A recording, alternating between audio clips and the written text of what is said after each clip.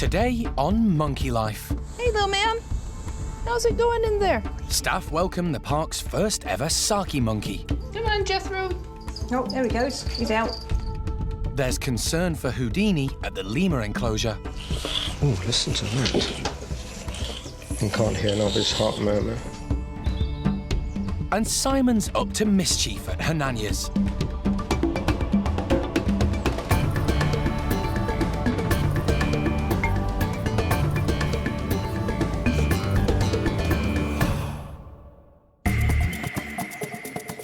Monkey World in Dorset, buried deep in the English countryside, is one of the largest sanctuaries of its kind on the planet. The team, led by Dr. Alison Cronin, rescue and rehabilitate abused and unwanted primates from all over the world. Last little leg into the forest where we're really pushing the limits here to make all of this happen, so it's a really lovely team effort. The park provides a home for more than 240 monkeys and apes, and the aim is to give them as natural a life as possible.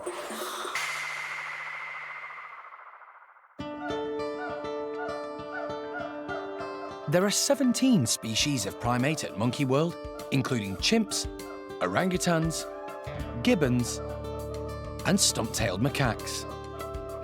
Today, Alison is taking charge of the park's first ever saki monkey.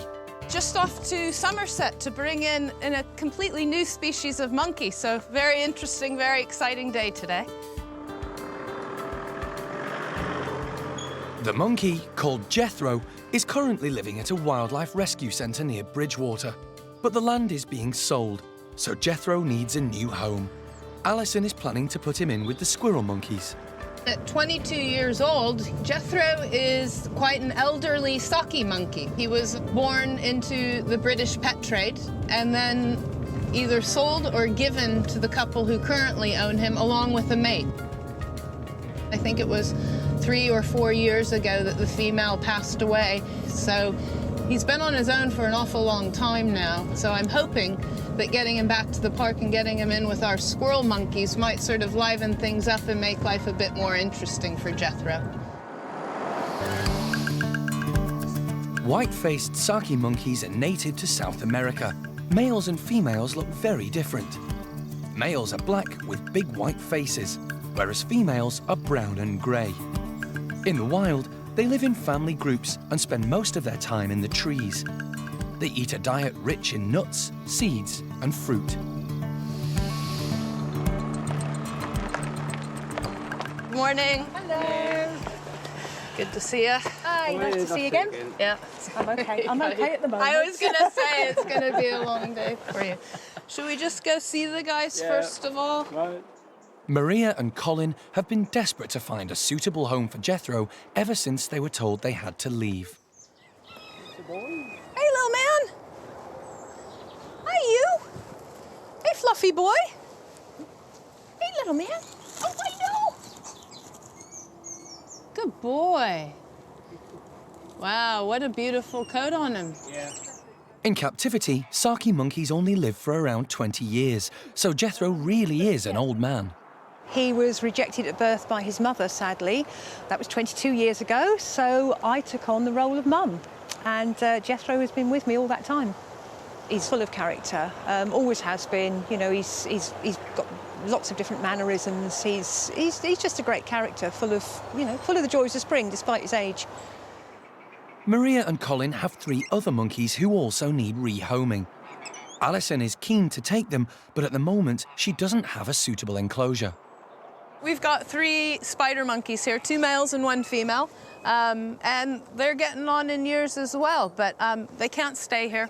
And so we have to consider whether or not we can find a place for them at the park. They need their own house, their own enclosure.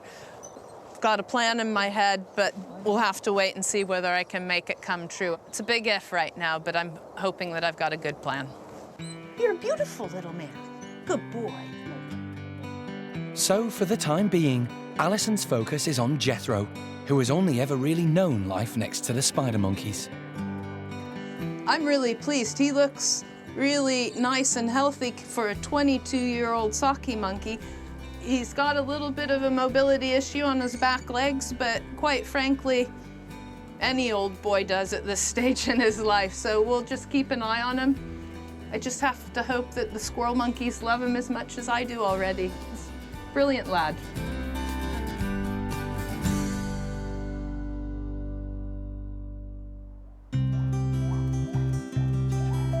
Monkey World's squirrel monkeys are going to be in for a shock when Jethro moves in. Although both species come from the tropical forests of South America, squirrel monkeys are smaller and more nimble. They live high up in the tree canopies in large social groups, whereas saki monkeys are usually found in pairs. They wouldn't necessarily meet up in the wild. Topsy and Turvy hopefully will be okay. Hopefully they'll just see him as a new kind of playmate or someone to, you know, be of interest to them. Samantha can be a bit grumpy, so hopefully she's not having a grumpy day when he comes and turns a little bit feisty towards him or anything like that. Bridget kind of lives in his own little bubble, so hopefully it's not going to disrupt his way of life and his routine too much, so that he can kind of just get on and accept him and carry on as normal. But generally speaking, the squirrel monkeys, they're quite laid back, and hopefully they should be okay with a new arrival joining their group. Saki monkeys live mainly on fruit, nuts and seeds, and aren't as keen on insects as the squirrel monkeys. Topsy has just spotted a red admiral.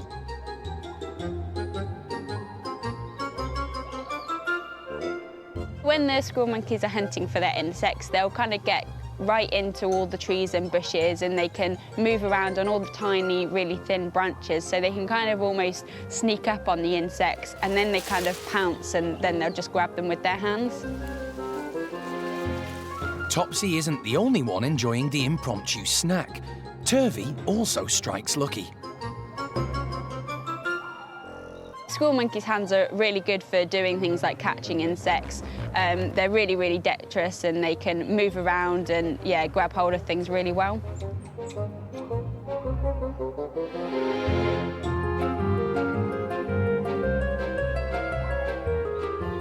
Topsy is trying a new technique to creep up on the butterflies.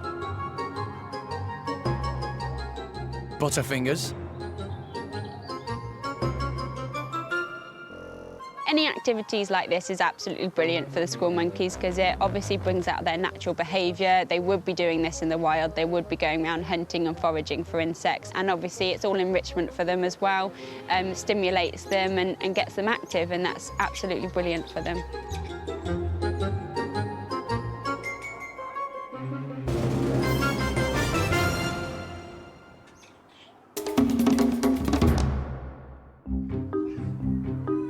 At the park's lemur enclosure, the ringtails are busy grooming. This is important behaviour for all primates, as it strengthens bonds and also keeps their fur in good condition.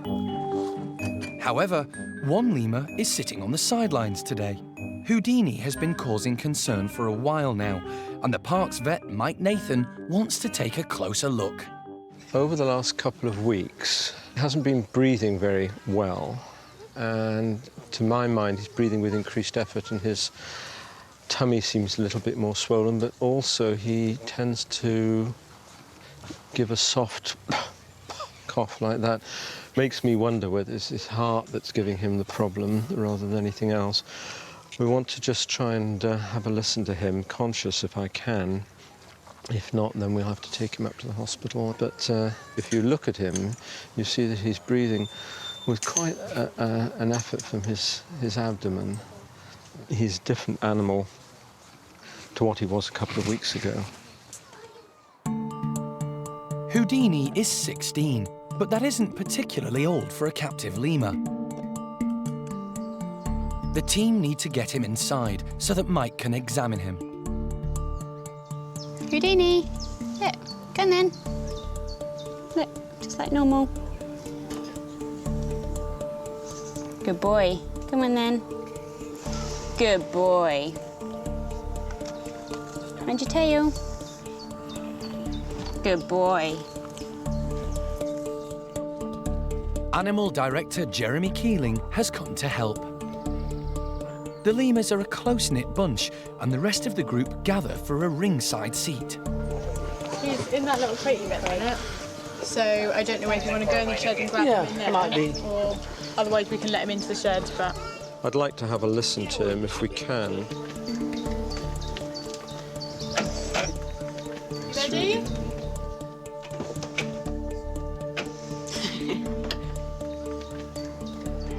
Leader Fennel wants to know what's happening to Houdini.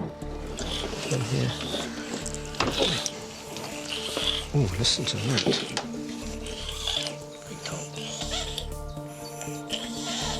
You can't hear an obvious heart murmur.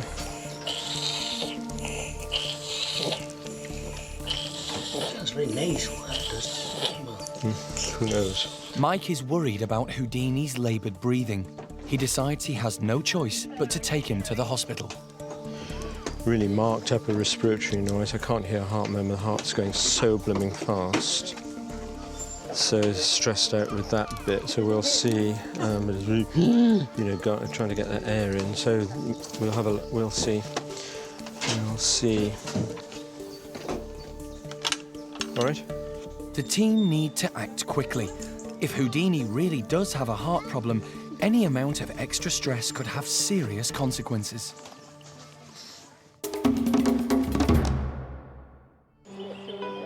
In Somerset, Alison is learning about saki monkey Jethro. She needs to gauge his mood to see how he's going to react to being put into a travelling crate, ready for the journey back to Monkey World. I'd reach out and touch you, but I think that that's too soon. I think that we're not fully properly introduced yet. Yes, good boy, yeah. Get in monks there. There could be anything in there. Maria is going to accompany Jethro back to the park to make sure he settles in. Do you want to see if he'll just go in willingly? You and I could hold it up in the back corner there, throw a grape in and see if he'll just tootle in. Jethro isn't used to climbing into boxes, so they're not sure how he's going to react. Come on, boy. Then this way, look, a bit further. It takes a group effort to persuade him. He's in. Very good boy. Jethro didn't walk into the box, let's put it that way. He was sort of helped and shoved and perhaps lifted into the box a bit, but there was no fussing or fighting.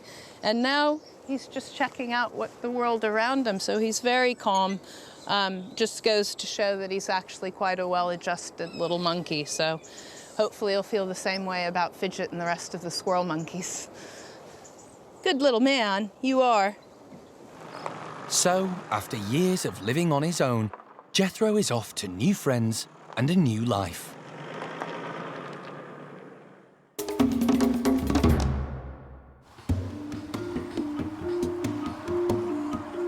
At the park's hospital, ring-tailed lemur Houdini has been fully anaesthetised, and Mike is keen to get on with his examination.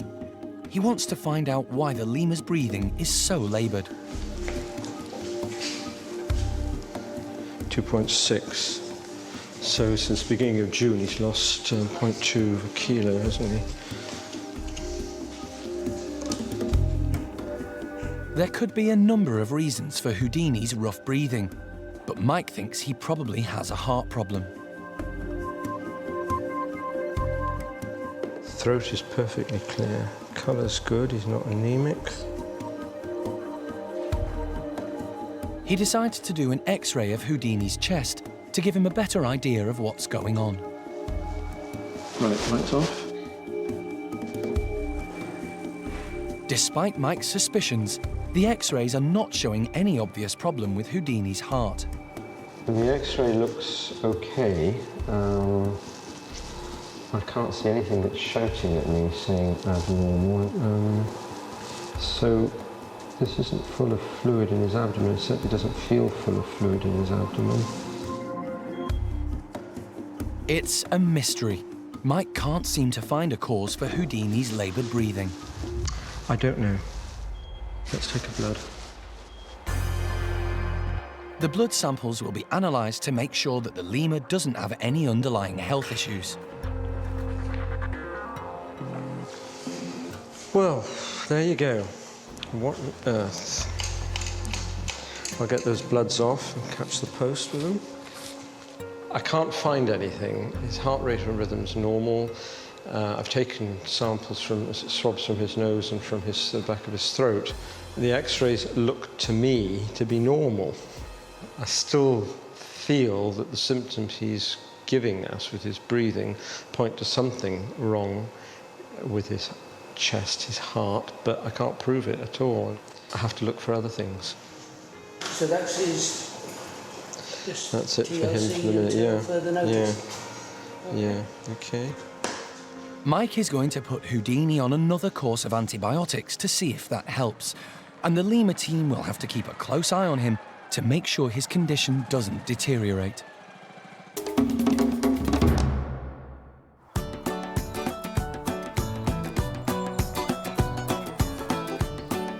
Over at Hananya's enclosure, the chimps are in a playful mood. Young alpha male Hananya is displaying to exert his authority, whilst several chimps are making the most of the bedding that's been put out for them. Hananya's group is still a young group, so, you know, they're a fun group. They're still learning, you know, and they've had lots of new animals that have come into this group over the last couple of years. So, you know, I would describe it as a stable group, but they definitely have their fallouts. Games and things can sometimes get a bit out of control. Simon is bored, and that often spells trouble. He has his eye on Patricia, who's decided to have some downtime. But Simon has other ideas. He tries a charm offensive to try and get Patricia to join in, but she's not interested. Simon's definitely a playful chimp. He likes to have fun, and he really makes the most of the enclosure.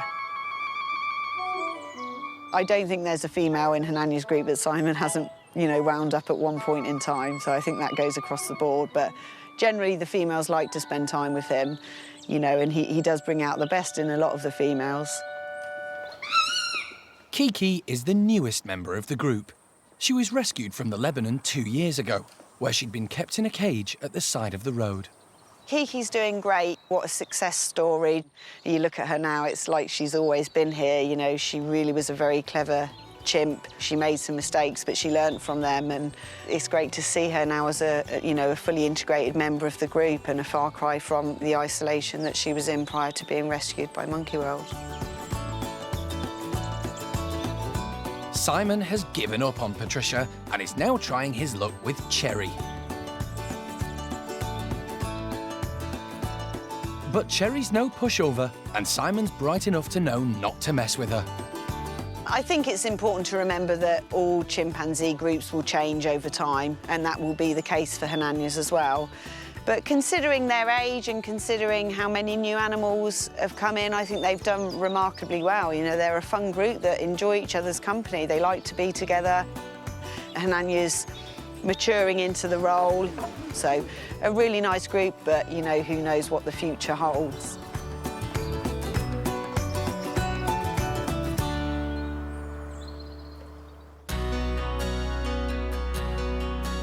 At the squirrel monkey enclosure, Topsy, Turvy, Fidget and Samantha are enjoying the sunshine, blissfully unaware of the impending arrival of their new housemate. It's been a long drive from Somerset, but Alison has finally arrived back with Jethro, and everyone is keen to meet him. Hi, Jethro. Hey, little man. How's it going in there? But you're quite a good little man. I know, you are. He's totally chilled out. Let's get a weight on him in the box, and then we'll do the box thereafter. All primates who arrive at the park are weighed if possible, so the team can check their progress as they settle in. Who's it? Who is it? The squirrel monkeys are curious about the new arrival. Come on, Jethro. No one knows how Jethro and the squirrel monkeys will react to each other. Oh, there he goes. He's out. Okay, there you go, Jeremy.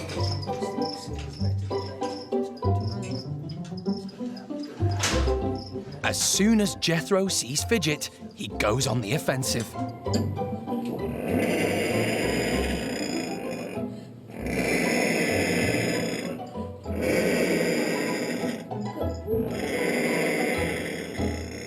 Basically, it's Jethro announcing that he's in the house and that this is now his new home.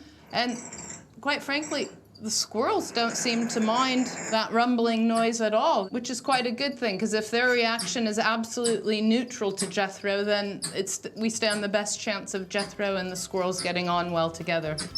For now, Fidget and the girls are being kept in the rooms next door until they get used to each other.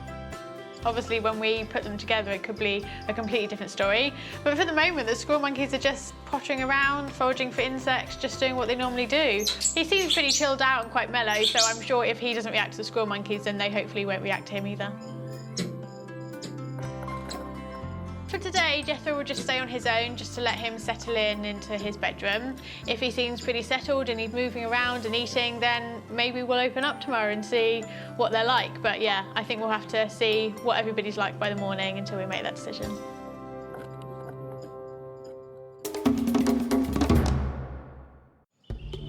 Next time on Monkey Life. Kai makes eyes at Oisin, but she's playing hard to get. She wants a bit more courting, I think, in this caveman approach that Kai's got. And Yarima's causing excitement for the woolly monkey team. We're hoping she's pregnant, but it's not a definite, unfortunately.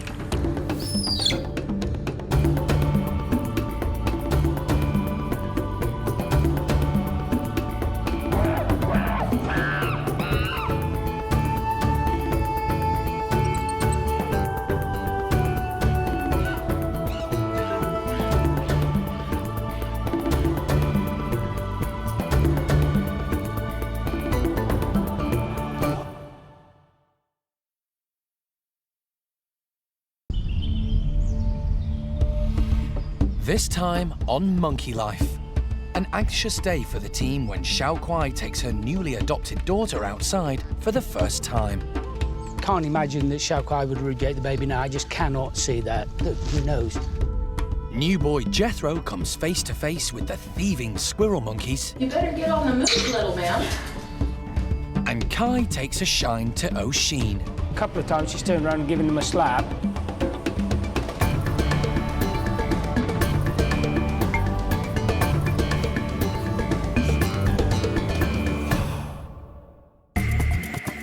Monkey World in Dorset is the largest sanctuary of its kind on the planet. Dr. Alison Cronin and the team dedicate their lives to rescuing and rehabilitating primates from all over the world. This is always, for me, the most stressful time. I want to see Kiki fit and healthy. The park is home to more than 240 monkeys and apes from 18 different species.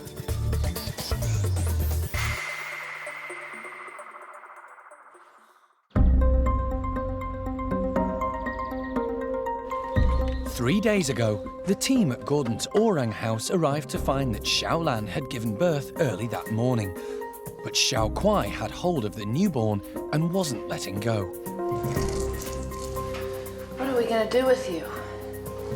To this day, they don't know whether Hsiao-Lang didn't want her little girl or whether Hsiao-quai just took a fancy to her. Jeremy did try to persuade Hsiao-Lang to take her baby back. And try and get it up to a breast if that's a possibility. But despite numerous attempts, she just wasn't interested. So the team decided to let Hsiao-quai bring up the little girl.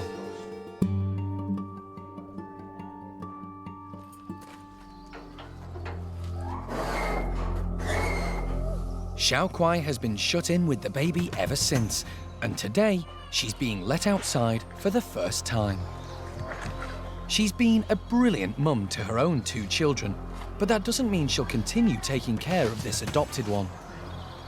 And although the baby seems healthy, it's still early days. I personally think the first 3 days are the worst danger point. How is the baby? Is the baby, you know, showing any signs of not eating. Is the baby healthy? Can it, you know, does everything work? It's the same as you would with a, you know, human baby. Jeremy is aware that the novelty could wear off for Hsiao-quai. If she turns her back on this baby, it'll need to be hand-reared. I can't imagine that Hsiao-quai would reject the baby now. I just cannot see that. Who knows? You never know what's going to happen. But clearly her milk is sufficient and good enough quality because the baby seems fine so far. You know, there's a lot of fingers crossed, but who knows? Hsiao-quai still has milk because she's feeding her own 2-year-old son, Jin. Although Jin relies a lot on his mum, he's happy to explore on his own. But Hsiao-quai is determined to keep tabs on him, despite having a newborn clinging to her. We were lucky with Jin because he's very much a mummy's boy, but he's just at the age now where he, you know, other things are interesting. And he's got other people to go and hang out with. He's got his aunties. One of those aunties is Ame. Since moving from the orangutan nursery, she's missed being surrounded by youngsters. It's a treat for her to entertain Jin. And she's enjoying his antics as much as he is.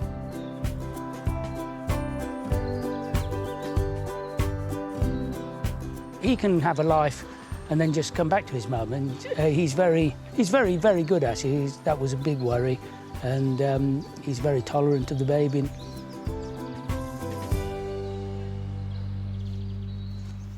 Life's not so easy for Hsiao-Lang.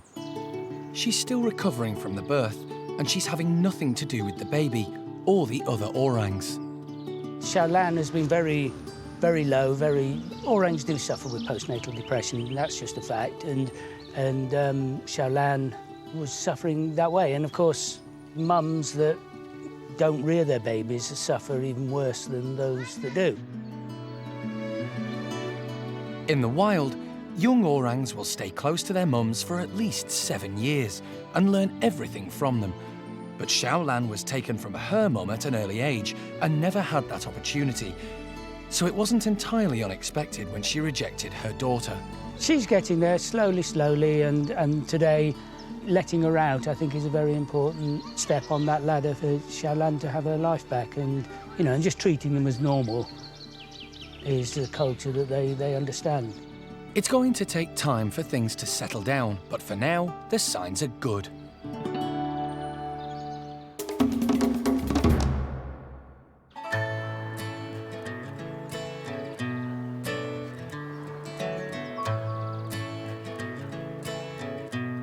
There's great excitement at Bueno's woolly monkey enclosure.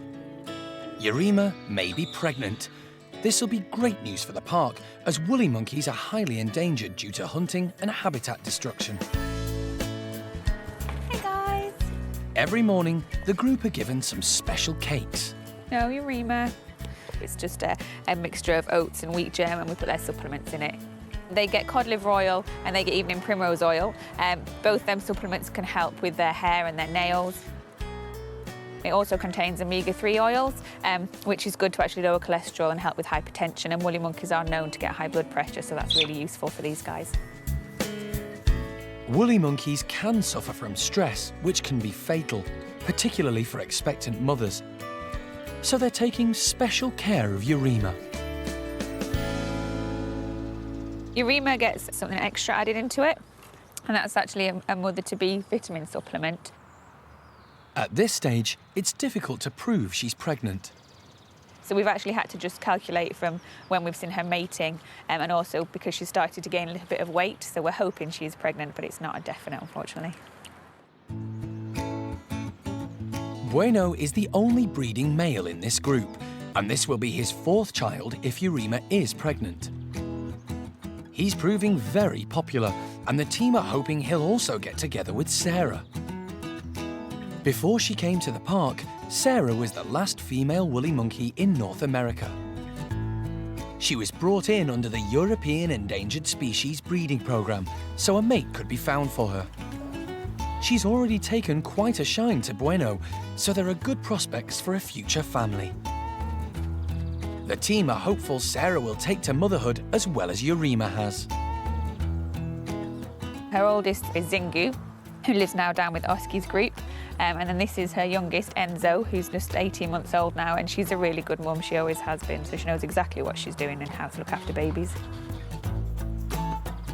Yarima can relax whilst Enzo has fun and games with 5-year-old Paolo. Though he still needs lots of reassurance from his mum, he's well up for a bit of bonding with the boys, and he's spending more and more time away from her. For now, they're quite happy to entertain each other and give Yarima a break.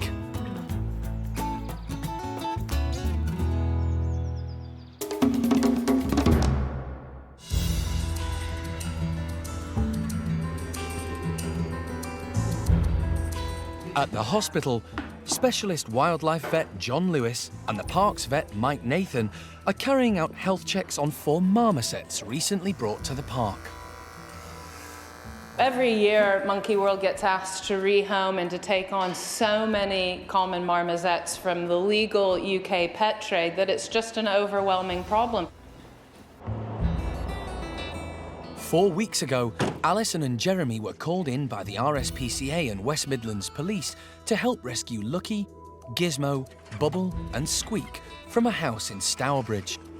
The owner had been prosecuted for cruelty. Monkey World can only rescue a fraction of the mistreated marmosets in the UK. There just isn't space for them. They don't want any more babies, so Bubble and Gizmo are getting vasectomies today. Birth control for all of these ragtag marmosets is absolutely essential because the last thing we want to do is add to the problem by breeding our own. It's a simple but very precise operation. Bubble is first. So you do it by feel more than anything. Okay. In such a tiny animal, John is looking for tubes just 1 millimetre wide. Not an easy task. Bam. He's mistakenly caught a vein, just enough to make it bleed. When you're looking for very small structures, a minute hemorrhage, just a spot of blood, obstructs your visual field. It's not a problem for the animal, it's a nuisance for the surgeon. Don't move the animal. There we go. Oh, that's a joke getting... A specimen will be sent off to the lab to make sure that a section of the right tube has been removed. The X-rays will show any signs of rickets, a bone deficiency caused by lack of sunlight. It's a common problem in captive marmosets. Not bad, straighten out. Bubble gets the all clear. Now it's Gizmo's turn. He too gets a thorough health check. Yeah, he's got body fat on him as well. Like all primates at the park, Gizmo is fitted with a microchip. Happy with that? Yeah. He's also clear of rickets. The boys are in pretty good shape, so that's 2 checks done, 2 more to go.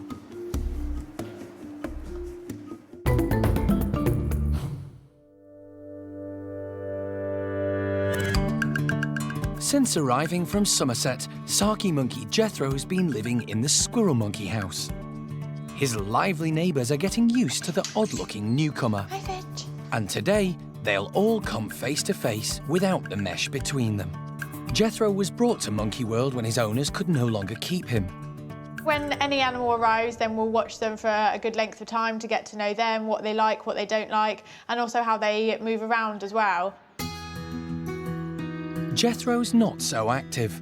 At 22 years old, he's an old man and showing signs of stiffness in his limbs, so they need to make some changes to the adjoining room before he goes in. The squirrel monkeys are pretty able, but just by watching Jethro, he seems to struggle a little bit more, especially with his back legs. So yeah, we're just adding a few more bits in for him.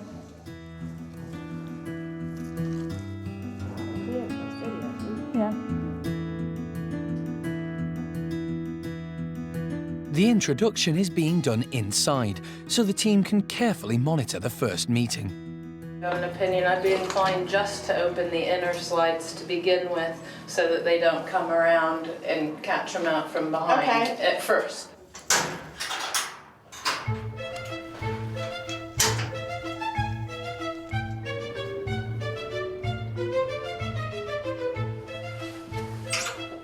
Oh, there you go. Look.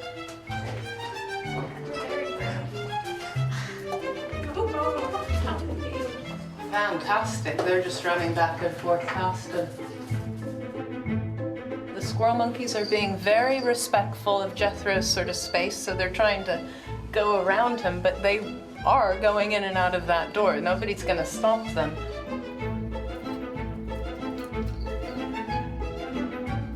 I reckon it's going to be only a matter of time before they're interested in having a look at his fur or he's interested in having a look and touching them.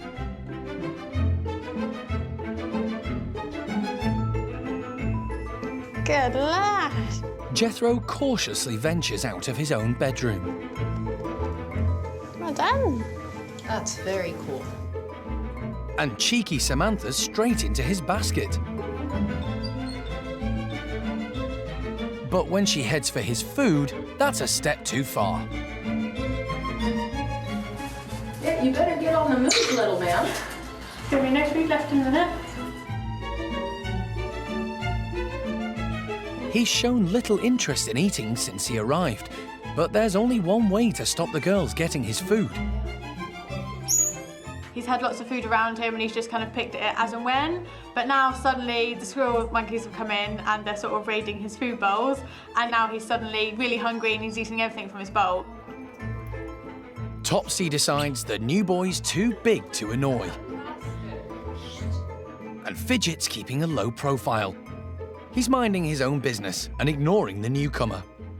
An uneventful introduction is really the best we could have asked for, and they can get to know each other slowly, and hopefully we'll spend the rest of today together, and if all's good, we can leave it overnight and that's it done. It's just really nice that Jethro has some other primates that he's living with now, so really pleased so far.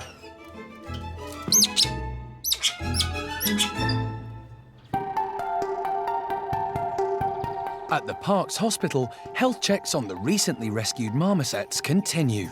It's the turn of the two females. Female marmoset who feels pregnant. I think she's pregnant. Because they've been living with the two boys, Alison and Jeremy are convinced they must have mated. John will need to handle them carefully. If she was very late pregnant, about to give birth, I wouldn't want to grab her and stress her to that extent. That could cause a premature birth. Squeak seems to be in good health, but are Alison and Jeremy right? Is she pregnant?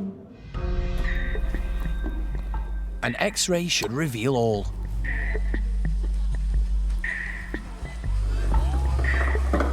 The moment of truth. Nothing obvious. I don't think there are any babies in there. I can't see anything. Dead sharp. Against all odds, Squeak doesn't seem to be carrying any babies. Everyone's thankful. We're relieved in a way that we don't think she's pregnant because we don't really need any more marmosets, so we want the space free to be able to rescue any more. So yeah, in that sense we're relieved, so that's really good. Last up is Lucky. She also has a complete health check. Okay, she can go for X-ray, Mike. No, that's good. You can wake her up. And it looks like Lucky has escaped pregnancy as well. The girls will go back to living with Bubble and Gizmo, but with their vasectomies done, there'll be no chance of pregnancies in the future.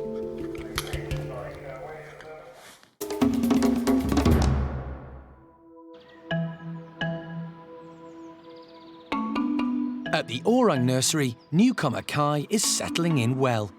He's now 7 years old and maturing. He moved over from Gordon's group 2 weeks ago. He's gradually been meeting his new housemates and has found a new friend in Hsiao-ning. After a shaky start, he's been accepted by the mischievous duo Linga and Dinda.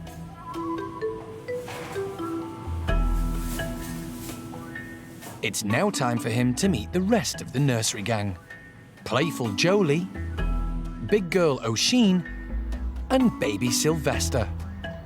Kai's super, he's really in his element, they're all happy. Obviously Jolie's got to go in yet, but she's already been feeding Kai through the mesh with carrots and stuff. Then we're going to let Jolie have access to the tribe now, and then 5, 4, 3, 2, 1, open the door and let Oisin and Sylvester in. These introductions are likely to be more challenging, as Oisin isn't known for her warm welcomes. Right, you ready?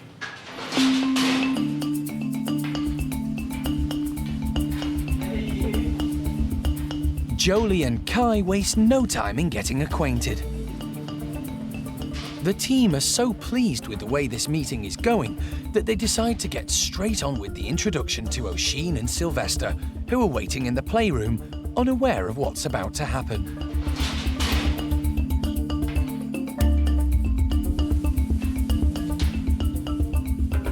Curious Kai heads straight for her, completely bypassing Sylvester.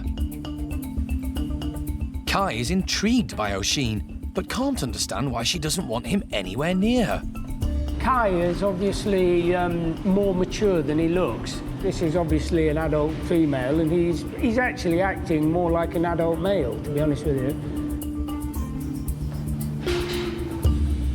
Oisin is very wary of him. This pushy youngster has come as quite a shock. The more she runs away from him, the more he's determined to make friends, whether Oisin likes it or not. Jeremy's chaperoning Kai just to make sure things don't get out of hand. She's clearly not ready for this. She gives him a couple of slaps, that might slow him down a bit. She wants a bit more courting, I think, in this caveman approach that Kai's got.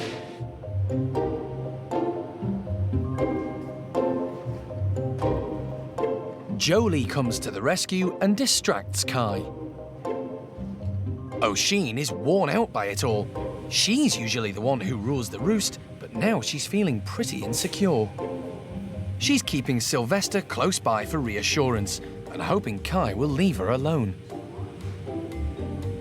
But no chance. He's not giving up. In general, she's not really a touchy-feely sort of person.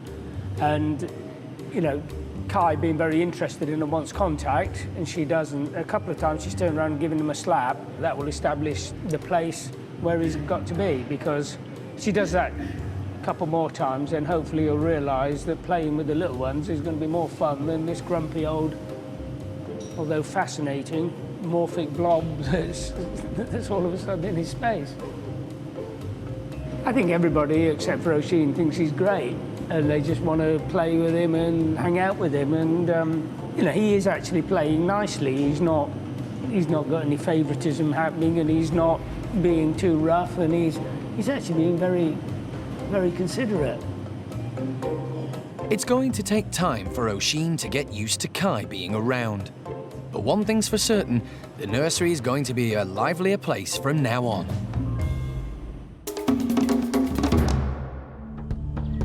Next time on Monkey Life. Alison responds to an urgent call from the RSPCA. Today's an emergency situation, and we just have to hope that everything's going to be okay for the monkey that we haven't even seen or met yet. And will Kai be able to cope without his mum? He's got all these young ladies to play with and all the, you know, it's a nice place to be.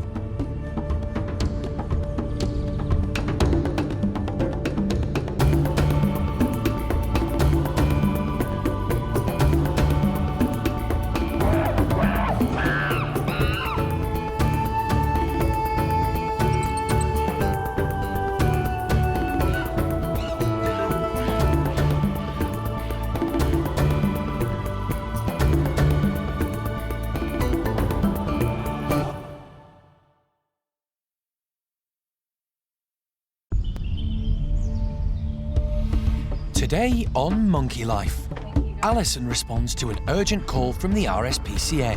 Today's an emergency situation, and we just have to hope that everything's going to be okay for the monkey that we haven't even seen or met yet. Will Kai be able to handle life without his mum? I'm hoping it will be all positive and he won't get upset. And Gibbon Fox gets some very special attention. Good boy.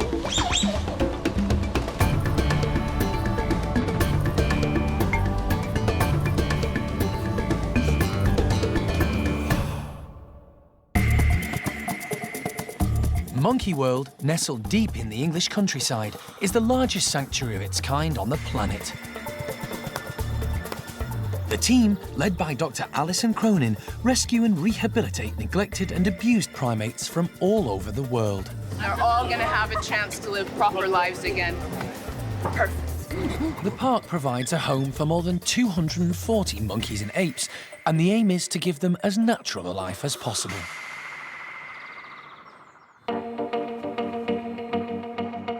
Alison and her team are often called in to rescue primates from appalling conditions. Like Arthur, the Capuchin monkey found in an emaciated condition in a back garden in Somerset. Oh, dear. No hair. Oh, dear. Sometimes, members of the public will contact them, but they also work with the police and animal welfare groups.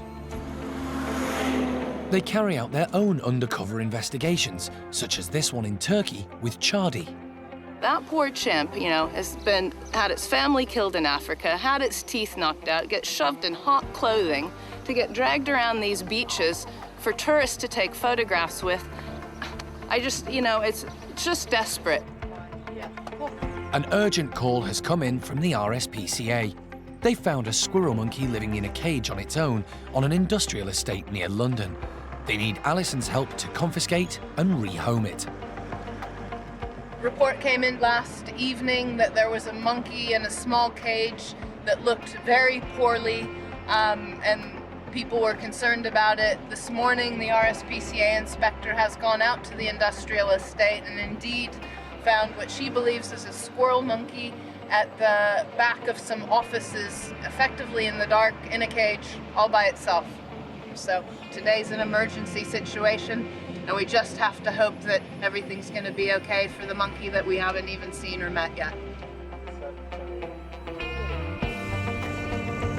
Yep, there she is. Let's do it. When they arrive, the monkey has already been taken out of the building and he's in a birdcage inside the RSPCA van. Charlie has been living in this unheated office for the last 2 months. There are no laws to stop anyone keeping a pet squirrel monkey so long as it's in a suitable environment. Although Charlie has been removed, his owner could get another one in the future. Alison makes sure that he's aware of what he's been doing wrong. Now, the only thing I'd say to you is that if you're considering keeping a primate as a pet, then the things you're going to need to do in this country to keep from having the law on your back or RSPCA coming after you, or even us coming after you, are having a companion and also indoor-outdoor. And this is just word of advice to you because you seem like a reasonable gentleman. This type of cage offers the monkey nowhere to shelter to get away from. There's no natural aspect to that. They should be living in an indoor-outdoor accommodation. They should be able to get out into the fresh air and have fresh air on their face, wind through their coat. And it's vital that they get the right nutrition. I didn't look on your diet sheet yet, but I can't see any vitamin supplements here for the monkey to just be kept indoors. If the monkey is being kept solely indoors, it is quite important, especially for a young individual whose bones are fusing, to actually get the appropriate vitamins in their diet so that they don't get rickets. Okay. There's nothing in here. I didn't think I was doing anything wrong, but however, they seem to have an opinion that I do. Alison's keen to get a good look at young Charlie, waiting inside the RSPCA van. Hey, little man. Are you a good boy? Because this just goes up and down. Yep. She thinks he's still quite young. He looks in pretty good condition. We'll see what he's like when we get back to the park. But just want to make sure that these doors are secure and all's ready to go. But yeah, he seems all right. Good little man. What you doing? Hey, little boy. Charlie will travel back to Monkey World in Alison's car. We'll just see how this pans out in the end. Once again, I don't know that this gentleman actually meant any ill will to the monkey, but the breeders and dealers who are selling these monkeys just really aren't caring for their welfare at the time being. So we'll just have to wait and see how this pans out. But most important, let's get Charlie sorted.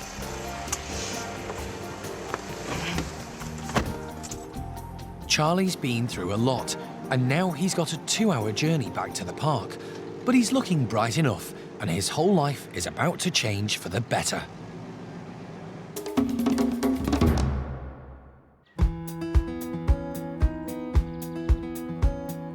Another pair who arrived at the centre following an RSPCA investigation are cotton-top tamarins Alice and Uncas. They were discovered in 2008 when police and RSPCA inspectors raided a puppy farm in Kent. These two were living in terrible conditions and, like Charlie, brought to the park for a new beginning. Although they had been sold as a breeding pair, they think Alice was already an old lady and unlikely to have babies. Uncas is younger, but despite the age difference, they're devoted to each other. They spend a lot of time together, grooming and sitting in the basket, so they seem to really enjoy each other's company, and they've obviously been together for quite a long time, so they've got to know each other well. So yeah, they do make a very good pair. In the wild, cotton-top tamarins live in social groups of up to a dozen members. Their diet is made up of fruit, insects and tree sap. They can only be found in a small corner of northwest Colombia, but even there, their numbers are declining rapidly. It's thought there are only about 6,000 left, so they're critically endangered. Today, Alice and Uncas are about to get a rather wriggly snack. So I'm just scattering these bugs around the bedroom for the tamarins, just so that when they come in, they have to look for them, so they're not just in one place. But elderly Alice can't move around so easily these days, and Donna has to make sure they're within her reach. Just placing some of them strategically in places that I know that Alice will go to, otherwise Uncas will just eat all of them and Alice won't get any. So yeah, just trying to move them around the enclosure.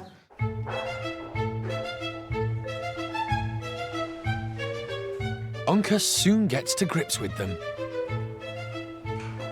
But Alice is catching on fast. She's got her own technique for tackling this tasty snack that fights back. Bugs clearly don't like being eaten, which is why they bite, but the tamarins know that, so they bite off the head first before they get bitten. Yeah, but it is a really good treat for them and they seem to love it. They try to encourage them to hunt for the bugs like they would in the wild, but it can be a struggle for elderly Alice. Although the bugs are hand-delivered here, they still have to search for them. Alice does have a little bit of difficulty because she only has a few teeth left, so she doesn't have the teeth to bite off the head. So she tends to kind of like put it in her mouth and just pull it, like gum it, which we've seen with some of our other older primates as well. So slightly different technique, but she gets the same end result, so it works for her.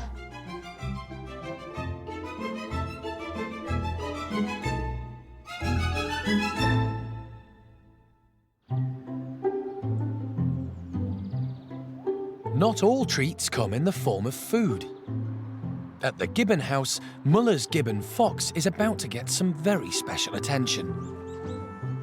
Muller's gibbons are an endangered species and the only gibbon endemic to the island of Borneo. Good boy, come here. Hand. Good boy. We try and oil Fox every day, basically because he's quite prone to having dry hands and feet. He just got a few calluses as well. So yeah, we try and do it daily just to keep him nice and soft and supple. Everyone gets a bit of rough skin now and then, but it's even worse for primates like Fox. He originates from steamy tropical forests. He needs a bit of humidity to keep his skin nice and supple and in good condition. So here, obviously, we have to just help him out a little bit because the climate is quite dry. Fox came to the park from Taiwan in 2000, yet another victim of the illegal pet trade. Good. Good boy. Because he was used to living alongside people and likes a bit of TLC, he's been easily trained to cooperate when he needs treatment. With the likes of Fox, who have come from quite a humanised background, he's very used to human contact. So for that reason, because he does seek out, a little bit of grooming time, for example, offering his arm out or his foot, for example, we have taken advantage of that. Fox. And good boy. Massage complete, Fox puts those pampered hands and feet to good use. And he's full of energy after this special treatment.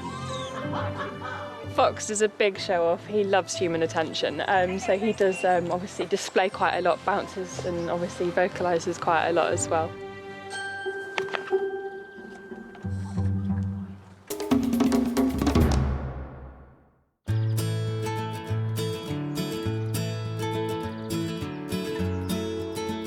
At the orangutan nursery, young Kai has settled in well. He had to move out of Gordon's group 2 weeks ago because he was becoming too mature to live with another adult male. All the young girls love him. But there's one rather large lady who's been left on the sidelines. Oisin has gone from Kai's centre of attraction to being largely ignored, and she's a bit put out about it. When Kai first moved in, he just couldn't leave her alone, but she was a bit frightened by his behaviour. He changed his approach to her then and went in with a much softer approach, and that's what made the breakthrough. I think she was wondering why he wasn't paying attention to her and looking at him from across the room, wondering what he was doing. Oisin has gradually gained confidence, and now she's happy to have Kai around. He's become the darling of the nursery group, but today could be a tough one for him. He's going to be allowed into the outside enclosure, and it's right next door to his old group. He'll be able to see his mum's Hsiao-quai with the rest of his family, all getting on with their lives. Jarno's making sure there are no weak points in the enclosure, just in case Kai tries to make it back to his old family. It's what his reaction might be when he sees his mum. I'm hoping it will be all positive and he won't get upset. But you don't know, sometimes they do, so we're looking out for that and a little bit worried. Right, come on guys. As soon as the door is opened, Hsiao-ning leads the gang out, with Kai hot on her heels. But he's overtaken in the tunnel by Linger when he realises he's about to enter unfamiliar territory. The usually happy-go-lucky Kai is now not so sure of himself. He's checking out his new space very tentatively. Maybe it'll all look safer from up high. It doesn't take him long to spot the neighbours.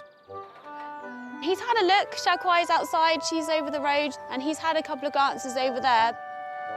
From his vantage point, Kai can get a good look at his mum and old friends next door. But is he upset that he's no longer living with them? To be honest, he doesn't mind. He's having a whale of a time with the girls outside, so I don't think he's bothered that he's not with mum anymore. Oisin eventually comes out to see what's going on, and as usual, she's got baby Sylvester in tow. She's watching Kai up on the climbing frame. She actually seems more relaxed than she was inside, which actually surprises me. I think maybe the extra space is helping. But the biggest indication to us is that she's let Sylvester go. Sylvester's going off and doing a bit of exploring as well, so usually that would show us that she's not needing the security of him quite as much. So yeah, I'm happy. I'm happy she feels better and she's happy Kai's there. Kai's in seventh heaven, dividing his attention between all the ladies in his life. He's not looked back since he joined the nursery group. And he's a hit with everyone.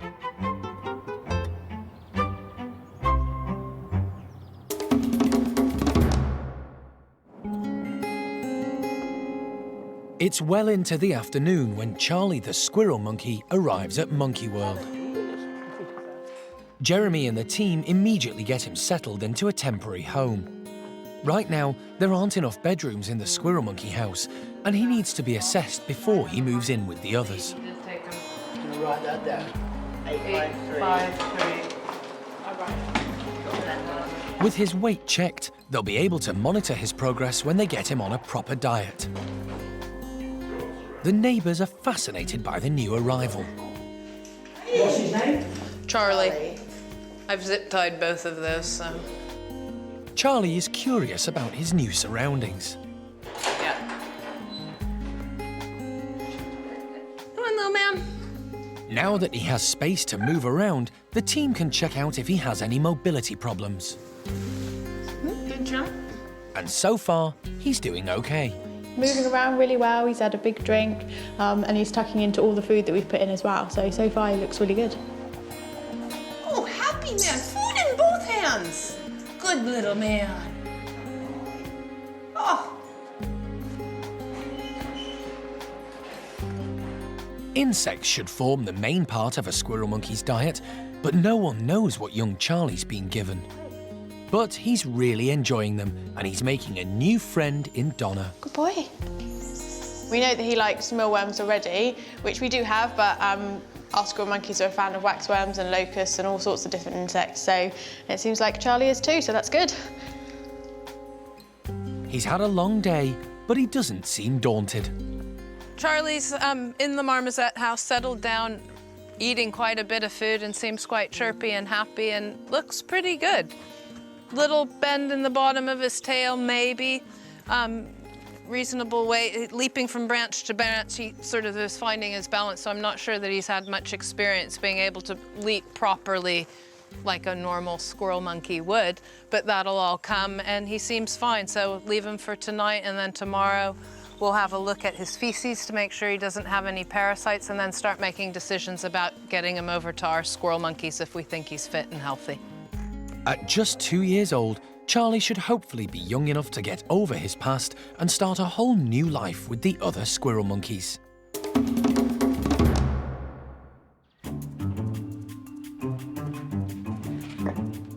There's repair work happening at the bachelor's chimp enclosure. The builders had to be called into their playroom when staff noticed Sammy had managed to prise a piece of concrete out of the wall. The group is having to spend more time outside until the work's finished. Well, obviously you've got 15 adult male chimps in this group, you know, they're really strong. If they find something and they find a weakness, they will tend to focus on that. And this is an old building, you know, it's done really well housing them for many years. But once there's a weakness there and the chimps have found it, then, you know, we can't risk that. So we're going to need to get them out, get the workmen in, assess what's going on and do what renovations are necessary in that front playroom that the boys have access to. They're doing everything they can to keep stress levels down whilst all the building work is going on. We've given the bachelor boys lots of extra bedding and blankets. We have played around with our feeding schedule, so we've upped the amount of food that we're giving them and also the frequency with which we're offering those food items. So just making sure that there's plenty of food around, there's plenty of activities, you know, our enrichment's been increased as well. So lots of bedding, lots of blankets, lots of enrichment and plenty to eat.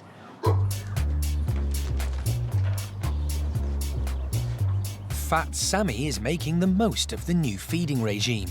He loves his food. The team had been trying to get weight off him, but at the moment, that's impossible. Sammy's always been an animal that's liked his food and that's carried some extra weights and there's some health concerns that go along with that. So we've done a good job last year of getting some weight off him, but obviously we've had to up the diet now just to compensate for, you know, the skinnier boys and making sure they're getting enough. Sammy's, of course, capitalising on that.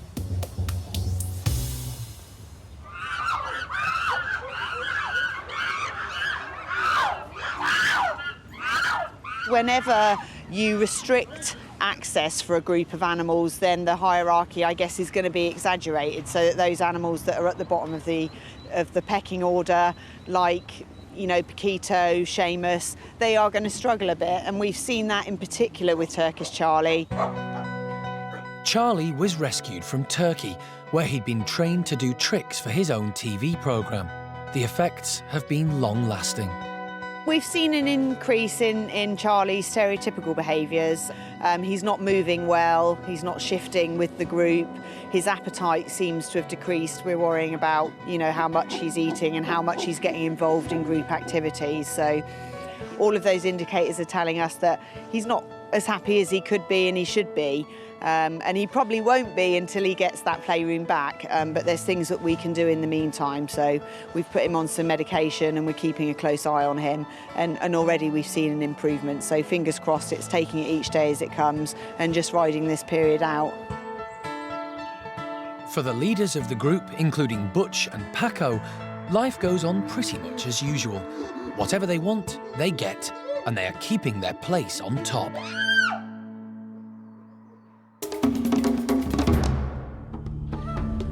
Next time on Monkey Life. A new sister for woolly monkey Enzo. We had no idea it was going to be last night, so obviously we're very excited this morning. And squirrel monkey Charlie meets his new family. It's pretty calm and relaxed, so I'm very hopeful that actually this is going to work out.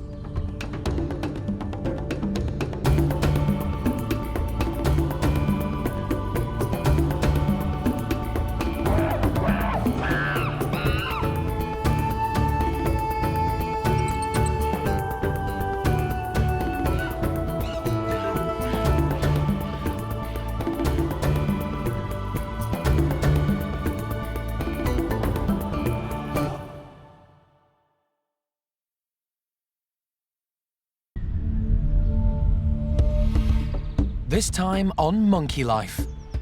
A new sister for woolly monkey Enzo. We had no idea it was going to be last night, so obviously we're very excited this morning. Squirrel monkey Charlie meets his new family.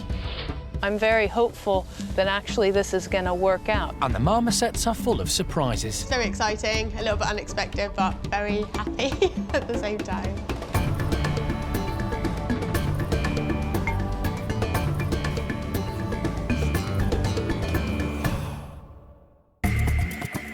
Monkey World in Dorset is the largest sanctuary of its kind on the planet.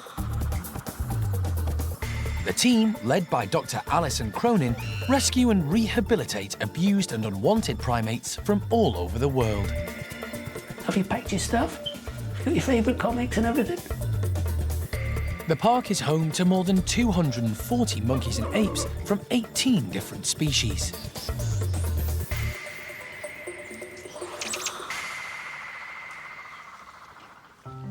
There's great news at Bueno's woolly monkey enclosure.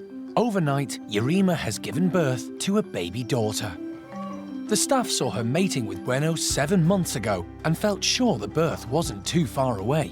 We had no idea it was going to be last night, so obviously we're very excited this morning that, yep, baby's fine. Despite the excitement, it's important to keep up the usual routine of a healthy fruit and veg breakfast. Proud Dad Bueno leads the group out, closely followed by Yarima with her baby clinging on. Come on then, Yarima! Come on then, gorgeous! She's a confident mum and happy to show off her newborn whilst she gets her treats. Woolly monkeys are difficult to breed in captivity and their numbers are decreasing. They're extremely rare, but Yarima's proved to be a natural mum. This is her 4th baby and she's reared every single one of them absolutely perfectly. So we don't really have any concerns about the fact that she's gonna have any problems with this one. We think she'd be brilliant. But it's early days and the team are carefully monitoring the baby's progress. What we're really looking out for now with this new baby is to make sure that it's suckling. We can either just listen out for it because you can hear them suckling, also just being able to see them in the right position as well. Yarima's baby will one day use her incredibly strong tail like a 5th limb.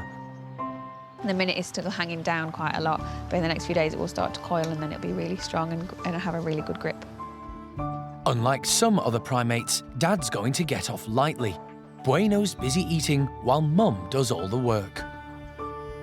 She will carry it completely and obviously she'll do all the feeding. He's not very child-orientated, is Bueno. We've got other dominant males here at the park that spend a lot more time with the youngsters than he does. He just seems to like his own space.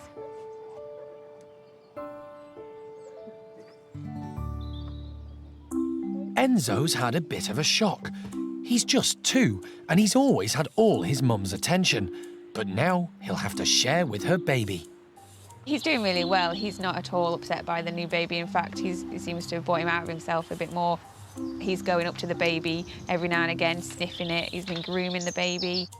Enzo's desperate not to be left out of this family group, but a less experienced mum might have pushed him away. Yarima's quite happy to let him investigate his baby sister and be close to her. And young Enzo's still got 5-year-old Paolo to have fun with. He's got a great playmate and they do spend time doing roly-polies and basically causing havoc all over the place. Monkey World has been extremely successful in breeding woolly monkeys. There have been 14 births at the park. The more woolly monkeys, the better, is my theory. We have 19 now, and I think that's the most we've ever had in the park, and it's just brilliant. That's the largest number of captive woolly monkeys outside South America. Yarima's had a busy few hours. Now she can rest and sunbathe with Enzo snuggled up to mum and baby sis.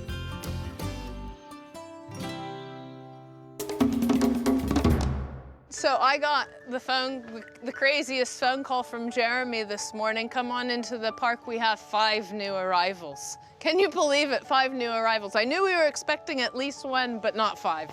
Space is tight at the park, and apart from endangered species, it's usually kept for rescued animals. But overnight, 4 new baby marmosets have been born. Lucky, do you want a worm? Good girl.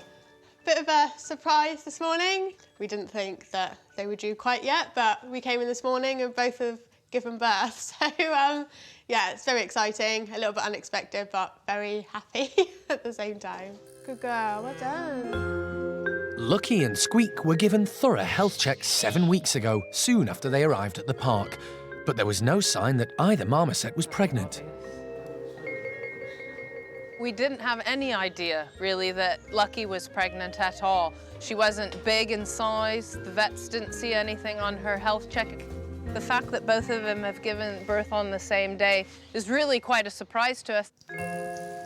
Marmosets are pregnant for 5 months, so Squeak and Lucky must have been expecting when they came to the park. Female marmosets usually give birth to twins and manage to rear both infants. This morning, both Lucky's babies were clinging to her partner Gizmo. But it was a different story for Squeak. One of hers was missing. We managed to shut her off into a bedroom and check all the baskets, found the basket that she actually gave birth in, and found that there was actually a small dead baby in the bottom of the blanket. Squeak seems well enough, and she's giving all her attention to her surviving baby. But they'll need to keep a careful eye on her. Next few days that we have to make sure that they're getting enough milk and the parents are looking after them properly. So, yeah, it'll probably be a week or 2 before we're not worried about them anymore. Not far from the baby marmosets, the squirrel monkeys are also about to get a new arrival. 2-year-old Charlie was removed from his previous owner following an RSPCA investigation. Charlie's been here for a couple of days now and he's settled really nicely. He's eating well. He was perhaps a little bit underweight, but not too bad. But everything seems to be doing fine. His fecal tests have come back clear, so that means he seemingly doesn't have any parasites or bacteria. And we're going to move him down to the squirrel monkeys today. If there's lots of freaking out and upset, we'll hold off for a few minutes until things settle down. But otherwise, we'll get straight on and just open up the doors and see how we go. So fingers crossed, it would be really nice if everybody got on well together. Charlie's released into the end bedroom, but Fidget and the 3 girls soon realise something's up. Fidget's an old man. He joined this group of dominant females 2 years ago after living as a pet for 20 years and found his place here as the quiet one. When rescued, Charlie was living on his own too, confined to a small birdcage in an office. They don't know if he's ever lived with other monkeys before, so it could be daunting for him to join an established social group. Charlie's curious, but wary of his new neighbours. Fidget doesn't seem worried by him. He's tucking into his breakfast. But Charlie's keeping his distance up on the ledge whilst he checks out his surroundings. Everyone's staying calm, so it's time for the next stage, opening up the slides that separate Charlie from the others. Confident Topsy's straight in. No one's keeping her out of her space. Charlie stays out of the way. He looks on nervously as Turvy, Samantha, and even Fidget hurtle in and out, checking out their territory. They don't seem to mean him any harm, so Jenny opens up the slides to the outside tunnels to give them all more room.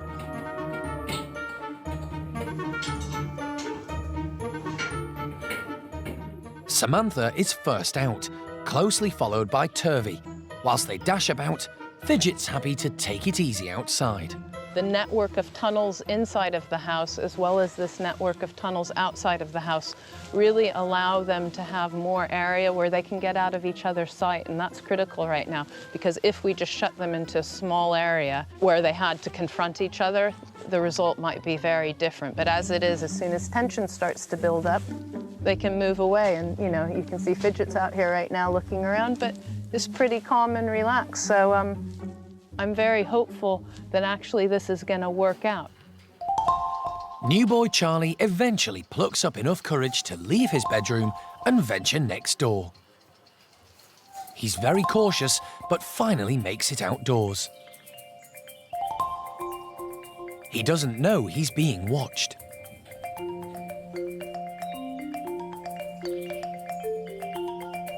Fidget and Turvey are curious about the newcomer and warily follow him out. The team don't know what experiences Charlie has had before. He seems mesmerised by the outside world. It's really early days. They've only all been together for about an hour now. The initial introductions with Charlie, Fidget and the three ladies have gone really well, better than we could have expected. It's looking good, so long as Charlie doesn't bother old man Fidget. We're hopeful that Charlie is young enough, he's fully mature, but young enough that he might not feel power and authority yet, and that maybe the two males will exist together in very different roles.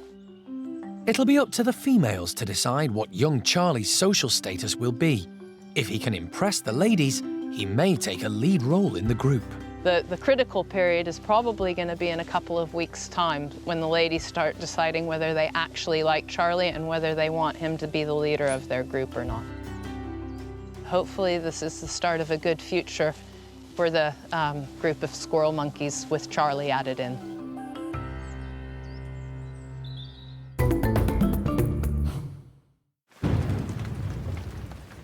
On a day like this, you'd think everyone would want to stay snuggled up indoors. And at Paddy's enclosure, some of the sensible girls are doing just that. But the more confident chimps are coming out to play in the puddles. Mickey wants to be part of the gang, but he's not so keen on getting wet. Zoe's getting on a bit, but she doesn't mind the rain. But young Eddie just grabs some of the scattered food and runs back into the warm with it. She never stays in one place for long. Kid brother Bart is under the blanket with mum Susie. Buster really likes the rain. He'll be happy to come out on his own and kind of get a little bit puffed up and kind of do a half little display, even if no one's there. Just a little bit of fun for him, really, just to crash around and slide around in the grass. Buster teams up with his good mate Mickey. They've been friends since they arrived at the park over 20 years ago. The rain's not stopping young Bart from getting a game of blanket tag going with Gamba.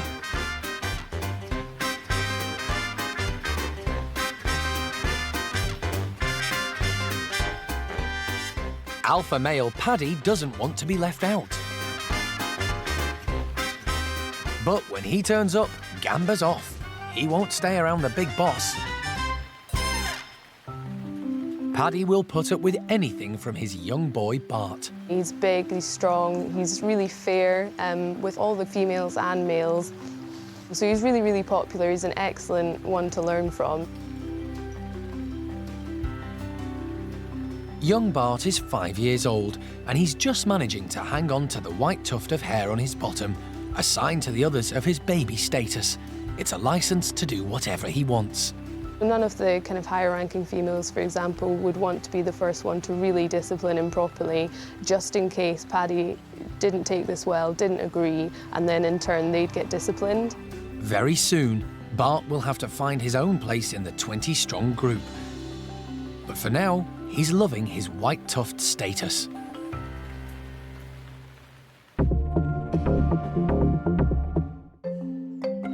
There are more changes over at the squirrel monkey house. Because Charlie's now in with Fidget and the girls, Saki monkey Jethro has had to be moved. He's about to meet some new housemates. In the wild, cotton tops and white-faced saki monkeys wouldn't actually share the same habitat. But, you know, we have to make allowances for new arrivals coming to the park, and really, we want to have a go with putting Jethro in with Uncas and Alice. Fingers crossed they will accept each other and everything will be okay. Jeremy opens up the slides between the two bedrooms. Uncas and Alice are intrigued by the stranger, and they're used to having the house to themselves. They need to get a good look at this newcomer and make sure he's no threat to them. They sit on the sidelines and watch. But they've always been confident, and it's not long before curiosity gets the better of them. Jethro is 3 times their size, but whilst Uncas treads warily, the old lady wades straight on in. Cottontops Alice and Uncas are a devoted pair. Alice was already getting on in years when they were rescued from the pet trade, and she's beginning to look her age. Her poor eyesight could explain her seemingly fearless behaviour as she ventures into Jethro's domain. Always protective, Uncas jumps in front before she gets too close to the saki giant. He's not yet sure about this new guy. Cotton-top tamarins are known for being very feisty and quite aggressive. So, you know, we tried in the past to put some of our common marmosets in with the cotton-tops, and it just was clear from the get-go that it really wasn't going to work. The cotton-tops were fierce, were going to move around and displace the marmosets and even jump on them and have a go. He's so much bigger and doesn't seem to care that to leap on him and have a go would be a very brave and actually stupid move. They're holding back for now, but Jethro's taking it all in his stride. He's keeping himself to himself and posing no threat to them. It's certainly more peaceful here than with the squirrel monkeys.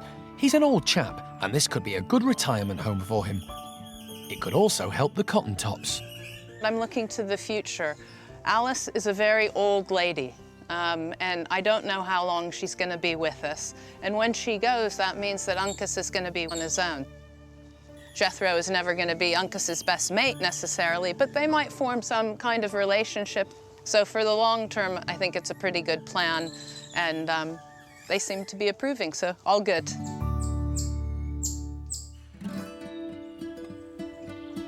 Back at the marmoset house, the team are checking new mums Lucky and Squeak and their babies every hour. Emily's putting food out and doing everything she can to keep the babies safe. I'm just going to put this on the floor, just because of our new marmoset babies. When the parents have them, they do swap them between mum and dad. And so because we're not sure whether these guys have done this before or not, we're not sure how well they're going to be at doing the whole swap over thing. In marmoset society, dads are hands-on. They usually carry the infants around, handing them back to mum when they need feeding. Lucky and Gizmo seem to have got the hang of it, passing the twins regularly between them. However, with Bubble and Squeak, things are different. We've not seen Bubble so far carrying the baby at all. Squeak seems quite protective. It could be because she's lost one of her twins that Squeak is being over-anxious towards this little one and not letting Bubble help. She'd also had babies before she was rescued, and they know one of her infants was taken away and sold on in the pet trade. There are risks in the handover. Oh, swapping. See, that's what we didn't want to happen. Have you got it, Giz? Good lad. Lucky didn't have proper grip of the baby, I think, before Gizmo let go, so the baby did drop down only a little way. As soon as that happened, though, Gizmo raced straight over to the baby. Anna's picked it up, and the baby's gone back onto him now and is clinging on tight, so all seems to be okay. Obviously, this could be the first time for both of them, so it's a learning experience for them. A little bit nervous for a short while there. Lucky seems to be living up to her name. Hopefully, with a bit more practice, they'll get it perfect.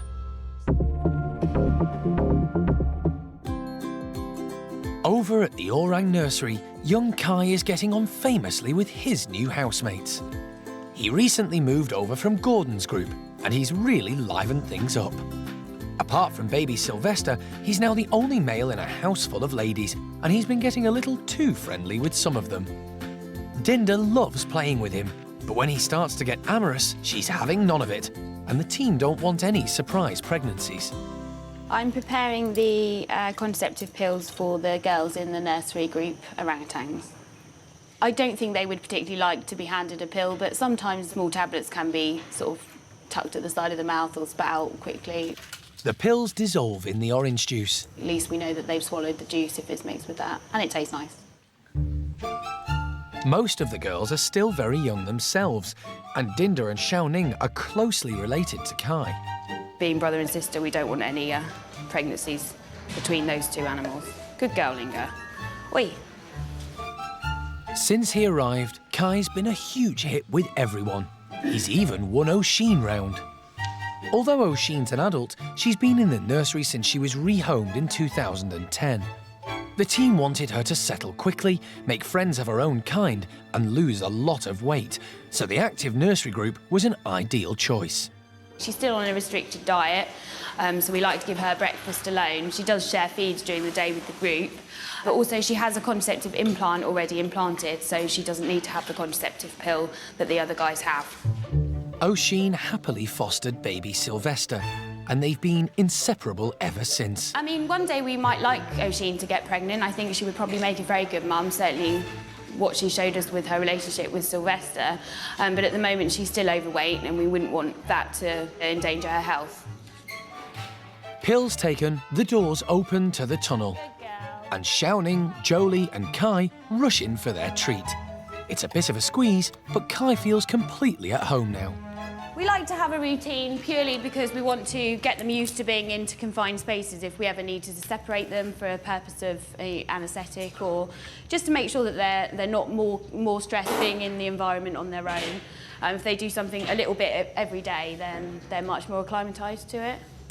Kai definitely won't miss out. Good boy. He gets bananas and things, and gets all the supplements and the bread balls that everybody else gets. He obviously just doesn't get a contraceptive pill because he's a male.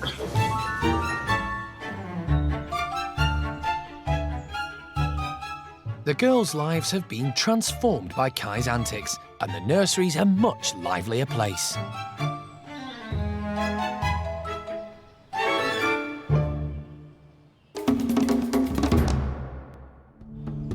Next time on Monkey Life. Concerns for the team when Capuchin Gorilon goes under the knife. You can be all right on all this heat. And the team are called to rescue another victim of the UK pet trade. She's fed up overnight quite a lot. She's been just a little eating machine. I think she was quite hungry.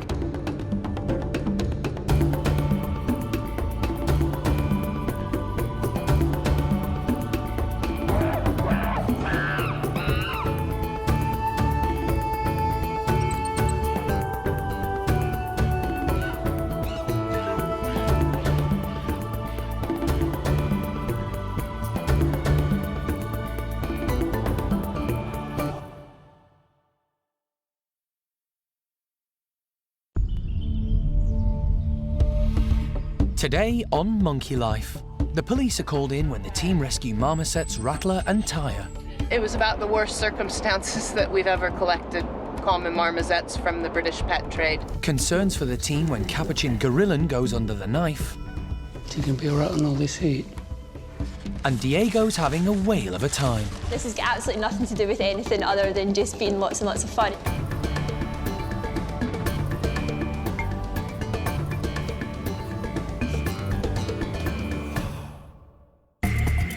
Monkey World in Dorset is the largest sanctuary of its kind on the planet. The team, led by Dr. Alison Cronin, rescue and rehabilitate unwanted and abused primates from all over the world. Just leave that on now, OK? The park is home to more than 240 monkeys and apes from 18 different species. And the aim is to give them as natural a life as possible.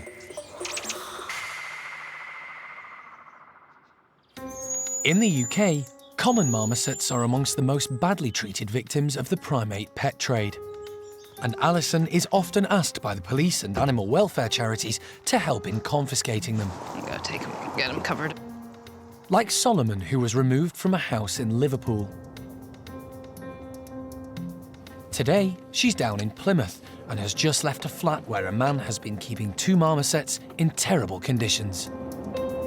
First thing this morning, got up and headed off to Plymouth to assist RSPCA on checking out some marmosets that they had heard about. And actually, I had heard about the 2 marmosets a few weeks ago, and got down to Plymouth, and it was just a nightmare. Sorry. They found Rattler, a male, and Tyre, a very young female. They were simply, you know, loose in the room, and the one little one is just a tiny, tiny, tiny baby that should still be with its mother. The baby is far too young to fend for herself, but has to compete for food with the older one. And you've got quite a tickler. It's quite a sensitive situation, and the filming is done discreetly so as not to agitate the owner. The insect, she's about to get bugged by him. Yeah, he's gonna take it. Come on. Little Tyre has just been knocked off the pole by Rattler. Come on, that's the first time that's happened. The marmoset's home is a length of plastic tubing suspended beneath a curtain rail. It hasn't been cleaned out for days, and there are feces and dead insects all over the flat. They urinate in this plastic pipe here, and yet their food's put in there, so they have to walk through their urine and feces to get to their food. With Alison's assessment of the conditions, the RSPCA inspector soon decides that the marmosets need to be moved out of the flat immediately. Yeah, well, I've told you I've had to take a lot of what I had for them down. I've kind of seen enough at the moment, and I'm not very happy. I'm gonna caution you, okay? Yeah, well. You do not have to say anything, but it may harm your defence if you do not mention now something which you later rely on in court. Anything you do say may be given in evidence. Do you understand the caution? Yeah, I understand the caution. But it's not over yet. Although Alison wants to take Rattler and Tyre back to the park, their owner isn't going to give them up easily. Eventually, the police have to be called in. Upset and angry, the owner storms out of the house, taking baby Tyre with him in his pocket. I just want to be left alone. You'll have to arrest me. Alison is given the go-ahead from the police to catch and confiscate Rattler. They eventually find the owner in town and seize baby Tyre as well. Monkey World will take care of them until the courts decide their future. Police had to be involved, and I've now got hold of the marmosets in the back here, and I'm taking them back to Monkey World, where we'll leave them overnight together, and then tomorrow morning we'll try and integrate them with a family group that we've got at the park and see how we go. But really, these guys are going to need some TLC and potentially some medical care as well, but we'll have to wait and see what the vets think. At the park, Jeremy and the team waste no time in settling them down for the night. It's been a long day for them, but tonight they'll have a clean bed and a good feed. That's what I mean, she's very human-friendly. Hopefully they'll be able to stay at the park, but no one will know until the courts decide.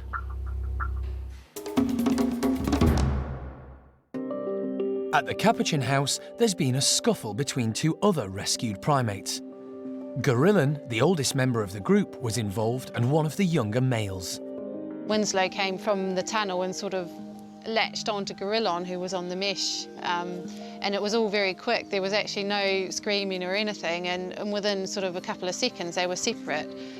Winslow legged it, and Gorilon obviously had this rather nasty injury. Park vet Mike Nathan's already been down to check on Gorilon and decided that he's going to need surgery to fix his hand. Gorilon's had an injury first thing this morning, where one of the others has just suddenly bitten him and bitten a finger almost off. So it's at this level here. This bit of the finger is hanging off and swollen, and there's a slice up here, it looks like, with the bone sticking through. That kind of injury is going to need to be addressed, and that piece of bone is going to need to be removed. It's a straightforward operation, but the staff are concerned about Gorilon having an anaesthetic. He's now 35 years of age. Oh, that's just an estimate. He could be older, so yeah, it's quite a risky thing for him to undergo. Gorilon was one of 88 Capuchins brought from a lab in Chile in 2008, in the biggest rescue Monkey World has ever undertaken. The team travelled 7,000 miles to save them. They found Gorilon in a tiny cage. He'd spent 20 years in the laboratory, ever since he was taken from the wild.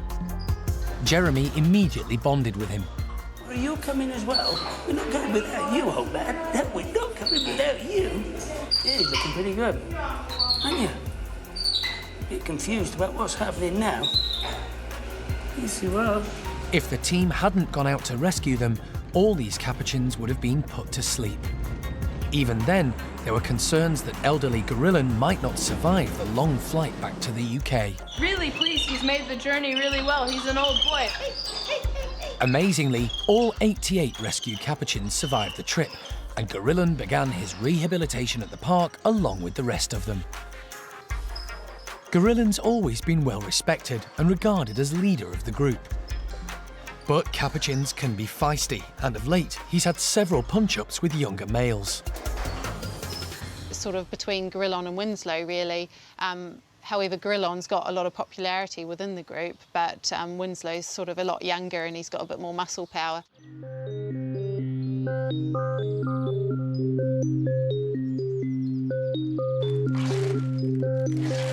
Despite his age, they decide it's safer to operate than to leave the injured finger. It's a horrible room, but he's a tough old bird. He's Gorilon, he knows the routine. He's been here before. They anaesthetise him while he's still in his crate, so as to minimise the stress. Put your bum in. Mike gets everything in place, whilst the anaesthetic takes effect. The less time he's under, the better for Gorilon.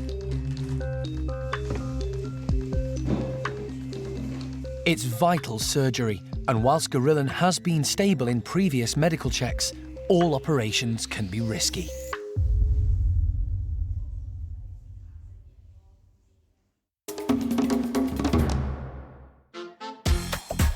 Staff at the park are always looking for ways to keep the primates busy, and today it's the turn of Lavar's woolly monkey group.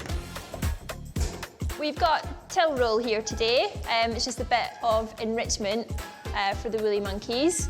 Usually when we give them enrichment, it's all to do with them trying to find their food and just make it a bit more interesting, make them try and look for their food. This is just a bit of fun. This has got absolutely nothing to do with anything other than just being lots and lots of fun, and Diego in particular seems to really enjoy this. Diego, you can go. Oh, good boy. Young Diego's quick off the mark, using his brilliant hand, eye and tail coordination. Oh no, it's finished! But that's not the end of the game. There's masses of fun still to be had. Even Dad Lavar's not above joining in. 6-month-old Manny, the baby of the gang, isn't old enough yet to compete with the big boys, but he's determined to get his share. So he's been coming down and just grabbing loads of it in his little tail, much more than probably he can handle, and is trying to carry that away with him. But Manny's mum Paquita is boss lady in the group, and she's making sure everyone knows this bit of till roll is hers. She's actually chest rubbing on it, which is them scent marking. This is normal behaviour for woolly monkeys. It's their way of claiming their territory. She's no competition for Paquita, but Manny's big sister Ayla shows she's just as strong and agile as the boys. Everyone's having a wonderful time, except Julio. He's at that stage in his life where he's trying to act all big and serious and trying to make everyone see that he's not the little boy he once was. The till rolls have provided great entertainment for this woolly family. They're having an absolutely fantastic time, and I'm sure this noise will stay like this until bedtime.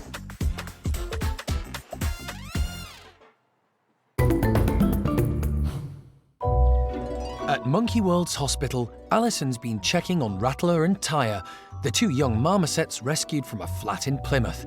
They'd been living in atrocious conditions. Rattler, the male, looks slim to me. When he was walking along the window ledge, he was very, very slim in his belly. And let me just see if Taya here would like a waxworm for breakfast. Would you like something? I know you've got porridge and things down there, my sweet. You're a good little girl. She's concerned they haven't been getting all the nutrients they need.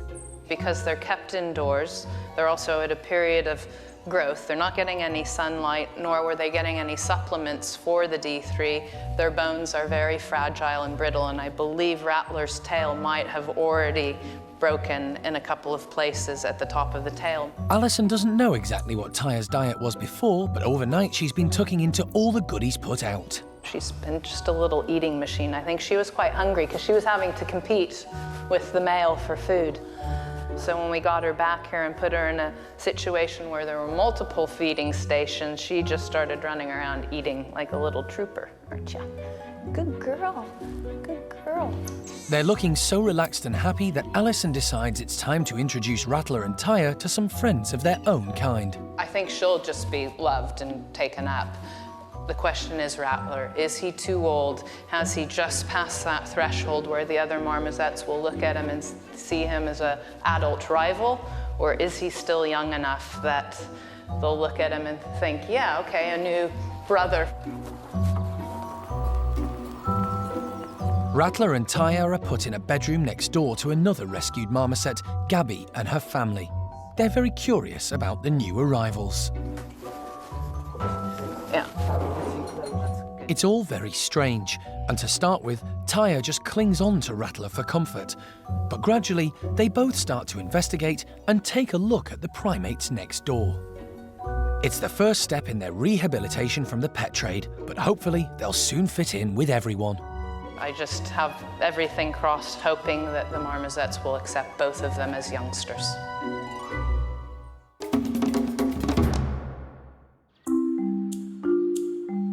At the other end of the park, two much older residents are about to get a fruity delicacy. Today we're making some enrichment for our patos monkeys that we've got here at the park. Basically just trying to carve out some holes for them to get their hands into so they can get to all the seeds inside.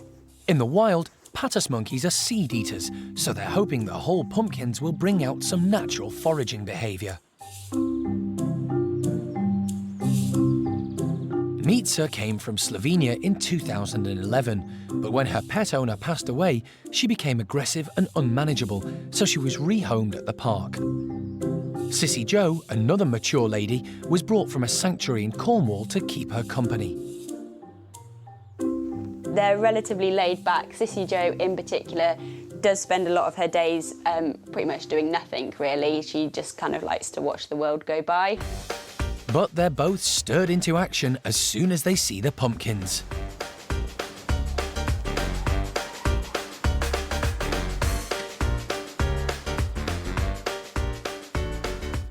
I'm quite surprised that they're kind of taking part in this enrichment quite as well as they are. I'm really, really pleased that they are doing that. Sissy Joe's making sure she gets the tastiest bits. Before Mitsa came to the park, she'd never lived with her own species, and she's had to learn all about monkey behaviour from Sissy Joe. Sissy tries to kind of show her the patos way of life, really, and Mitsa is picking it up really, really well. She's grown in her confidence since she's been here. She didn't want to come outside when she first came here, but now she likes to spend a lot of her days out here and likes to look over and see what the Capuchins are doing and things like that. So it's really nice to see her come out of her shell since she's been here. Although neither of them quite live up to their speedy reputation, they can still make the most of life together. Patos monkeys in general are obviously supposed to be the fastest primate on land. These two, you wouldn't really think it if you looked at them, but they are two old ladies, so you've kind of got to forgive them for that because, you know, they're in their old lady days now, so if they want to sit down in a quiet corner, then that's what we're happy to let them do.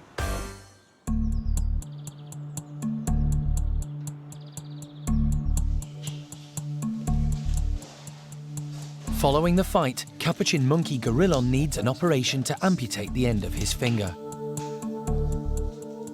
It should be straightforward, but any anaesthetic is risky for such an old man. Capuchins often get into scraps, and missing fingers are a common injury, but vet Mike Nathan doesn't think it'll cause him much trouble. You'll have a floppy finger, but it'll be all right.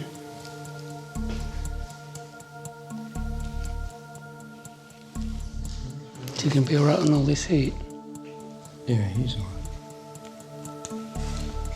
Throughout the operation, Gorilon is monitored to make sure he's coping with the anaesthetic, but it's an anxious time for the team. The way this has gone, hopefully, means we've just taken out the offending bone that was, sticking up out of the wound, and then we'll just close the skin over it, and hopefully that will be okay. It's the heart rate. Okay.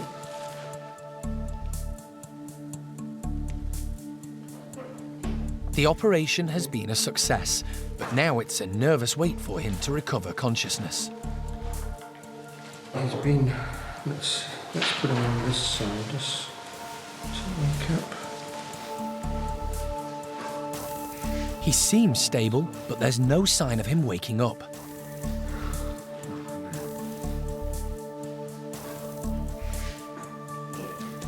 Come on, wakey wakes. Wakey wakes. He starts to show signs of coming round. Thank you. Thank you. And with the tube removed, he takes a gasp of air. All the team give a sigh of relief. Hopefully he'll leave his hand alone. I hope he won't chew at it. We'll see how that goes.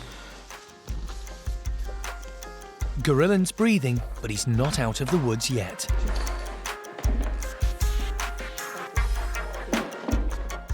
Mike's doing his best to rouse him, but it'll take time for him to fully recover from the anaesthetic. Until he does, the team will keep a watchful eye on him.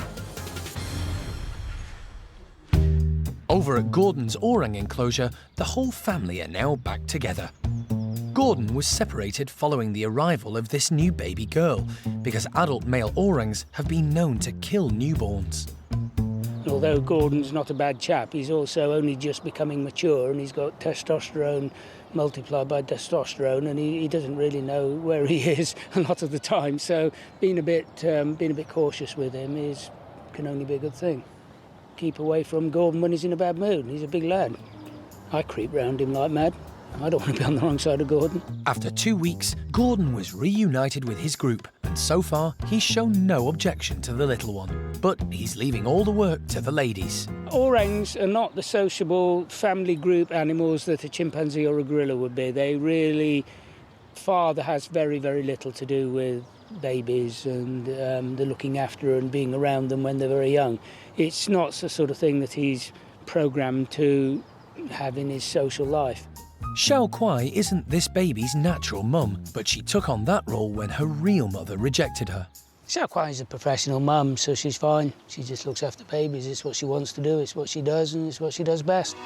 The baby's real mum, Hsiao-Lang, seems far happier playing with toddlers. And Hsiao-quai's happy to watch them having fun whilst she cuddles the baby.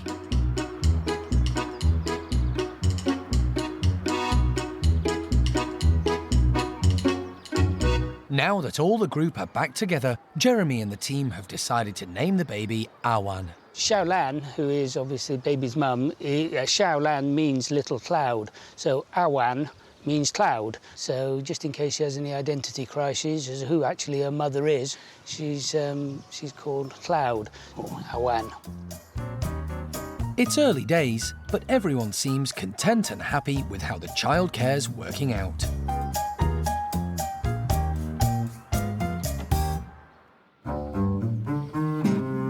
At the Capuchin lodge, it's the morning after Gorilon's operation.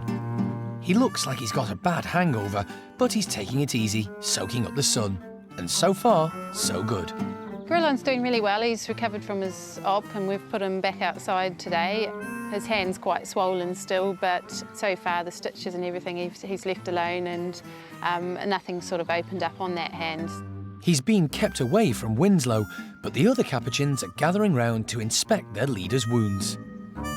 He's very popular, and he's also tough as old boots, really. I mean, when you think some of the injuries he has had over the years in his background, and he just gets on with life, and you wouldn't know, half the time that these things have happened to him, really. He's even done a bit of climbing. He's using pretty much all the enclosure. We haven't seen him up in the trees too much, but yeah, he's been right on the hoses, all the rope ladders, been on the ground, also been in the cargo net. So some quite tricky surfaces there, but he's coped with them fine.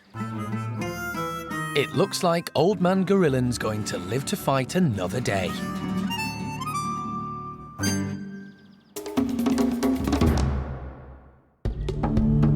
Next time on Monkey Life.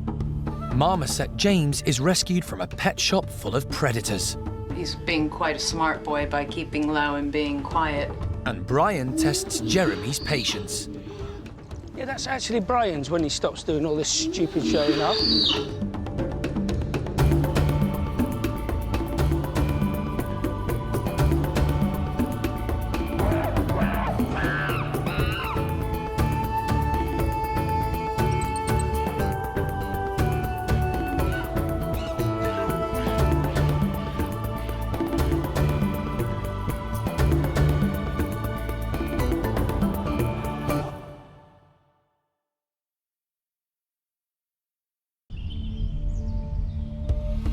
This time on Monkey Life.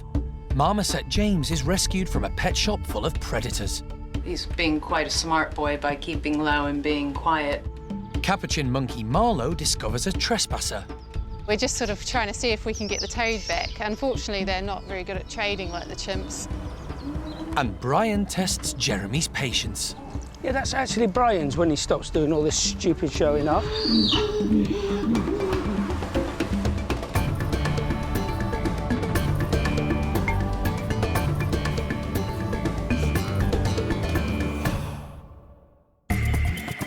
Monkey World, nestled deep in the English countryside, is the largest sanctuary of its kind on the planet.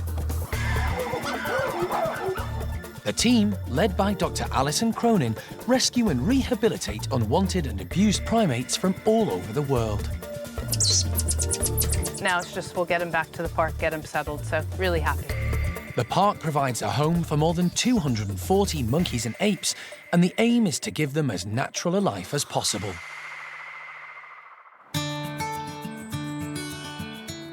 It's 7 o'clock in the morning, and while most of the primate care staff are just making their first cup of coffee, the chimps in Sally's family are waiting for their hot drink to be delivered. Down in the kitchen, Jeremy's preparing breakfast for the group, just as he's done every day since Sally arrived nearly 20 years ago. This is my way of being efficient. I set everything up the night before, and I've got all their, just doing their hot drinks, so they have a nice hot drink in the morning, and then they can have all their pills and potions at the same time. Sally has her quarter flakes because she gets a bit stiff and a bit old and stiff like me. And then we've got the contraceptive pills for Sally, Ash and Lulu, which can go in my pocket.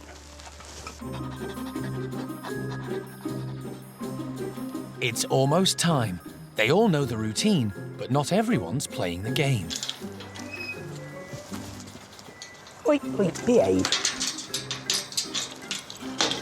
Ash is holding back as usual. Hang on a minute. Rodders, the spoilt baby of the group, makes sure he's first in line. Come on, Sal, get up.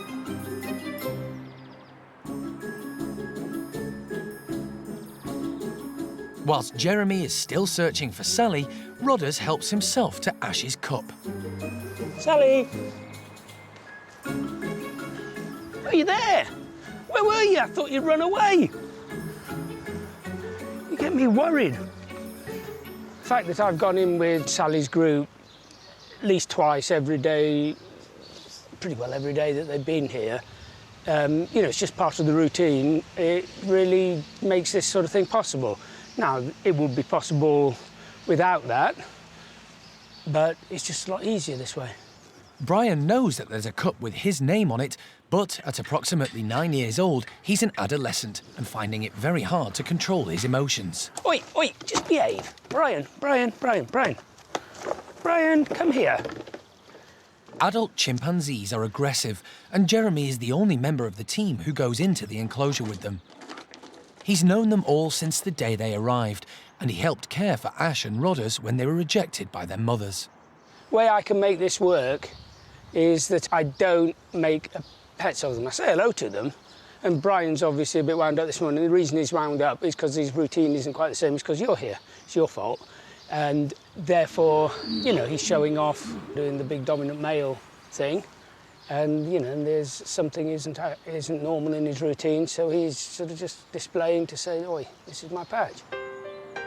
Before he came to the park at 3 years old, Brian was being trained as a photographer's prop in a tourist area of Mexico.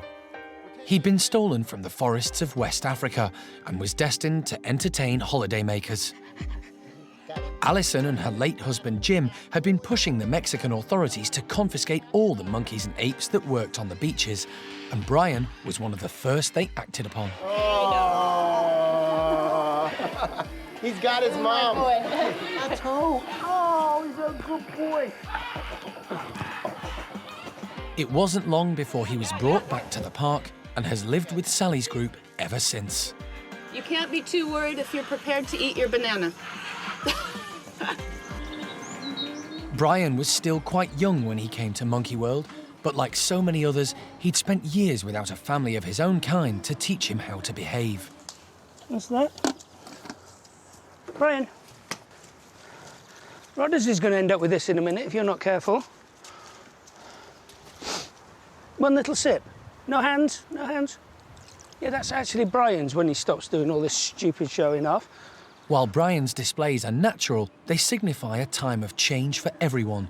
He may not stay a gentle giant, accepting Jeremy into his home for much longer. He knows that I'm not a threat to his manlyhood, his status, and, you know, I just the boy who goes in and cleans up and gives out polos and does this unnecessary thing of washing windows.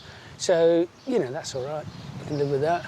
I can maintain the status quo, and I get what I want, and they get what they want, whether they want it or not. Here you go. Come here. Oh. Brian eventually calms down. Just drink it. Now, you leave him alone.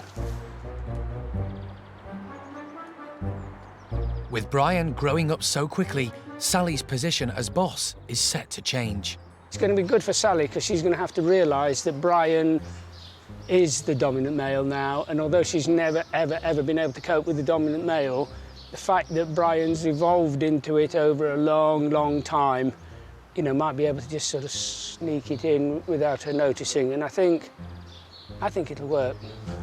Right, can I just do the windows now? Is that all right? I don't know why I bother. With 5 playful chimps around, it's a thankless task. Rodders is just waiting for him to finish. Brian gets the last word today, but it remains to be seen how his relationships with the rest of the group develop.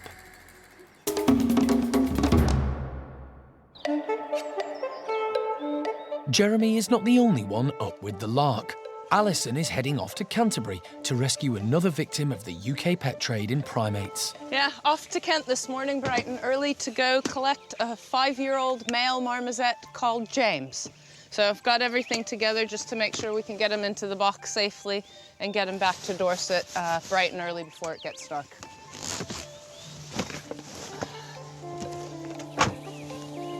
Right, let's go. Space is too tight at the park to be able to take in all the marmosets in need of a home. James can be offered a place because Betty Boo passed away 2 months ago, leaving room. Betty Boo had been living with Max, whose lack of social skills had made him impossible to team up with anyone else. Since he arrived at the sanctuary in 2008, she was the only friend he'd been able to make. The staff have tried housing him with 12 different marmosets, but none have worked out. Since Betty Boo's death, he's been alone. He doesn't have the best reputation for past introductions that we've tried to do with different marmosets. So, yeah, it kind of all played on our minds a little bit that Max was then left on his own and kind of what was going to be the next step for him. They tried introducing Max to young Solomon, but even that went badly.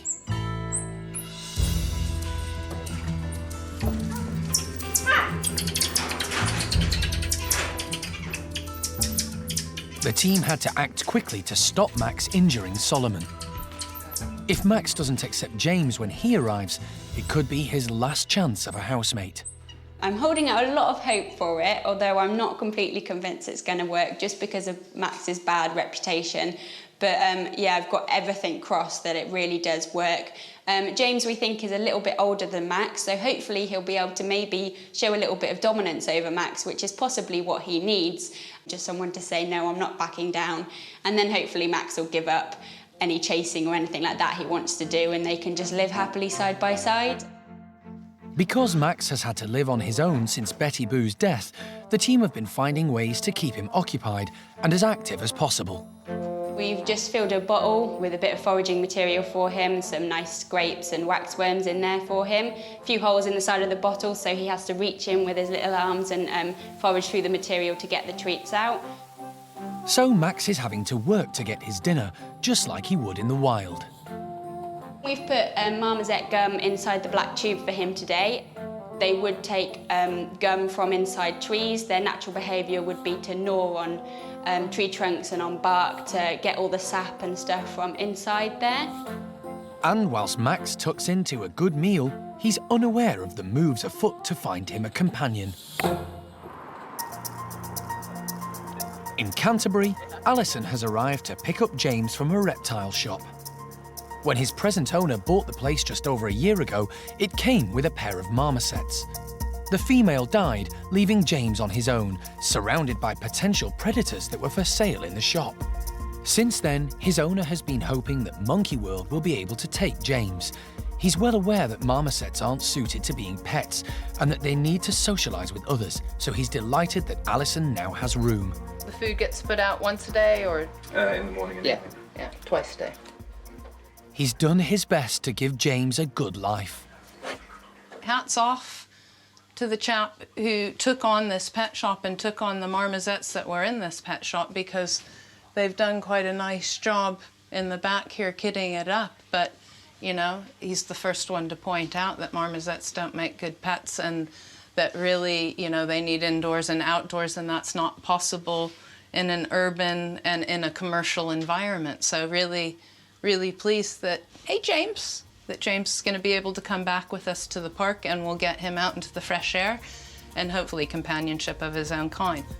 But whether James and Max will get on remains to be seen.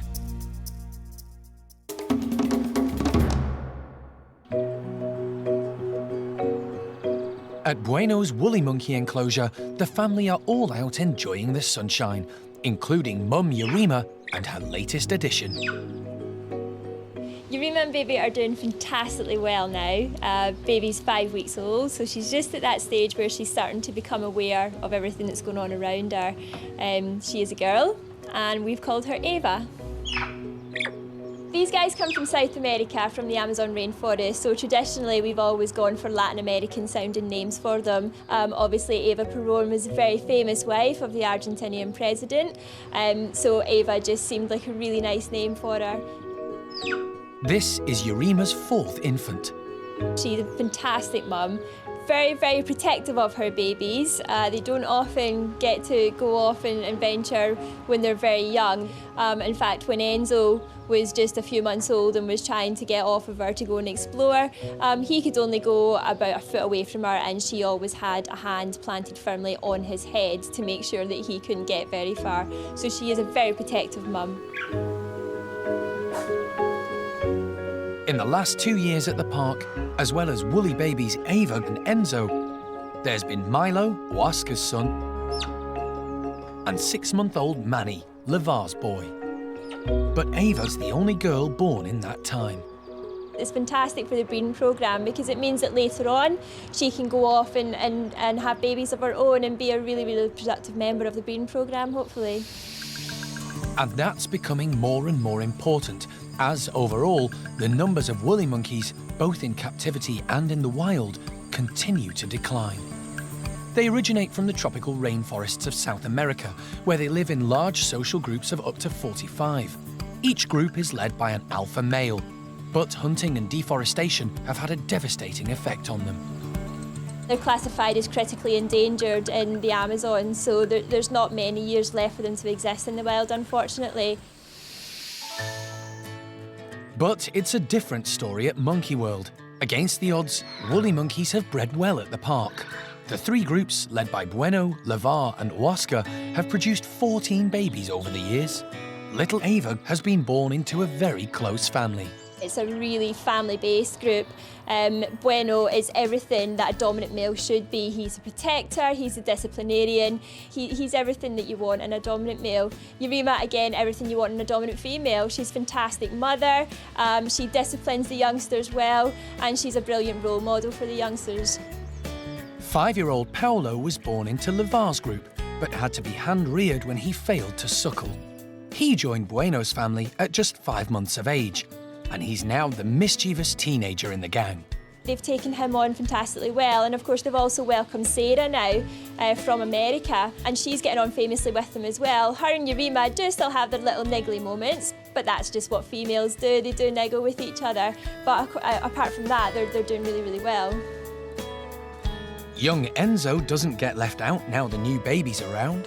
Yarima does still make time for Enzo. She does groom him, she likes to make sure that he's okay. He's perfectly happy now to go off on his own and play with Paolo or play with Sarah, but Mum is always going to be his special member of the group, and she likes to make sure that he's still okay, so you do see them grooming quite a lot. And after all that grooming, it's time for Mum to enjoy some well-earned rest in the sun with her 2-year-old and his baby sister.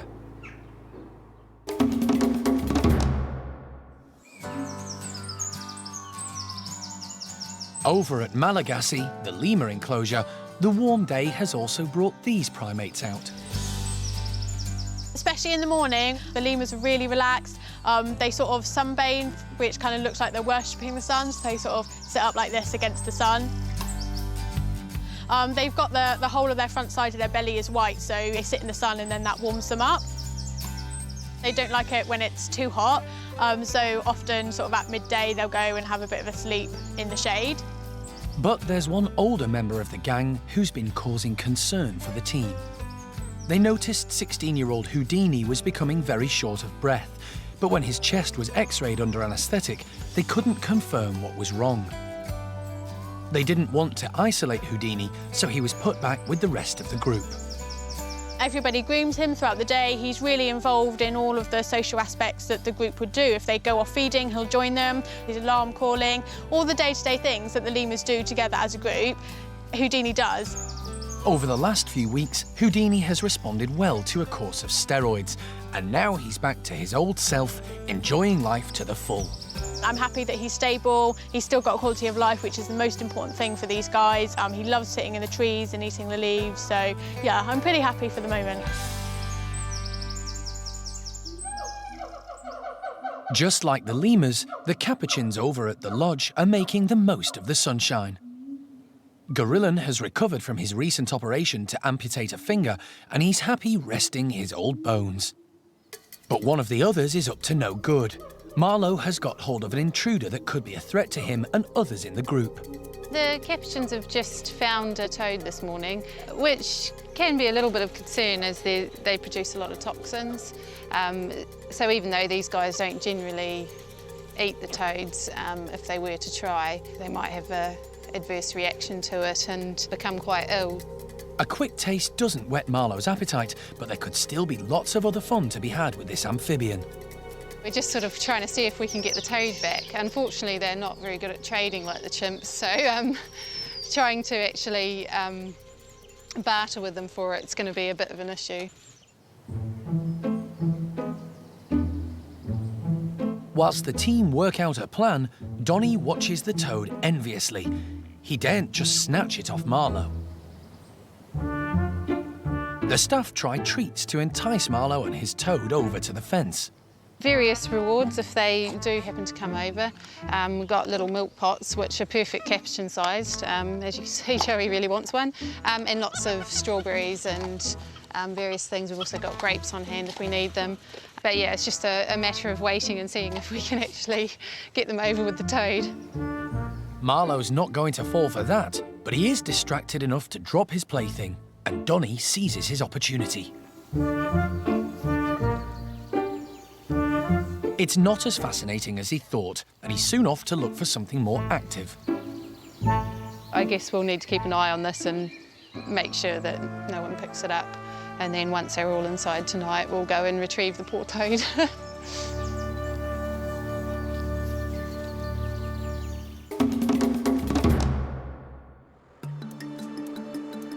Alison has just arrived back with James, the rescued marmoset, and the team are keen to get him settled in. Right, all yours.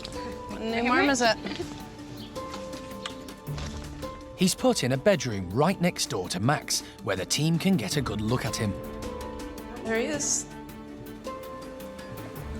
Good boy. Hi, hello. Oh, there we go.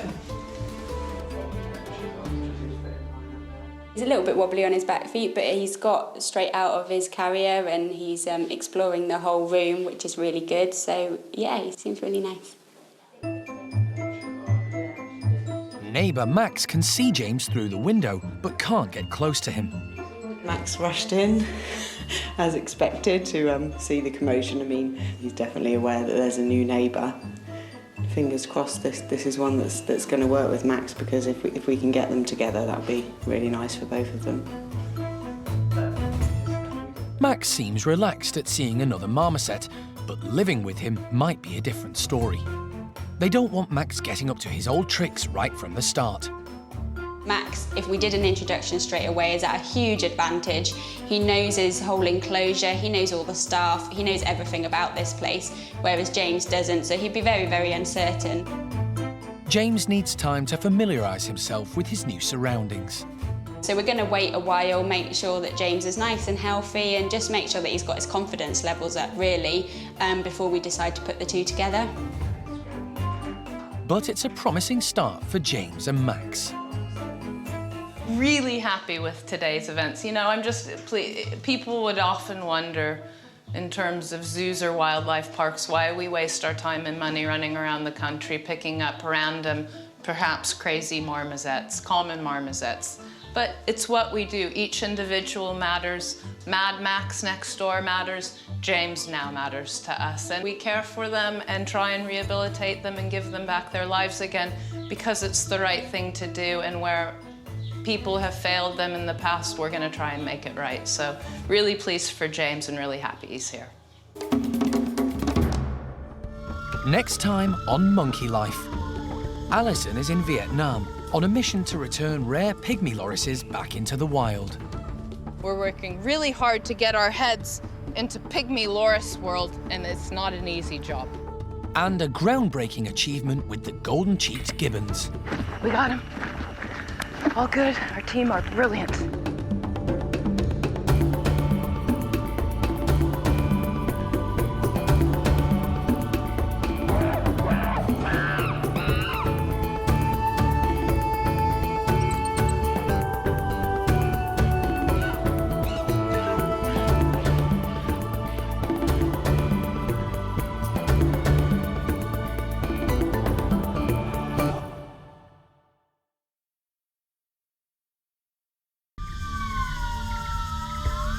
Today on Monkey Life, Alison is in Vietnam on a mission to return rare pygmy lorises back into the wild. We're working really hard to get our heads into pygmy loris world, and it's not an easy job. A first for John in the clinic. I've never anaesthetized or radiocollared a pygmy loris. Very few vets have had their hands on pygmy loris. And a groundbreaking achievement with the golden-cheeked gibbons. We got him. All good. Our team are brilliant.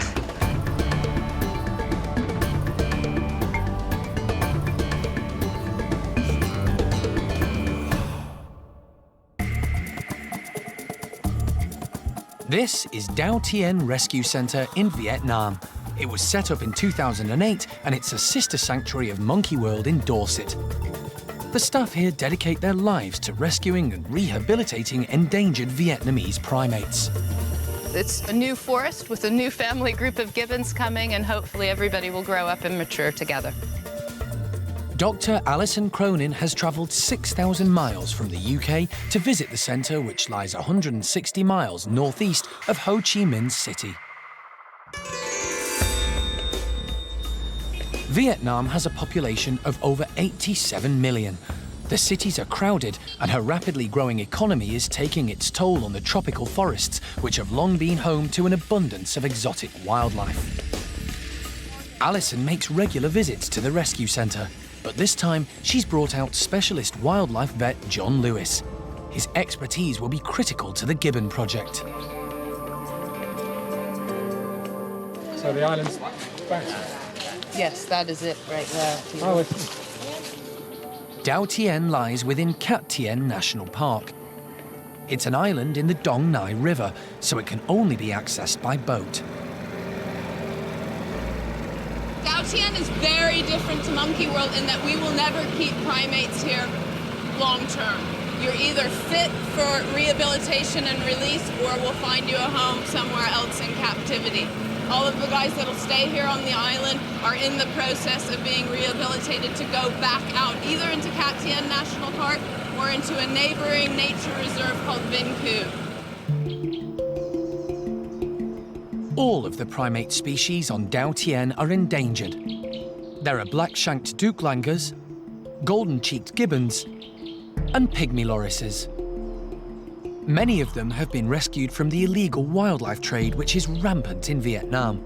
Primates are snatched from the wild and sold on as pets. Hello, Pipsqueak. Hey, you. Alison and her team work with the Vietnamese authorities to rescue as many as they can and ultimately release them back into the wild. This is John's first visit to the centre. I do, from time to time, deal with rehabilitation centres in other places. 99% of them are amateur, really amateur. This isn't. This is about population conservation. That's a different kettle of fish. So hats off to them.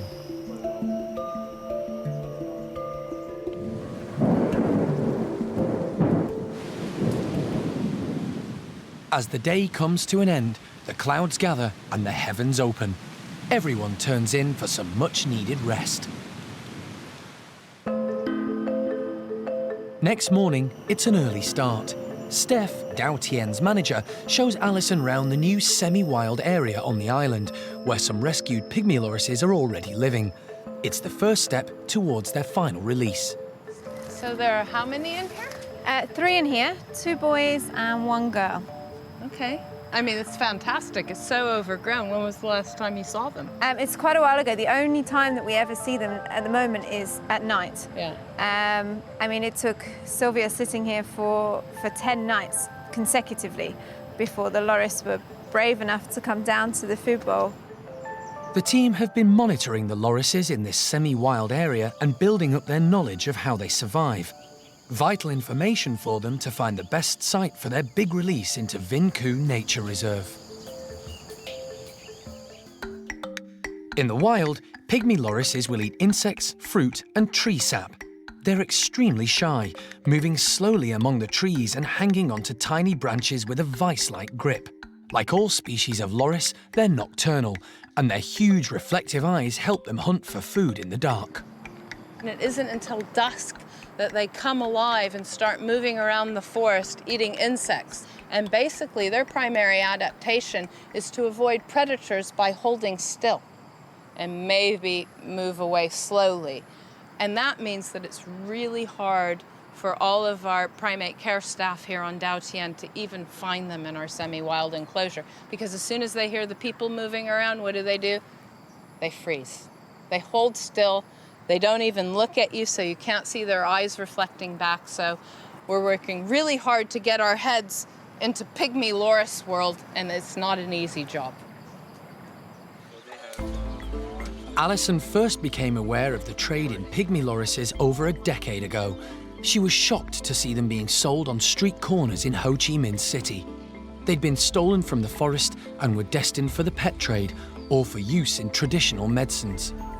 No one knows the numbers involved or how many are still left in the wild. Today, the team are preparing to release 3 pygmy lorises, Sun, Sylvia and Talai. What I don't want to achieve with that is to make the knot thicker. Before they go, they each need to be fitted with a radio collar so that the team will be able to keep track of them. The collars are designed to fall off naturally after 6 months. It's there.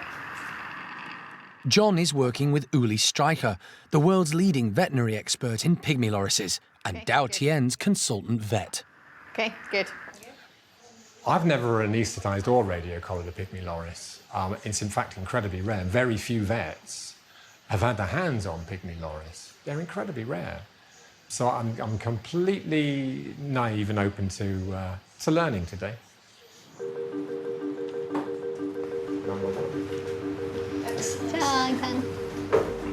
Okay. The lorises must be anaesthetised in order to fit the collar. Putting any primate under anaesthetic is risky, but even more with these tiny lorises. At around 500 grams, they weigh less than half a bag of sugar. Okay, go. The team must work quickly. Sylvia's given a general health check. Look at the teeth. Quick look at the teeth. Sylvia is lucky to have her teeth. Pygmy lorises destined for the pet trade usually have theirs clipped or knocked out so they can't bite. Once removed, they will never again be able to feed or protect themselves in the wild. Just keep it nice and quiet so that she's not too stressed. While she's under light anaesthetic, the drops will keep her delicate eyes lubricated. Now time for the small collar. Oops, madam. There's this fit there. It needs to be a snug fit. Slide it down. You happy with that? I think I'm fine with that, as it is, yes. Despite his years of experience with other primates, this has been a first for John. I think we all learn a little bit more every time you do another individual. That was very interesting. The animals go back to their enclosures overnight to recover from the anaesthetic. All's now set for the next stage of the operation.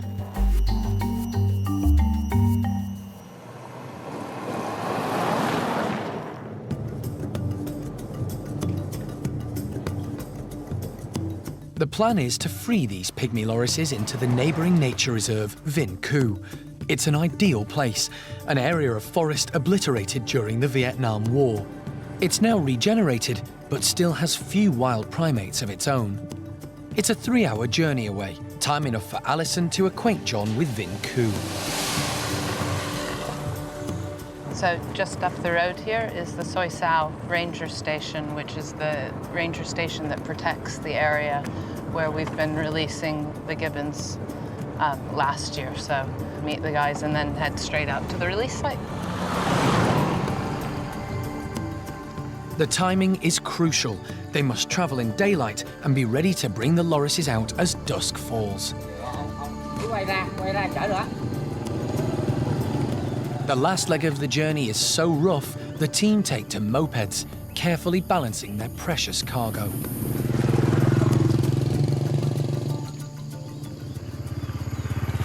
Yeah, so we've just got a short walk into the forest now where the release site is for the loris. So we'll try and keep everything quieted down and wait for the others to catch up and get the loris out into their release cage. It's been a long, hot journey for the lorises, who are normally fast asleep in the daytime. They'll now get a chance to settle down, relax, and get used to all the strange new sounds and smells around them. Maybe up right here? Yeah. Possible? Yeah.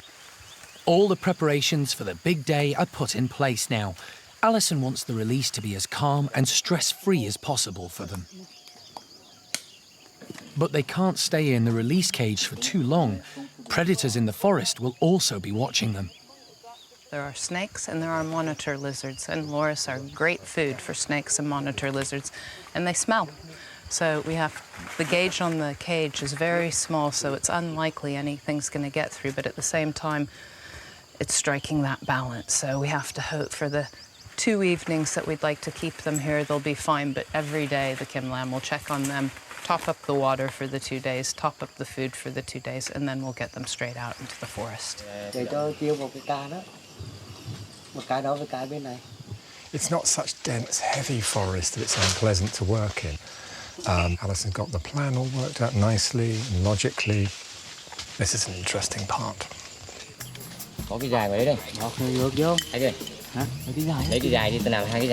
Just final touches right now before we get them inside the cage.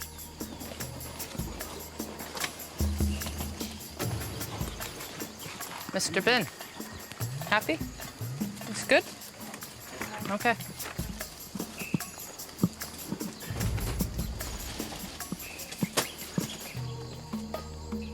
If all goes well, this will be the last full night Sun, Sylvia and Talai will spend in captivity.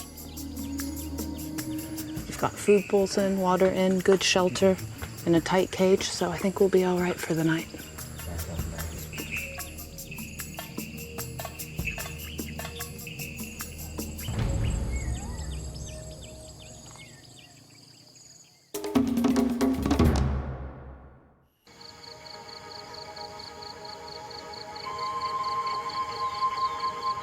Everyone at Dau Tien Rescue Center in Vietnam is dedicated to rehabilitating and releasing rescued primates back into the wild.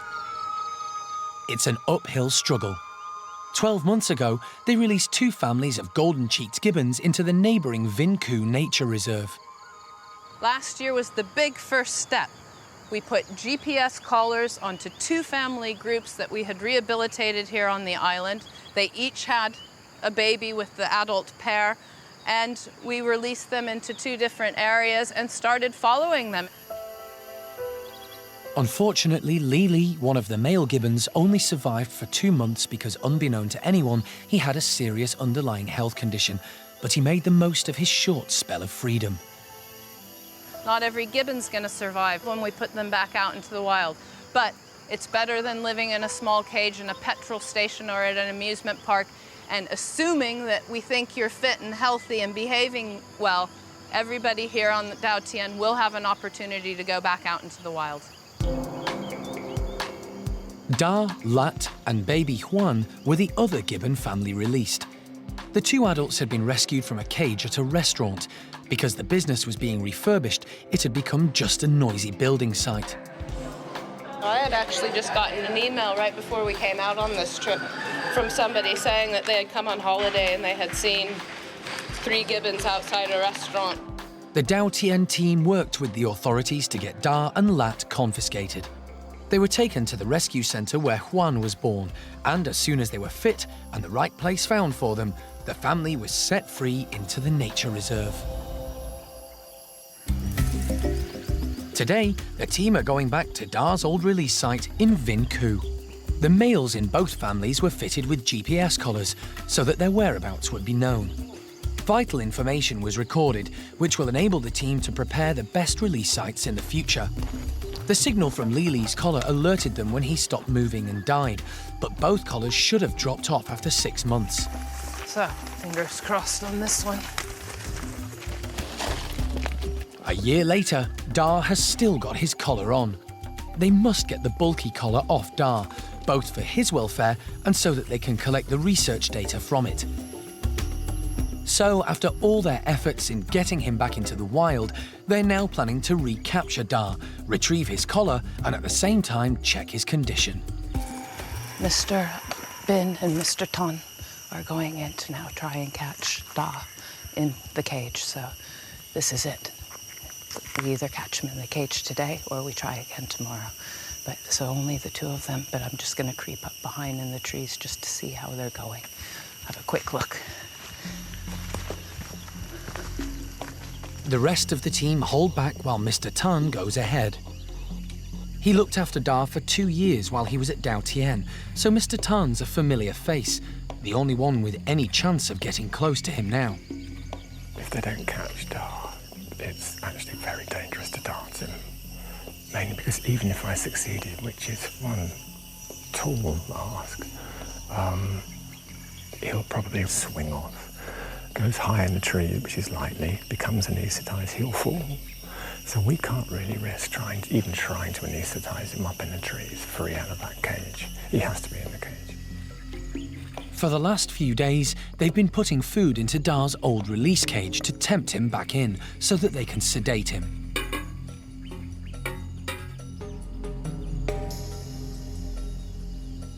Da moves in. He spots the food in the cage. He might just try to reach in and grab it. But no, he swings right inside. Mr. Tan acts quickly, securing the door. They've got Dar, and there's no way out for him. We got him. All good. Our team are brilliant. Fantastic. They must approach very quietly. His mate Lat with baby Juan will be nearby, and there's a real danger she could take fright and abandon Dar, destroying this family group. She is in the tree, so... John has prepared the anaesthetic, but it's Mr. Tan that Dar knows, so the plan is that he will administer it. Okay, good luck. The boys with you are right there. Everyone else keeps their distance.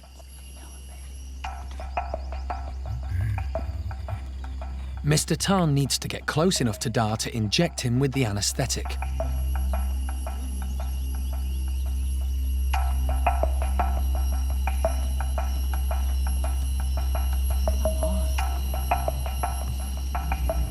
He's done it.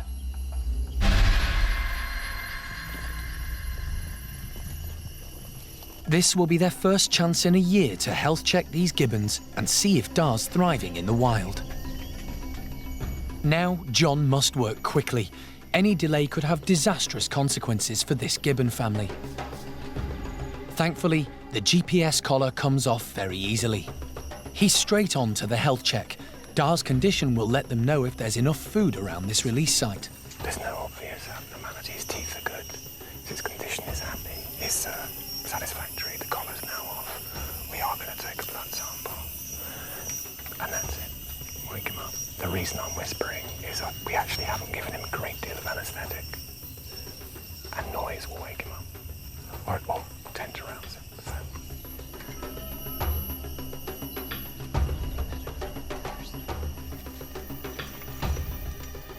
The procedure takes less than 15 minutes. John reverses Dar's anaesthetic, and now it's a waiting game. Now we'll leave him in the cage for a short while to make certain he's competent to move, to grip onto things, and so on. Then you can go. And we just judge that according to how he responds. I'm not just decorating the gibbon with leaves here. It's a dark animal, and it's sometimes difficult to see breathing on a dark animal. And it's easier to see the leaf move than it is the chest move. So I can see when I'm talking to you, which is why I keep furtively glancing over here. I'm watching his breathing, actually, so that helps me. Suddenly, they spot a movement high up in the trees. It's Lat watching over her mate.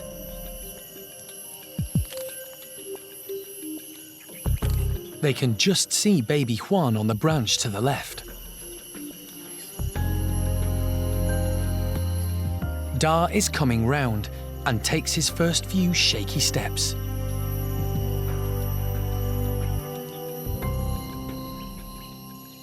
You know, my sort of heart's in my throat. We've come so close right now. We're so close, but you just don't know. And in the cage, he looks fit, but when we let him out into the 30-meter trees, is he gonna miss and come hurtling to the floor?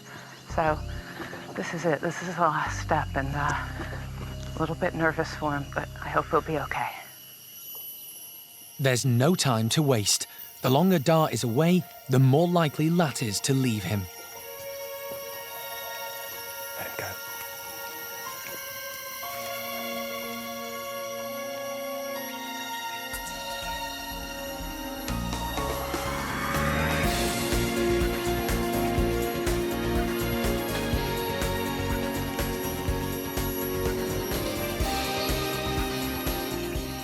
Absolutely brilliant textbook. Couldn't have been better.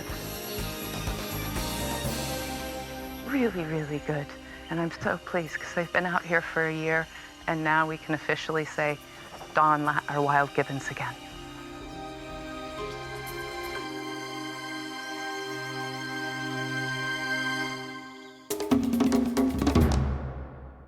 Next time on Monkey Life, will pygmy lorises' son, Sylvia and Talai be able to survive in the wild? Really, it's time for all of us, everybody who's come out today, to pull back, get out of the forest, and leave them to it. and Alison meets black-shanked douc langer Lala, the newest arrival at Dao Tien. Hello, my sweet. I feel very privileged.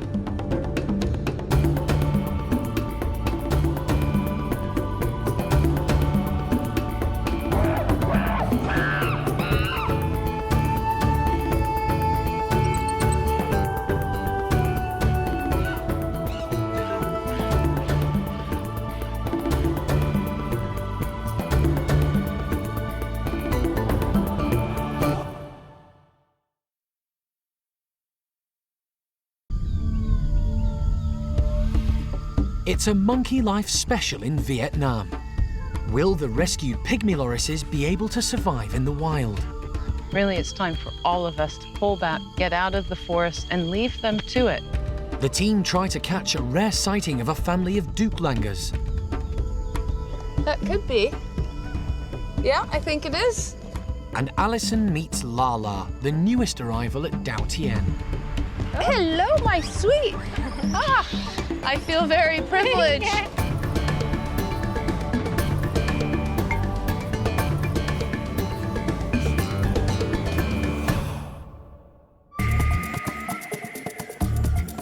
This is Dao Tien Rescue Centre in Vietnam. It was set up in 2008 and it's the sister sanctuary of Monkey World in Dorset.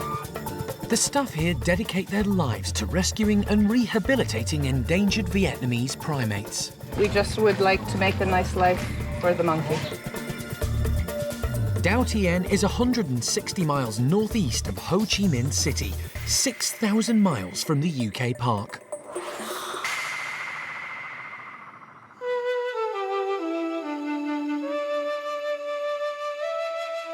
Dr. Alison Cronin makes regular visits to the island, which lies within Cat Tien National Park, an area of lush tropical forest. It's the first time specialist wildlife vet John Lewis has travelled with her. This trip is very special. They're planning to release 3 rare pygmy lorises into neighbouring Vinh Khu Nature Reserve for the first time. It's the next step in Alison's mission.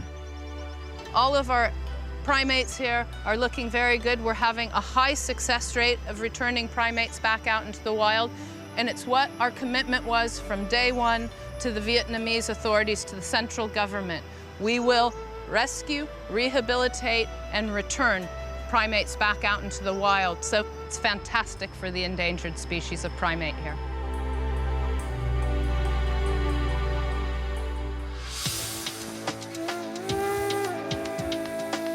Yesterday evening, they left pygmy lorises Sun, Sylvia and Talai to overnight in a carefully prepared release cage where they could get used to this strange new part of the forest. Now they're heading back to the release spot, but the lorises' sleeping habits have thrown up a whole new challenge and they're having to work round the clock. They're nocturnal.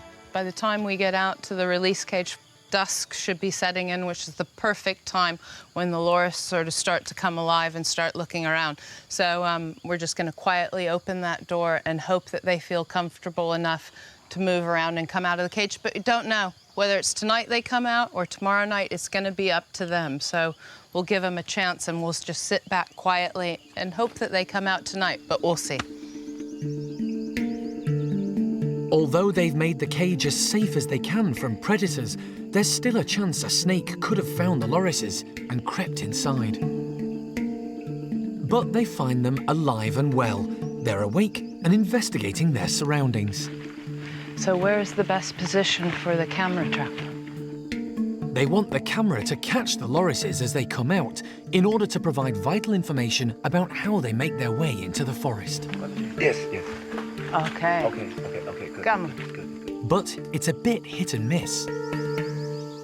It's really not an easy job following on the loris. We do have their radio collars, but of course everything for the loris happens at nighttime. So with the camera traps even, you can't set them for a big bright flash because that'll just upset and disrupt the loris. So everything has to be considered in terms of a nocturnal species and a very quiet and stealthful species. So it's all new and interesting. With everything in place, the team retreat to wait and watch from a distance.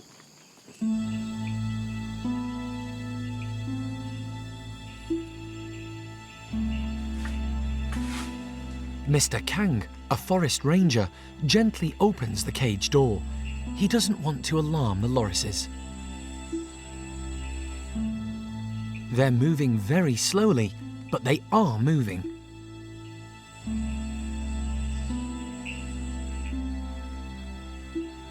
It's difficult for the team to make out anything in the dark.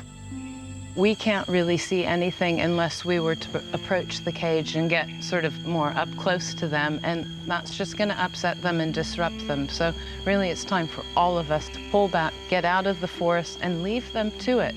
We'll come back tomorrow once they've sort of gotten out into the trees and we'll track them down. What will be interesting to see is how far they move tonight. So what I'm really excited about is coming back tomorrow night and seeing how far they've gone. The lorises are left to brave the night and find their own way to freedom, whilst the team head back to get some sleep. Next morning at Dao Tien, Alison is working with conservation ecologist Dr. Curtis Pei. Earlier in the week, they managed to recapture golden-cheeked gibbon Da, one of their first successfully released primates, and take off his GPS collar before setting him free again. Now they're hoping to learn more about golden-cheeked gibbon Da's last year, starting with his first month of freedom. We're just going to try and dump the information to see where he and his family have traveled over the past year, because it's really important to know so we can make sure we do the right thing in coming years with all of the rest of the gibbons. So many files. This is the first opportunity they've had to see if the collar has been working properly. Covering GPS data, fantastic. Okay. So what we need to see is a scatter sheet. Yes, show chart. Yeah. Okay, low. Can we get all data points? Let me see. It's an anxious moment as they wait for the chart to appear. Yes! Oh, it works. Okay, good. Each of the points indicates a location that Da and his family visited. It's clear that even in his first month of release, they were moving around the forest extensively.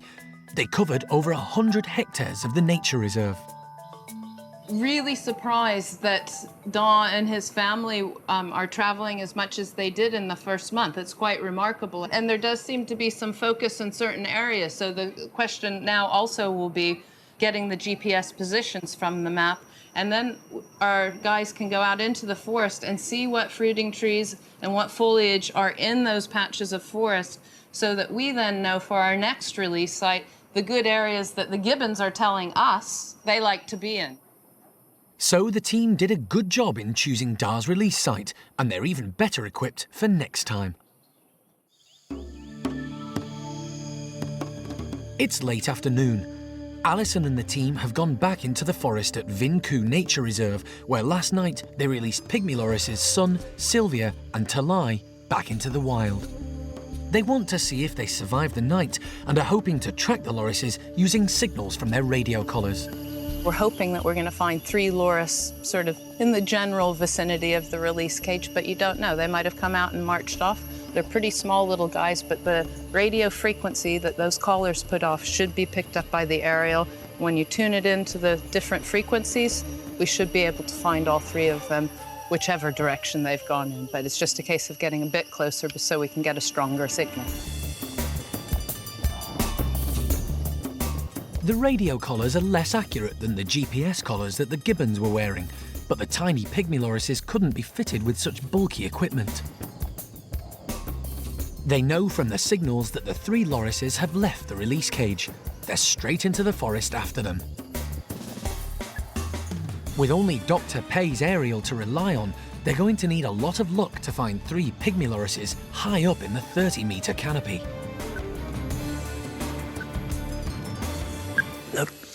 Look above. This tree. Okay. She's between me and John. Very soon, a signal leads them to one tree. The signal that we're tracking right now is actually the female called Talai. She had quite a good relationship with the male in on Daotian, so it'll be interesting to see if he's in this area too. But she has come out of the cage and travelled quite a distance. Talai has moved about 200 metres from the release cage. That might not sound much, but for a primate that weighs just 350 grams, it's quite an achievement on her first night. It's here. Now, they really want to catch sight of her. Spend a little bit more time looking around in this thicket, but quite honestly, we'll be lucky, I think. Beneath the tree, they plot Talai's exact location using GPS equipment. The plan is to come back tomorrow evening to see how far she's moved on. She's good. Yes, Talai. So, yeah. Sylvia is somewhere in this direction. Okay, let's go this way.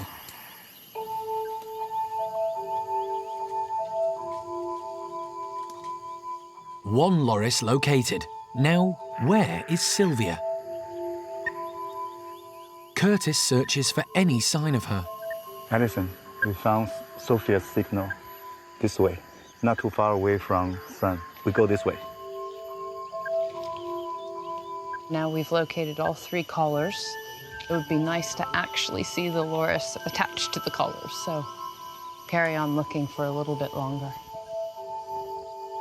We don't know exactly where, because when they hide, they usually hide under leaves and also have the leaves cover their small bodies. So it's difficult.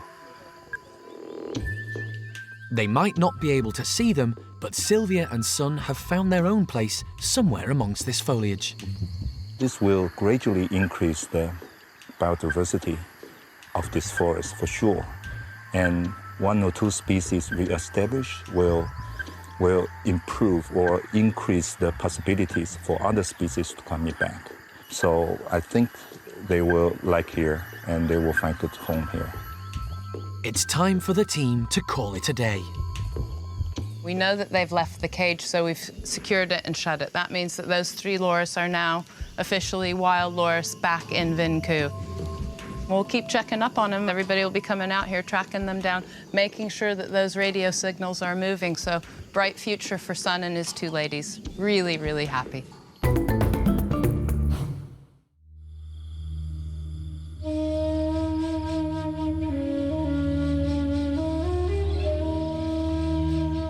It's the early hours at Dau Tien Rescue Centre in South Vietnam. Still dark as Alison and the team set out to look for another species, a group of black-shanked douc langurs they released into the forest 3 years ago. Yes, it's 4:30 in the morning right now. We've gotten up extra early to head out into the southern tip of Dau Tien to try and find our black-shanked douc langurs, which we've released. We've got 4 out here. We think there's a new baby on board, and we're hoping to find them. We'll see how we go. In 2008, douc langurs Tan and Chin were discovered living in a cage at a theme park just outside Ho Chi Minh City. Never a dull moment. Their owner was persuaded to give them up to Dau Tien, where they were rehabilitated and then set free. Soon after, the centre rescued another female and youngster who were also released. The 4 langurs joined up to live together, with Tan taking on the role of leader. There are reports of the whole family living at the southern tip of Dau Tien. Mr. Nia has been telling us is that the 5 doucs are all in this area for breakfast, and he often sees them on his boat when he goes out fishing in these very trees that he's looking at right now, having breakfast. There are certain leaves they eat. He knows all of them, and he sees them regularly, so they are out here with us right now. It's just a case of finding them. But, you know, it's a double-edged sword. I really want to see them, and at the same time, how fantastic that our rehabilitated doucs we can't find. Brilliant. Frustrated, the team eventually give up on finding them today and head back to the rescue centre. But it sounds like Tan's group is thriving in the wild. It's still early morning. Whilst Alison might not have managed to see any douc langurs in the forest, back at the rescue centre there is one very special little lady who needs all the care and attention she can get. Steph is about to get her out of bed. Hello. Come on now. Oh, good girl. It's 9-month-old Lala, a baby douc langur Steph is caring for. Oh, no. So now we're just going to weigh Lala. She'll sit on the scales long enough. And there we go. And that's really important, just to make sure that she's putting on weight as she should be. She's not losing any weight. So we weigh her every morning before she has breakfast. They think her mother was killed by hunters for meat when Lala was just 3 months old. The baby was destined for the pet trade, but would never have survived at such a tender age. Fortunately, she was handed into the centre 3 days later. Since then, the staff have been hand-rearing her. It's a demanding job, and they need to wear face masks to prevent her picking up any human diseases. She has 5 bottle feeds a day. In the wild, douc langurs inhabit the forests of Laos, Cambodia and Vietnam.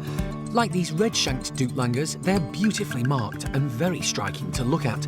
They're amazingly agile, using their long hind legs and tail to run, leap and balance in the treetops, and they have a most unusual diet. Doucs are leaf eaters, so they have a very special stomach to help them break down all that tough leaf material. And actually, ripe fruit can kill a douc. And they have very sensitive gut systems, bacteria and enzymes in that gut to help them break down that food. So she has a very specialised diet, and we have to make sure that she knows exactly what she should be eating. They do eat some fruit, but unripe fruit. They won't eat ripe fruit like the gibbons do. And the staff at Douc Tien go to extraordinary lengths to make sure little Lala gets her gourmet meals. It's very important that she learns exactly what species she needs to eat when she goes into the wild. So all of the leaves we collect from the island, which is the same forest habitat as we're going to release her in, so it's all the same species. And doucs, naturally in the wild, they learn from what they see their mum eat, they will then eat. So what we have to do is pretend to eat things, and then she quickly grabs them out of your hand and decides that she wants them. With every day that passes, Lala learns more of the skills she will one day need in the wild. Now she's older and a bit braver, she will run to trees now where she knows that those leaves are particularly tasty. She has her favourite leaves, so that's really good. It shows that she can distinguish which trees have these leaves on, which is really positive. This is Alison's first meeting with the baby douc. This is Lala. This is Lala. She looks absolutely beautiful. Hey, little girl. Yeah, she's doing really, really well. Yeah. Look what I got. Look what I got. Look. So she has 3 carers. So Fung here, myself and Sylvia. So it's not one person with her 24 hours a day. That's really good, yeah. And Fung is excellent with her. She's still drinking milk. Hello. Good girl. She's still having milk feeds 5 times a day at the moment. So, thank you. Acceptance. I know. We're going well. We're doing okay. Good girl. I know what she needs most now. More doucs. Yeah, she needs a mother, a proper mother. Yeah. However much care and attention the team give to Lala, they can't replace her own family group. She is becoming independent. She's starting to have opinions, and this is the exact time that she needs to identify with douc langurs and not with people. Absolutely. Because really the goal here would be to get her back out with the group that's wild here on the island. Yes.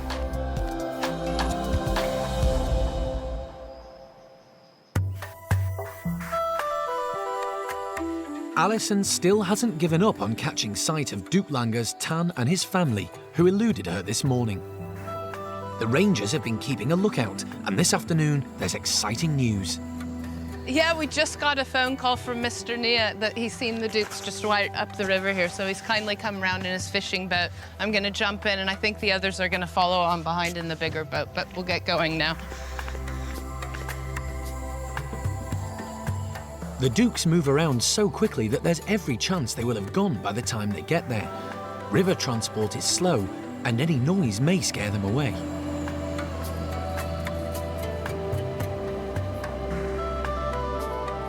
According to Mr. Nia, who's keeping very close eye on them, they have now set up their home range right in these batch of trees that we see here. They're here morning and night feeding, and I don't think that they go much further. And now the group's expanding. They're breeding and they're living as wild doucs. So it's a complete story.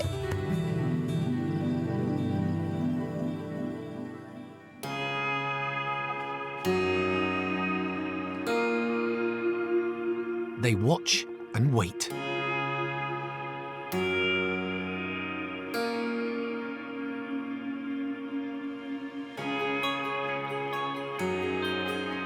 And then they spot some movement high up in the tree canopy. That could be. Yeah, I think it is.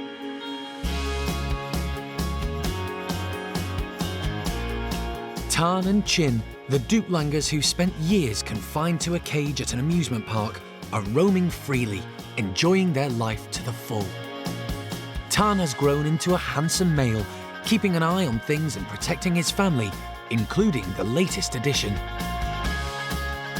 Absolutely fabulous, and a testament to what can be done even from the grimmest of circumstances. One day, baby Lala will get her chance to join them. The work here on Daotian, I believe, has been unparalleled. In only 3 years, we've rescued, rehabilitated, and put back out into the wild 3 different species of endangered primate. And I'm so proud and honored to be here working with our team on Daotian and also working with the Vietnamese authorities. It's fantastic for the endangered species of primate here.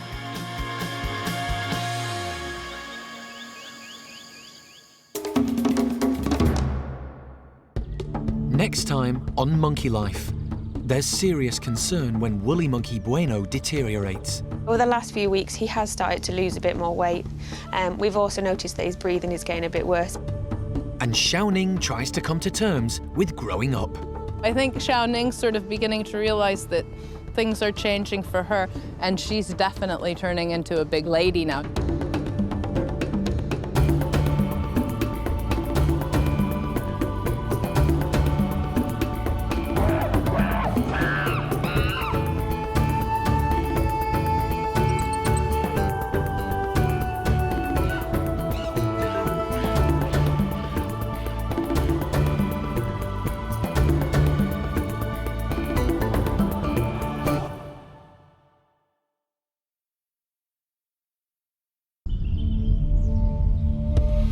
Today on Monkey Life, an anxious time when chimp Tuti's tooth comes out. This is a rotten, infected tooth that's crumbling.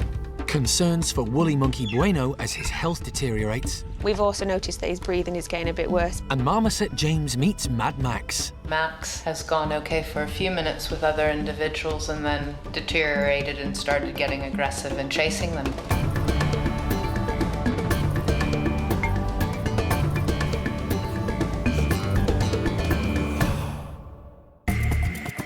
Monkey World in Dorset is the largest sanctuary of its kind on the planet.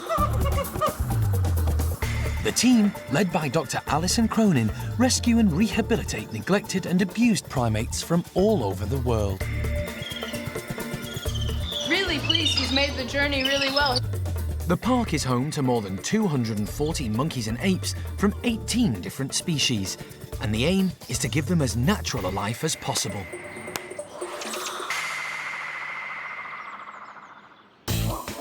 The newest chimp group at the park is Hananyas. There are 19 members from all around the globe. Hananya became the dominant male in 2004 when he was still quite young.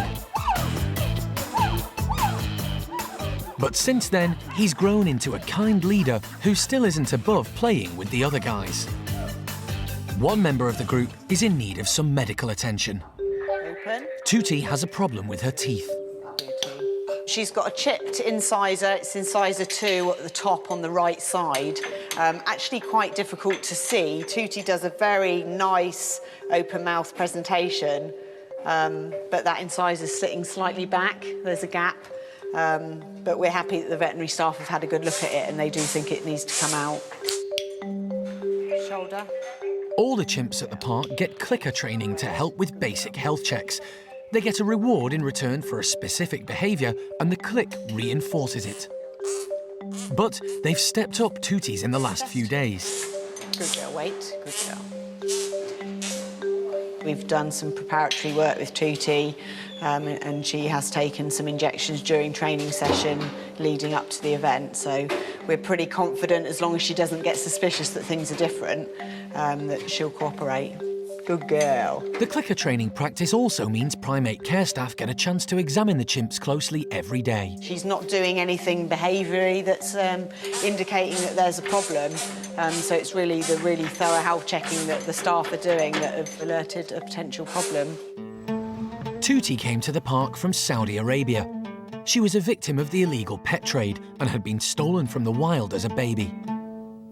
After she was confiscated by the Saudi authorities, she was cared for by a British vet in Jeddah before being flown to the UK to find a home at Monkey World in 2002. She settled in well, and Tootie's now a much-loved member of the group.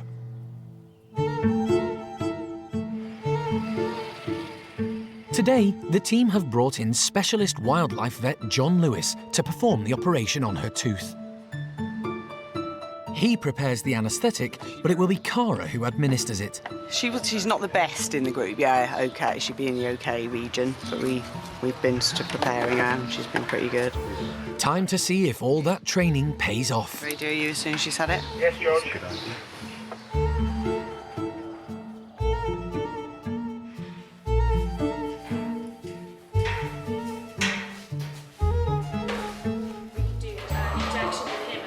It's important to follow the daily routine so as not to alarm her.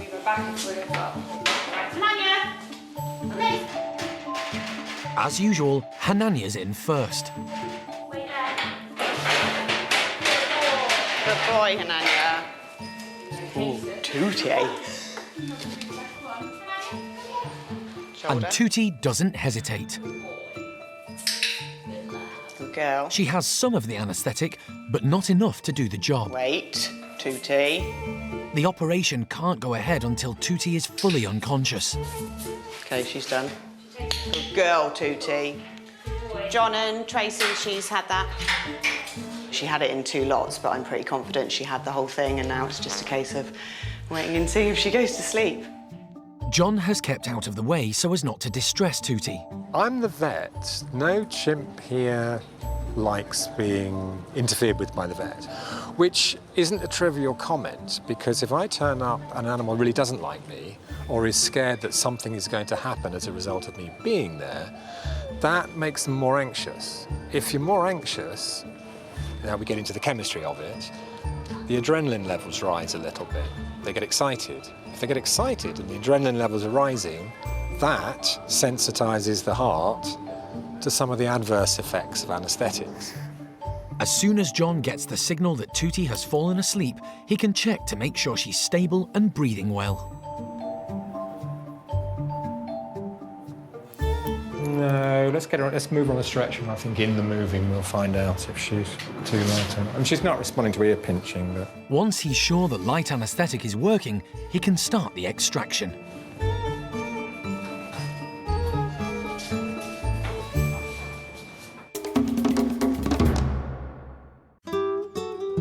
At Bueno's woolly monkey enclosure, their leader is relaxing while the rest of his family get on with their day, knowing they're safe and sound in his care.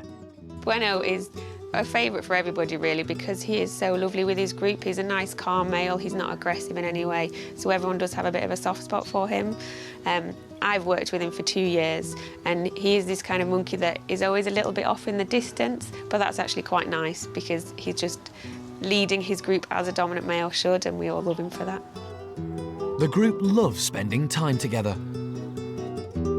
But recently, Bueno has struggled with his health, and when he was examined 9 months ago, the X-rays revealed a major problem. His heart is hugely enlarged. Now, that can be damage to heart muscle. It could even be a secondary enlargement because he's been chronically anemic. He was diagnosed with a terminal heart condition. We do have Bueno on medication, which is actually taken really well morning and evening. But the prognosis isn't good. To everyone's dismay, Bueno has lost weight and he's becoming lethargic, a far cry from his usual self. We've also noticed that his breathing is getting a bit worse because obviously there's something in his chest, so that may be affecting his lungs. The team fear that Bueno may not be around to look after his troop for very much longer, and that will have a devastating effect on all of them.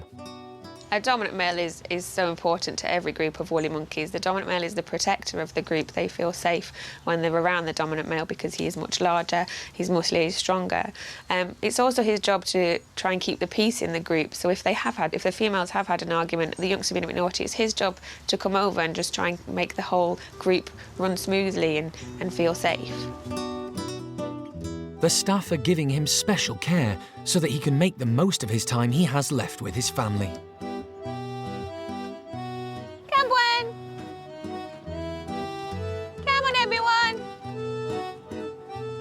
Whilst the rest of the gang are distracted with yoghurt pots, Bueno's getting a favourite delicacy. We're just feeding Bueno some extras. He has lost weight over the last 3 weeks, so we just want to supplement his normal group feeds with some extra nice tasty treats, more high-calorie treats. He just loves bananas, so we give him some more bananas each day. He's also getting things like cereals and baby rice, baby porridge, and he does really like bread as well, so we're giving him a few different things throughout the day just to try and keep him a bit happier and give him some nice treats. For now, Bueno is quite comfortable, and they're doing all they can to make his remaining days as contented as they can be.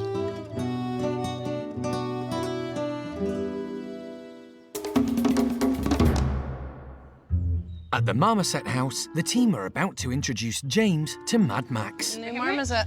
James arrived 8 days ago after being rescued from a pet shop in Canterbury where his only neighbours were predators. And Max has been living on his own since his beloved companion Betty Boo passed away.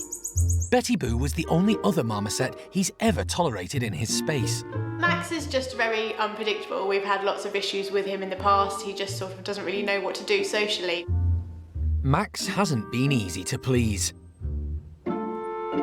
They've tried him with 12 other marmosets at the park, and they're hoping James won't be unlucky 13. The two boys have been kept in adjoining bedrooms, but they've always had a solid wall between them, until now. Sociable James shows no hesitation in leaving his room. But Max is more cautious, eyeing up the latest arrival.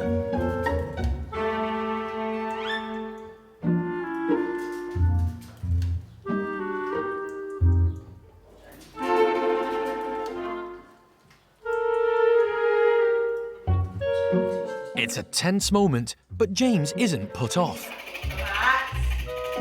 And it soon calms down. Alison's been on hand throughout to monitor the meeting. So far, we're going really well. I mean, I'm always reluctant to say anything because, you know, Max has gone okay for a few minutes with other individuals and then deteriorated and started getting aggressive and chasing them. But so far, James has been really good in terms of ignoring Max, and other than Max giving James a little warning when James first walked up to him, there's been no negative behavior at all. I'm really hopeful because these two boys need friends, and this would be a good opportunity for them if they can keep their tempers under control.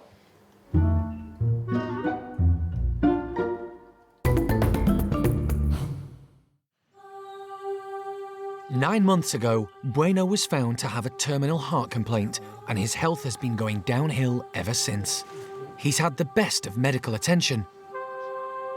But despite a brave fight, he's lost more weight and is struggling to catch his breath.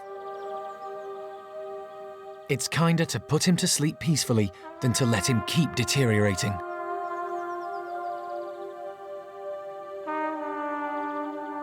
It's a sad day for the team, and the other woolly monkeys have lost the leader of their group.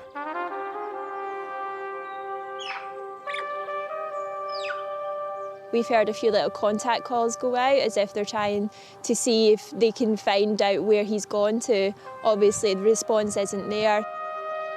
Since Bueno arrived at the park in 2005, he's made lots of friends and been a great dad. Bueno was just brilliant. He just doted on his babies. He just loved having them around. Bueno has 3 youngsters at the park: Julio, Enzo and Ava, as well as his adopted son, Paolo. For an endangered species with declining numbers, that's a big contribution to the breeding programme, as well as his own family. His oldest will soon be ready to follow in his father's footsteps. Julio's almost 7 now, so he's almost a big adult boy.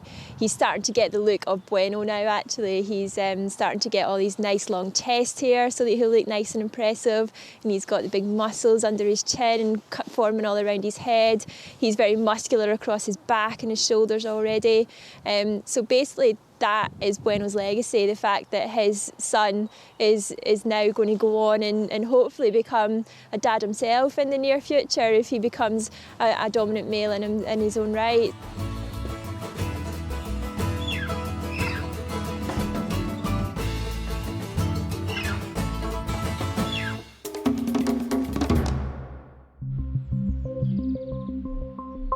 At Hananya's chimpanzee house, Tutti is now under anaesthetic, all set to have a broken front tooth extracted. No breaks? Oh dear. Pulse ox. Even though it's a short operation, any anaesthetic can be risky. So they need to monitor her vital signs and make sure she's breathing properly. I mean, this is a rotten, infected tooth that's crumbling through decay. The troublesome tooth is soon dealt with. They're good. They're very good. It's funny how she broke just the one here. The small amount of anaesthetic she's been given means she needs to be given gas to keep her unconscious. Depending on the anaesthetic, you wouldn't necessarily have to do this, but because we want a quick recovery, A, we're keeping her light, and B, we're keeping her very reversible. Along with that comes the potential for her to wake up suddenly, so there's a little bit more messing about, but you'll get a quicker recovery. It's gone well. Tutti is given an injection to reverse the anaesthetic. Okay. And she's left in her bedroom to come round in her own time. They can't relax until they know Tutti has woken up.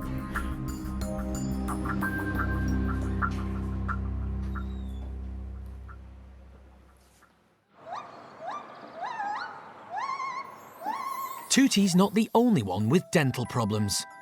At the Orang nursery, someone's left a present for the tooth fairy. All the youngsters are trained to show their teeth in return for a reward, so when they all line up for Alison and Jarno to inspect, it doesn't take long to identify the orang with the missing incisor. There. Wow, good girl. Oh, good girl. This is the tooth that Jolie lost this morning, and you can just see by the size and shape of it, it's got almost no root at all, the height of it. It's very short and shallow. So they just sort of sit in the top of the gum line, the baby tooth, because babies are eating soft foods and milk and don't really need strong, robust teeth. So as they grow up and develop and the adult teeth drop down, it's very easy for these baby teeth to just be pushed right out.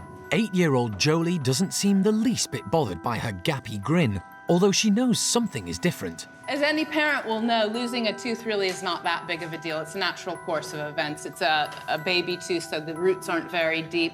But right now, the hole is actually still bloody. It's only recently just fallen out. So she's doing a lot of this, just keeping the air off of it, because anybody, if you remember, when you lose a tooth, as you breathe in, the air going over the socket gives you a little bit of a sharp sensation. So you feel them in the teeth? There it is. In the nursery, losing teeth is just a natural part of growing up. But whilst Jolie's untroubled by her missing tooth, her older friend Hsiao-ning isn't so happy with what's happening to her mouth. Morning, guys. What a pretty girl. First I thought, okay, so is she just come up with a new play face, whether it's blowing raspberries or pulling silly faces?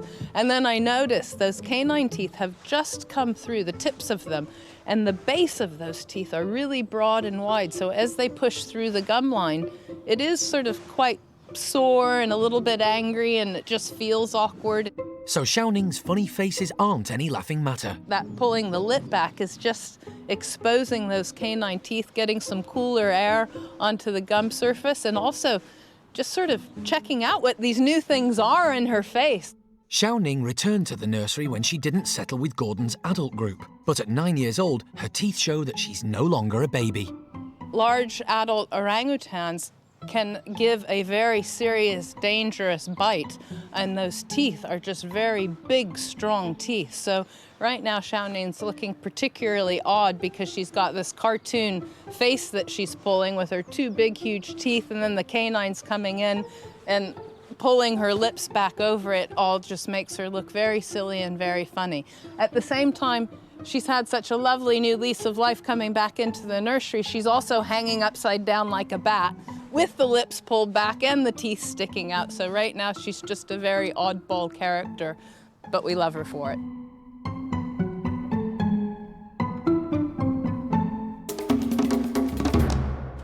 "14 months ago, Alison was called in by Merseyside police to help rescue Solomon, a 10-week-old marmoset living in a tiny hamster cage. Today, and I'll look after him.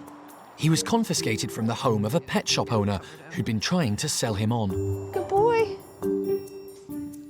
Once at the park, he was introduced to Gabby, and he immediately grabbed hold of her and wouldn't let go.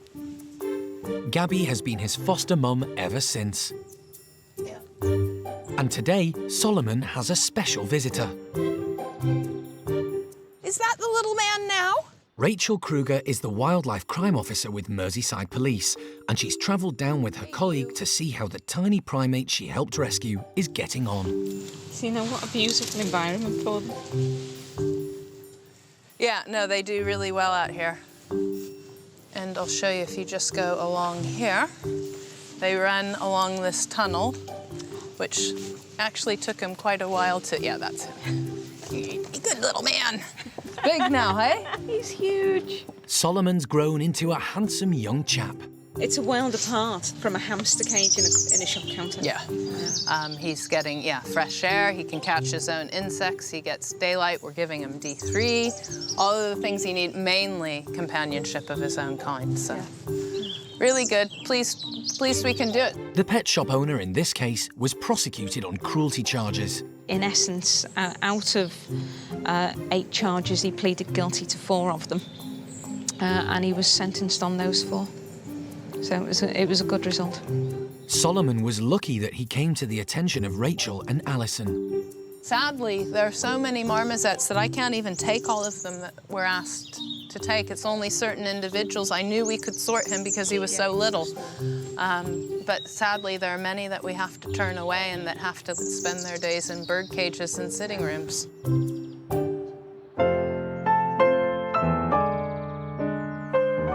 It's the end of the day at the park. Tutti is back with her group after her tooth operation. The surgery went well, but she's looking a bit sorry for herself. Whilst Valerie and the rest of the gang are busy making their beds for the night, Tutti's still not quite up to joining in. Just like Valerie, Tutti's usually very particular about where her bedding should be for a comfy night's sleep. But it's been a difficult day for her.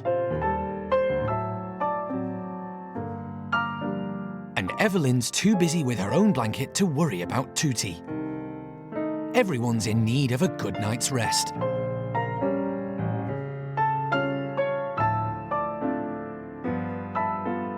Maybe it'll all feel better in the morning.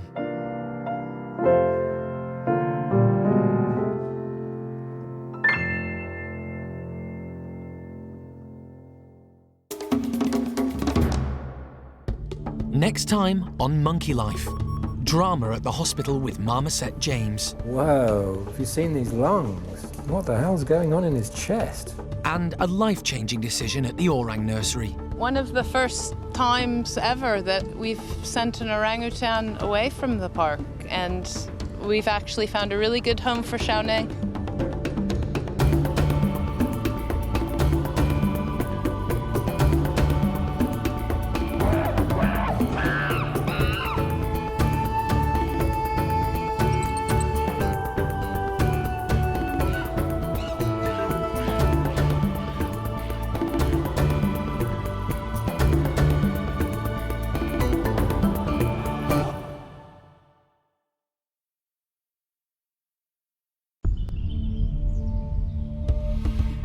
This time on Monkey Life. Drama at the hospital with Marmoset James. Whoa, have you seen these lungs? What the hell's going on in his chest? It's factor 15 for the Stumpies. Yeah, I know. I'm horrible, aren't I? And a life-changing decision at the Orang nursery. One of the first times ever that we've sent an orangutan away from the park.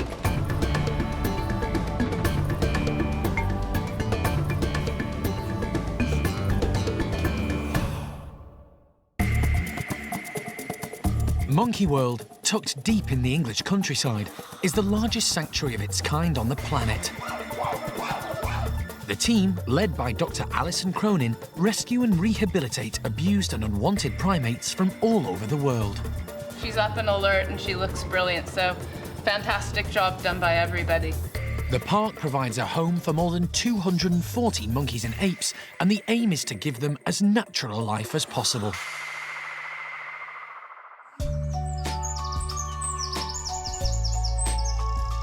It's a glorious summer's day at the park, and all the primates are chilling out in the sunshine. Except for the nursery orangs, who are waiting indoors while James prepares a special summer delight for everyone. Most of the orangutans in the nursery are under 8 years old. They'll stay here until they mature, but one day they will all move on to join an adult group. Until then, life is undemanding, without too much pressure from grown-ups. Just got some coloured balls filled up with different various fruit juices and stuff, and we've put that in the freezer overnight so it's nice and frozen, just to give them a bit of enrichment, because the weather for once this year is actually really, really nice weather. It's supposed to be really hot today, so they should enjoy a bit of refreshment from these first thing this morning. The iced balls are being hung up all around the enclosure, just to give all the group a sporting chance to get their own. Better still, big girl O'Sheen is being kept back for a while. When it does come to nice treats, O'Sheen does tend to hoard a lot of the food. The kids do tend to keep their distance, stay away from her quite a lot, and she'll just grab as much as she can and go and sit in a corner with it. So yeah, we try and limit that as much as possible.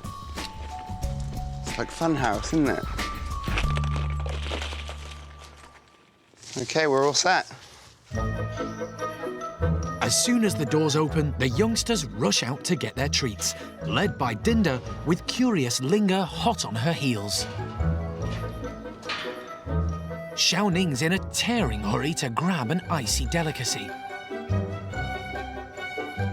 Jolie tries a more studied approach, without much luck. They're having to work to find the fruity ices. A lot of them are fake ones, so they really have to go through all of the balls to get the right ones, to get the treats inside. So they're all concentrating out there at the moment, as you can see, and generally just enjoying themselves.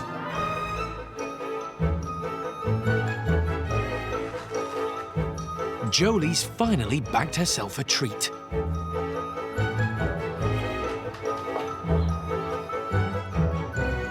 And it looks like Kai's taken a leaf out of O'Sheen's book, making a complete pig of himself.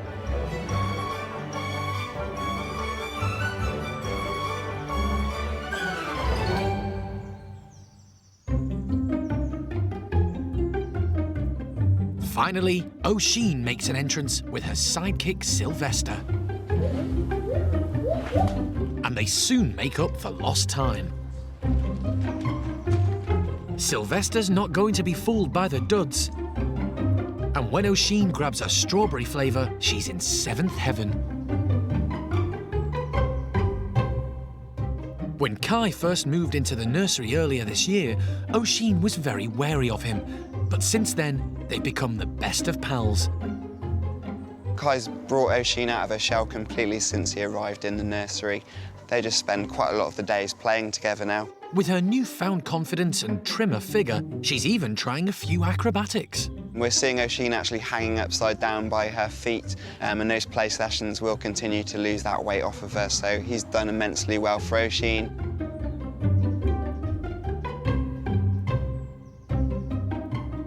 The ice hunt keeps the troop active and amused for hours. It's a big mess to clean up later on, but all the better for it, because I know that these guys have all had plenty of fun throughout the day. But the group are unaware of a massive change about to occur for one of the family. Hsiao-ning has reached an age where she should move out of the nursery into an adult group. And for the last year, the team have been trying to integrate her, but it's been a struggle. Here at the park, our adult groups are big, and they're full of formidable, grown-up adult ladies and men who have very serious opinion. It's not an easy place in those two adult groups. So Hsiao-ning having a quiet, young, small group is her best future, and so that's what we're going to do for her. As part of the European Endangered Species breeding program, Hsiao-ning is moving to a new centre in Rostock, Germany, where they have a young male orang waiting for a mate. But it'll be a big step for her and a huge wrench for the team. One of the first times ever that we've sent an orangutan away from the park, and we've actually found a really good home for Hsiao-ning in a place that can offer more than we can at present. So that's a very young and small group of her own. So she'll be with a young male her own age and with one other female her own age, and that's it. Since she was born at the park 9 years ago, Hsiao-ning's endeared herself to everyone who knows her, and it'll be hard to say goodbye. I'm going to be really, really sad to lose Hsiao-ning. I mean, she is a real personality and a great character in this group, and worked with her for quite a few years now. But all the same, she'll be a lot happier when she does finally meet the other guys over in Germany. It is sort of like the kid leaving home for the first time. It's really sad and emotional, but I'm sort of excited and pleased for her because I think she's going to have a really good opportunity.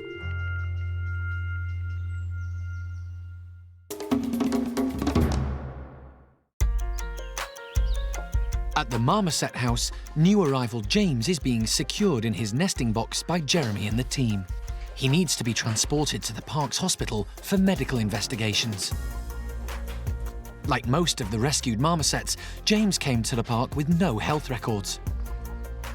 But over the last few weeks, care staff have noticed he has a problem whenever he eats a meal. He vomits up everything he eats to a certain degree. So even if it's banana, we've even seen him bounce water. So he'll be eating happily, very well, feeling good in himself, eating, and then up comes regurgitated food, which he often eats back down again and continues on. They need to find out what's causing the trouble. Is there a blockage somewhere down his esophagus where the food sort of hits and then comes back up?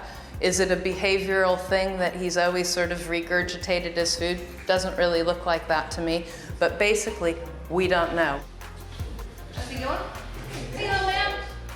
Today, specialist wildlife vet John Lewis is at the park to try and get some answers. We just need to eliminate certain things. We'll x-ray him, we'll run a blood profile, and I'll have a look with a small modified endoscope into his stomach. So there's always the possibility he's got a lump stuck in his stomach, in which case we'll try and remove it. It's a straightforward procedure, but James will need an anaesthetic, and that's a risk for all primates. With male common marmosets weighing less than 500 grams, any operation is even more difficult. We're going to give him an injectable anaesthetic so that he doesn't need to be connected to the gas. We'll have the gas ready just in case, and see how far we get. It's going to be a fiddle.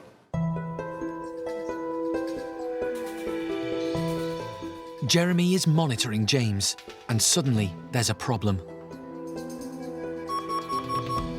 He's not breathing, John. John, he's not breathing. It's a life and death situation for James. John can hear a heartbeat, but James is not breathing for himself. John begins gentle chest compressions. They must be hard enough to get air into his lungs, but with such a tiny primate, he could easily break the ribs. Right now, it's just very stressful and terrifying because we've gone to extra lengths to try and sort out James and his welfare, and you know, he's actually sorted out with Max now, and now we've got serious problems. And I hope we're going to be able to A, solve his medical condition, because he clearly has something the matter, and B, that he's even going to make it through this procedure right now, because quite frankly, it's a bit ropey.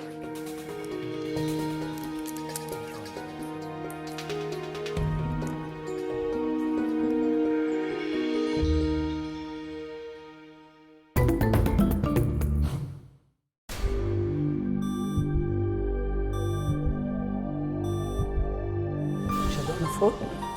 At the park's hospital, it's a life-threatening situation for marmoset James. He's reacted badly to anaesthetic and has stopped breathing for himself. The team can only watch anxiously as John works on him. Right now we're having to breathe for him. We'll get him back to baseline and then John will continue on with just gas and air, which is much safer.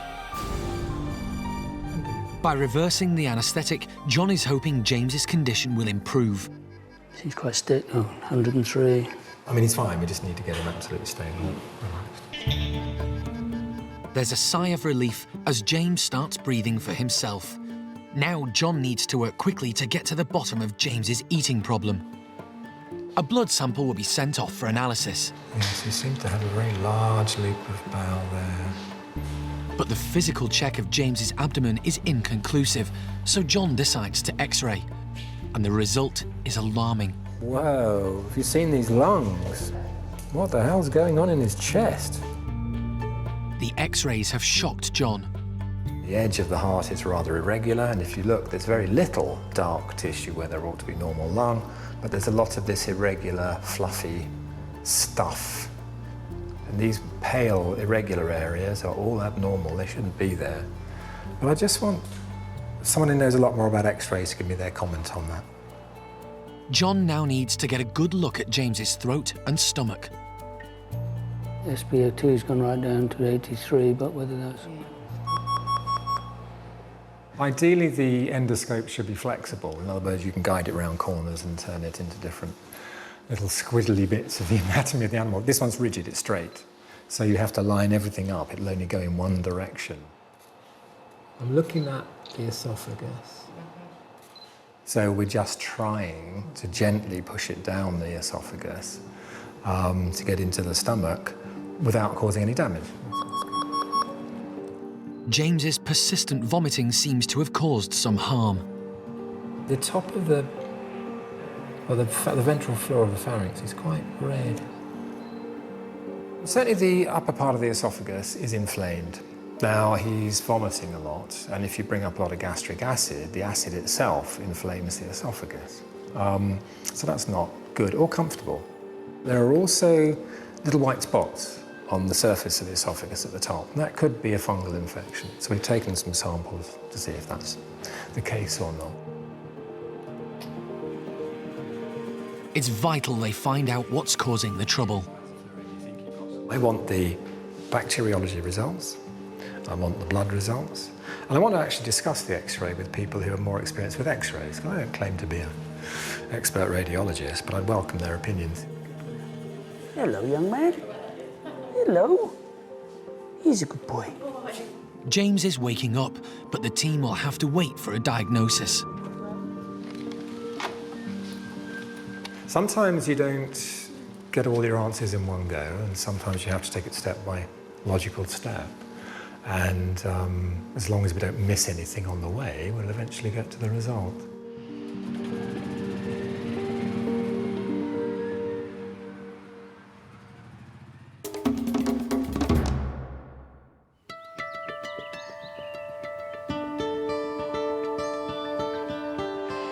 At the Stumpy House, care staff are preparing the way for a special scatter feed for the park's stump-tailed macaques.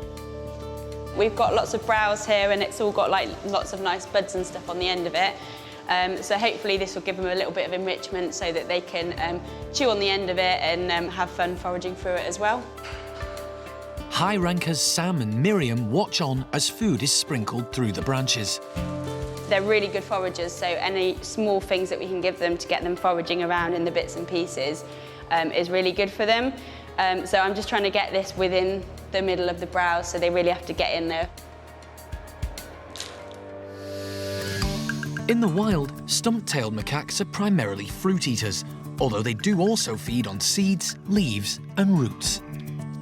They originate from the tropical forests of China and Southeast Asia, where they spend most of their time on the ground, often travelling along the banks of rivers and occasionally feeding in trees.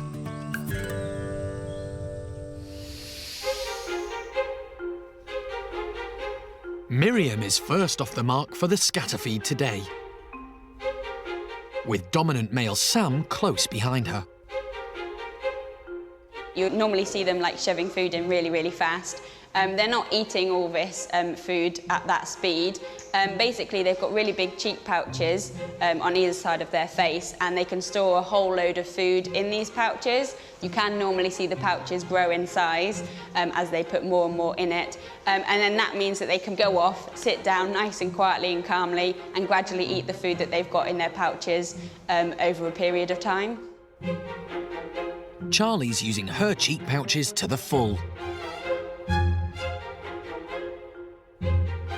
And Jonathan is making the most of the lower branches. He's kind of got stuck in and is chewing on all the buds on the end of the browse, which is really great to see. That's exactly what we wanted them to do.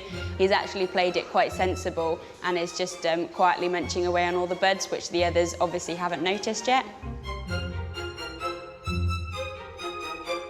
But Phil and Paddy are at the bottom of the pecking order and are waiting their turn outside. Hopefully, once the dominant guys have kind of explored everything, had a good look, these low-ranking guys will eventually come in, and we're going to leave it in here for quite a while, so they will have plenty of time to come in and explore, and when it's quietened down, that'll be the time that they should come in and have a look.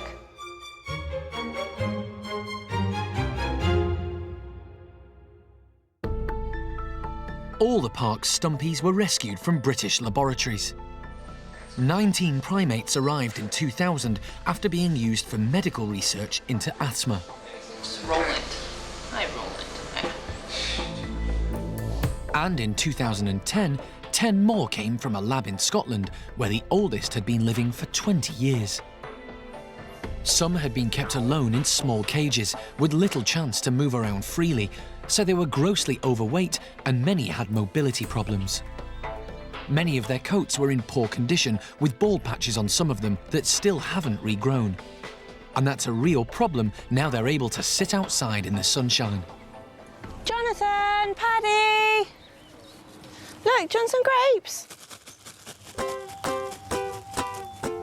Hannah's keen to get them close to the fence, but not just for the food.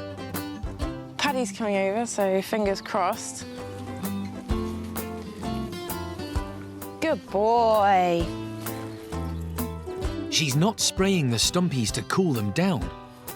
We put suntan lotion on them because the lower-ranking guys, especially Phil, Paddy and Jonathan, have got bald patches on them. With the sun being so hot and very bright today, there is a real possibility that they could get burnt, and we really don't want that.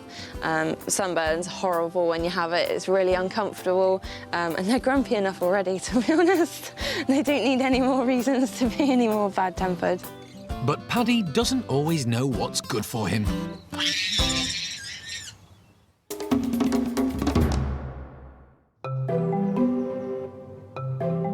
Alison and the team have made the momentous decision to allow Hsiao-ning to travel out to live in a zoo in Germany.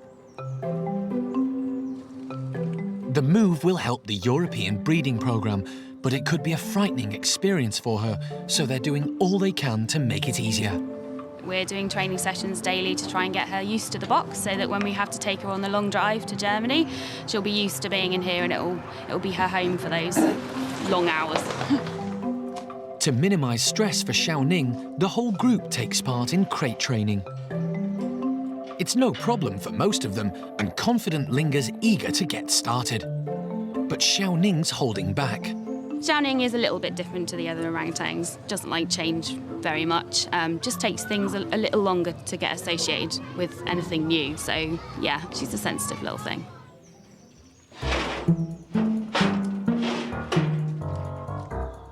Whilst Kai, Linger and Jolie go straight into the crate, Hsiao-ning heads off up the tunnel in the opposite direction. You gonna come and take an interest in the box? Not on your life, but Jolie has no such qualms.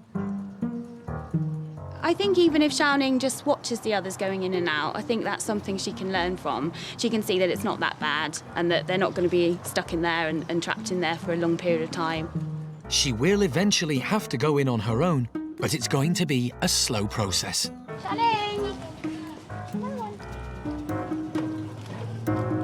You can see she's standing to the back and she's just looking ahead. She wants to come, but it just takes her a bit longer than the others. She's less brave. Come here. Lewis's box of treats tempt her a bit nearer to the crate. Good girl, Hsiao-ning. Right, we're going to push you just a little bit more. We're going to just move over here.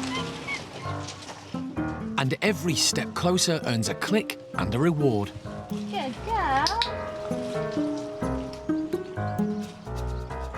But that's as far as she's prepared to go today.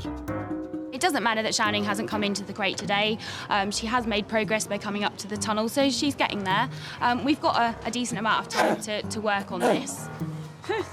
So, obviously she's not quite as keen as everybody else. With a month to go, she's still got plenty of time to get it right. Next time on Monkey Life, a new leader for the woolly monkeys. He's a big, beautiful male woolly monkey, and all of the ladies should love him. And as one arrives, the park says goodbye to an old favourite. Safe journey, guys. Let me know how you get on.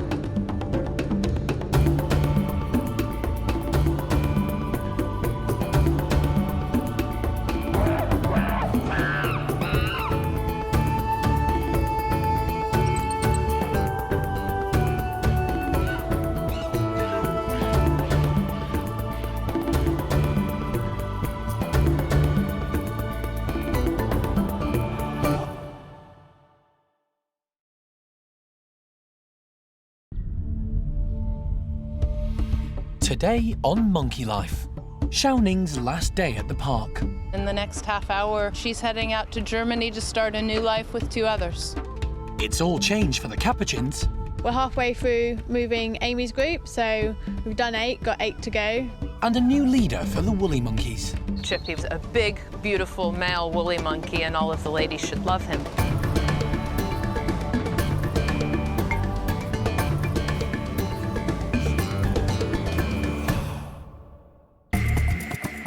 Monkey World in Dorset is the largest sanctuary of its kind on the planet. The team, led by Dr. Alison Cronin, rescue and rehabilitate neglected and abused primates from all over the world. Just with a hacksaw, I could take 3 of these bars out and pull her out. The park is home to more than 240 monkeys and apes from 18 different species. And the aim is to give them all a safe home and a secure future.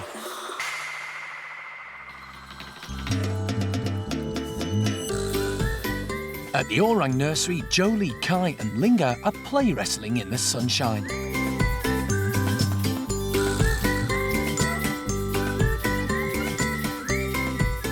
Whilst Kai ponders his next move, Linga takes advantage and nabs the comfiest cushion in the park. They're all blissfully unaware that change is in the air. The difficult decision has been made for 9-year-old orangutan Hsiao-ning to travel out to live in a zoo in Germany, where she can be in a small group of young adults, which isn't possible at Monkey World. But Hsiao-ning's always been reluctant to try anything new. Anytime we've reached developmental stages in her life, she's always just put up a huge fight and a huge resistance and acted like the world's coming to an end, even when it's been nice things. So when we built this new fabulous building, which is really lovely, and they all love it in there, and the first day that we moved her across, how dare you? How dare you make me move from the small, tiny building into the big, lovely, bright, fresh air building? And it's just silly. For the last month, she's been undergoing crate training in preparation for the long road journey to Rostock, Germany. You gonna come and take an interest in the box? To start with, Hsiao-ning was having none of it, but eventually she realised there was nothing to be frightened of. Hi, baby. Click when she gets in. Yeah, Missy. Good girl, Hsiao-ning. Wow, she's doing really well. Yummy. Yum, yum, yum, yum. Any more? Well, with Hsiao-ning's crate training, she's made a amazing improvement.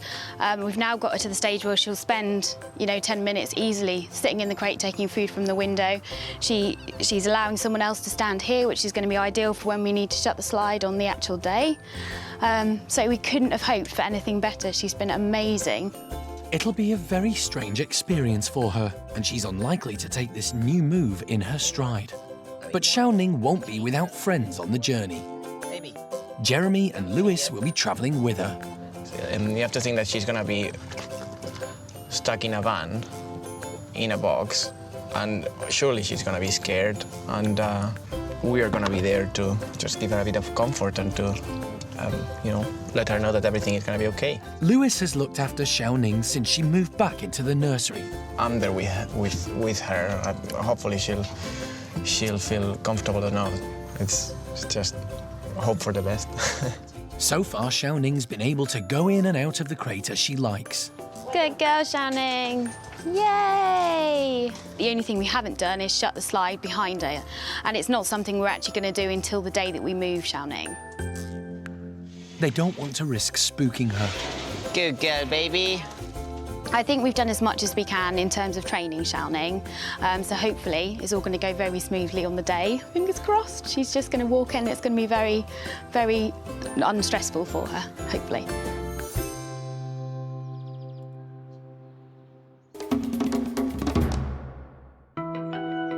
Hsiao-ning's not the only one set to move. Monkey World's Capuchins are also in for a major upheaval. Most of the park's Capuchins were rescued from a lab in Chile in 2008. When they first arrived, they were put into single-sex groups until the staff got to know their individual needs and personalities. It soon became clear that some of the less dominant males might do better in different groups. So 3 of them were introduced to a group of females. That went well, and it set the pattern for the future. When Tao, a victim of the European pet trade, came to the park in very poor condition, he initially did well and put weight on. But the team felt he too would thrive better in a group of females, so 12 months ago, he was also moved. It has to be said, he's doing amazingly well. He's an absolute hit with pretty much all the ladies, and he just seems to thrive on it. He just goes where he pleases, he gets food when he wants, he sits there and he gets groomed all day if that's what he wants doing. So he's really a very different Capuchin to the one that we originally moved from the bachelor group. In a mixed-sex group, Tao's life is much closer to what it would be in the wild. It just shows how important it is for these Capuchins to live in these natural social groups. Tao prospered with the ladies, and things have gone so well, the team are aiming at having all mixed-sex groups. And today is another step along the way. Well, down here at the bottom of the park, we have Amy's group. It's an all-girl group of 16. It's a very solid group with a strong leader. So we're going to move them up to the forest enclosure, and we think they'll make better use of that enclosure than the 9 boys that are in there at the moment. Those 9 boys are moving into Amy's old house, which is a bit more spacious for the big guys. And that's not all. Thirdly, we're going to create a little geriatric group at the cage in the forest. So they'll have some girls next door, which hopefully will, you know, produce some interesting behaviours. They need this group because amongst the males, young Winslow has been making a leadership bid and has attacked an injured old leader, Gorilon. It's just not safe to keep them together any longer. So they've a lot of monkeys to move this morning, starting with getting Amy's girls into the tunnels. They're used to going out through the tunnel every day in the morning, so as far as she was concerned, it was part of the routine. There's meticulous planning. Just like a military operation, the girls are soon in their travelling crates and on their way. And the boys are going in the opposite direction. Great, thank you, Kate.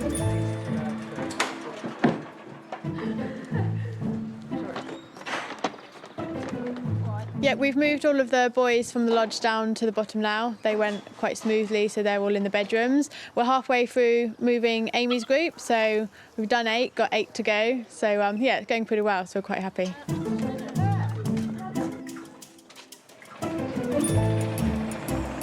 Becky, Frida and Elvira are the last ones to go. 13 down, 3 to go, and obviously all 9 boys are safely already down here. Finally, everyone's in the right place, including Jeremy. They'll be given time to settle down before the boys meet up with the girls. But the initial stage has gone well. Woolly monkey Bueno recently passed away after suffering from a heart condition. Since then, his family has been without a leader.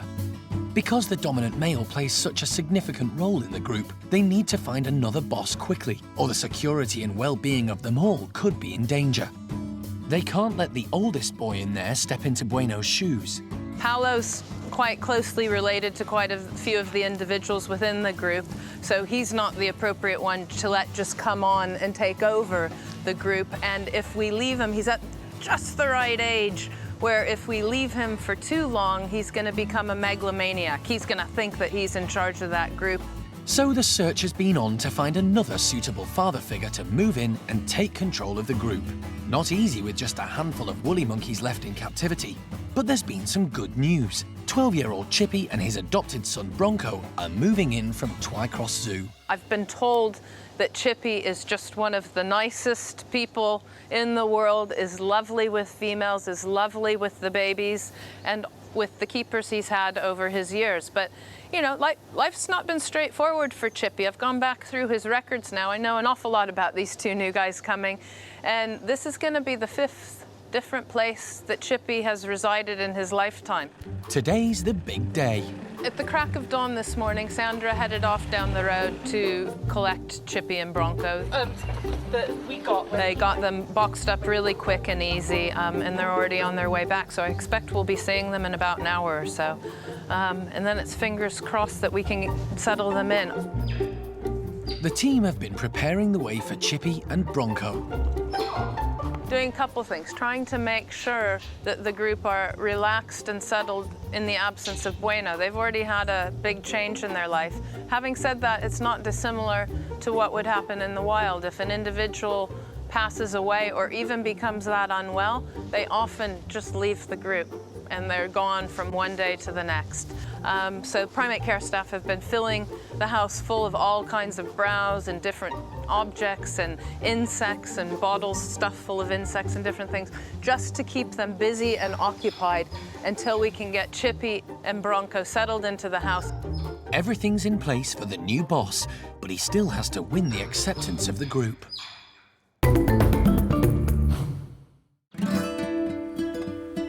At Monkey World, everyone's keen to meet the 2 new woolies who are about to arrive.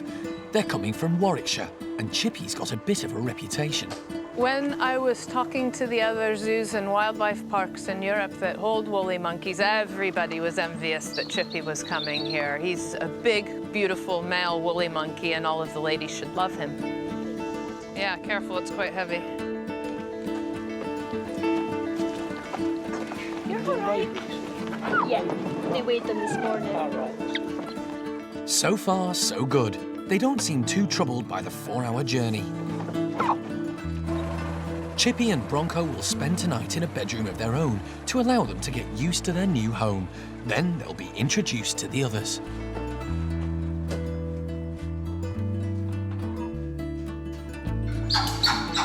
Chippy's first out of the box, and he's not sounding too pleased about what's going on. Good boy. Sandra's doing her best to reassure him with some grapes.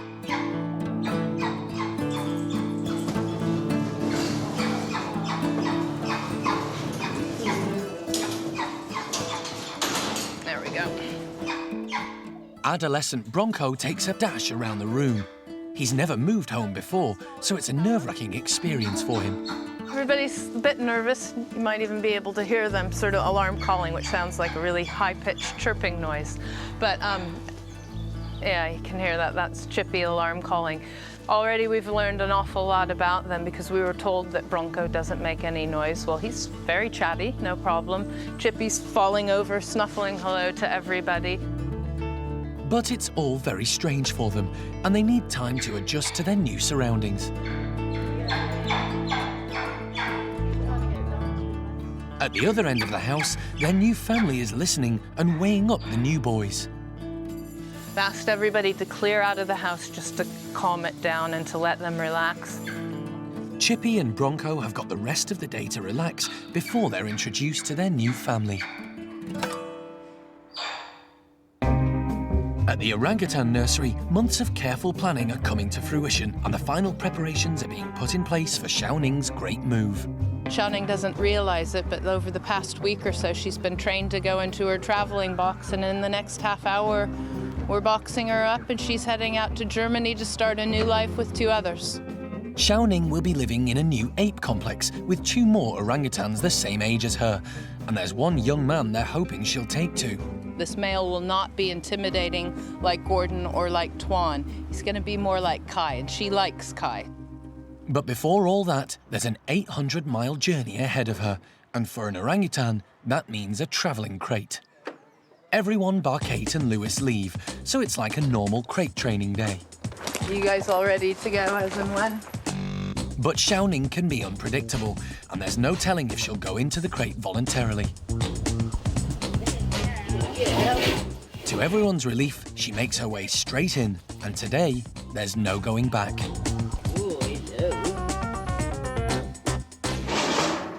Good girl. Good girl, Hsiao-ning. Sounded right. These guys have done an absolutely brilliant job, because tricking an orangutan to catching them out in the box is not an easy task, not any time. But it just goes to show that the training and the practice of getting her used to the box, no squeaking, no complaining, no banging. She's okay in the box, and she knows it's safe and sound, which makes me just feel a whole lot more relaxed, because I don't want her upset the whole way to Germany. They make sure the box is secure before they move it. This is the first time an orangutan has had to leave the park, and now Alison and the team must say their goodbyes. It would be selfish for us just to keep her here because we love her. It's time for her to have a group of her own and to graduate from being just around the babies. So it's a good thing, but of course, yeah, terribly sort of upset and worried for her.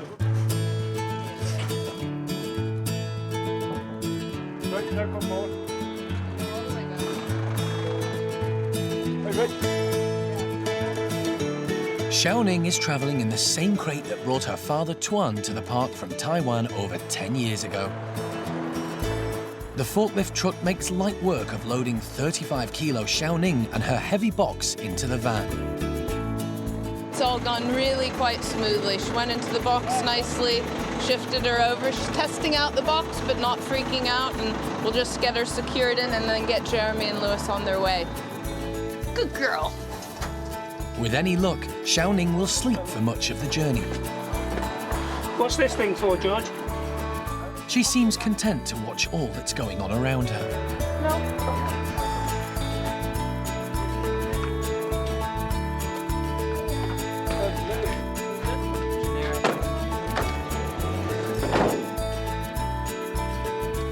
Safe journey, guys. It's the first leg of their 17-hour journey.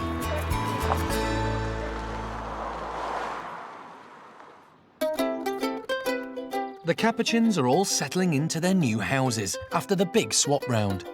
Low-ranker Joey's getting used to the newly formed geriatric group.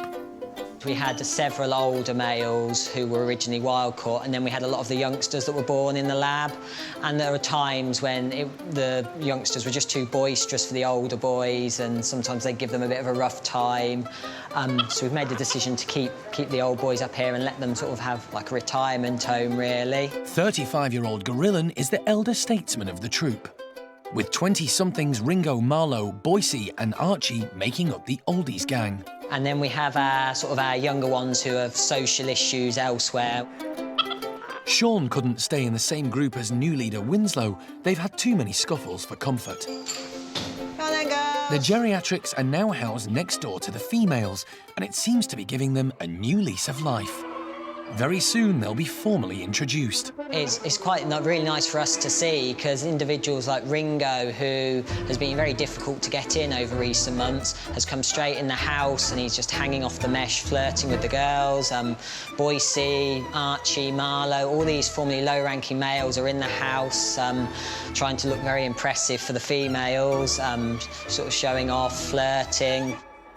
The girls seem to be more interested in their pomegranate than the boys' attempts to charm them. The whole process seems to have gone really, really smoothly today. We've been really pleased with how it's gone, how they've all settled in. And obviously the next big step for them all is when we actually let them outside into their new outside enclosures. And again, we just hope that they take to that as well as they've taken to moving to their new houses.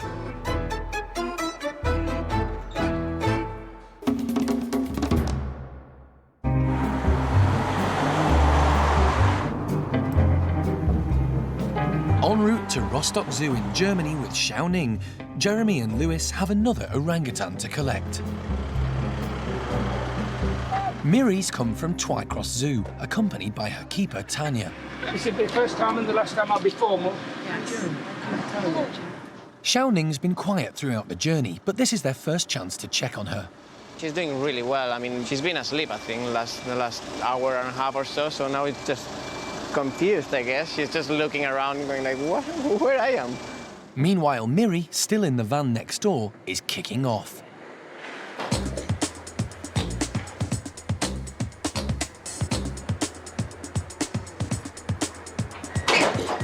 She's far from happy at being moved, and Jeremy's quick to point out his orang's virtues. Get your monkey under control, lady. Not all the way there. Yeah. Look. Well, not so sweet. She's gonna... Hsiao-ning sitting in there as sweet as you I know. like. I've just told her that. Yeah.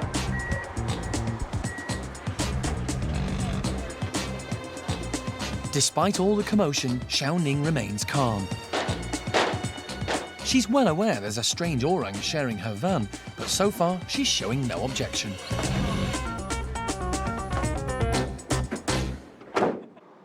The next stop's the Channel crossing.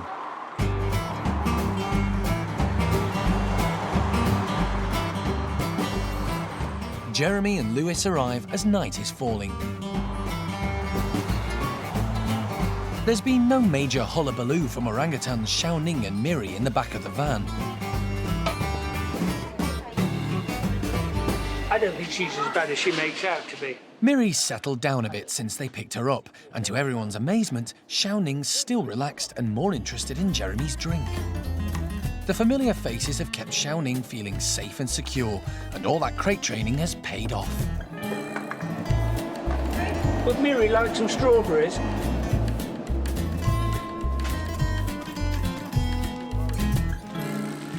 She's doing really, really well. She's really, really calm. I think she's been sleeping most of the time when we've been on the road, and now when she's awake. I'm really happy with that. Really, really happy. Well, you're not, are you? No. She can just see her noisy neighbour through the crate windows. You see she's watching now. Also, Miri's being very, very vocal.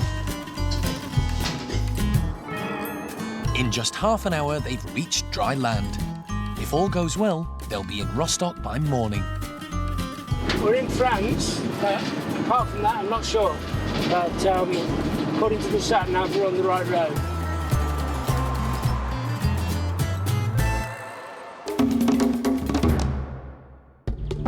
Next time on Monkey Life, Hsiao-ning arrives in Rostock, but not all goes according to plan. It hasn't been a positive introduction because Hsiao-ning didn't behave nicely. And it's party time for the boisterous bachelors. Once they're excited, it goes to levels where you cannot even think. It's so loud.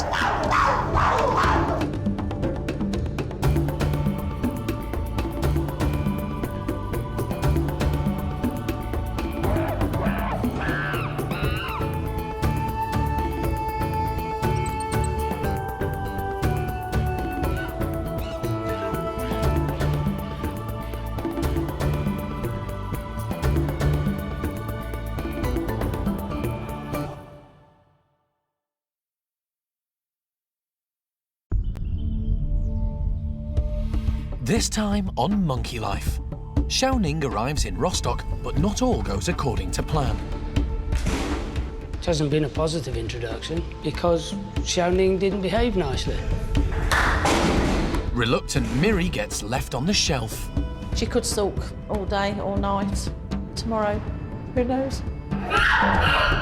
And it's party time for the boisterous bachelors.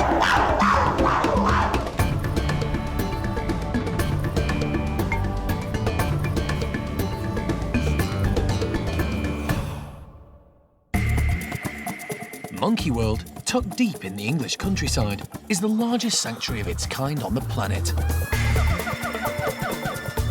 The team, led by Dr. Alison Cronin, rescue and rehabilitate neglected and abused primates from all over the world.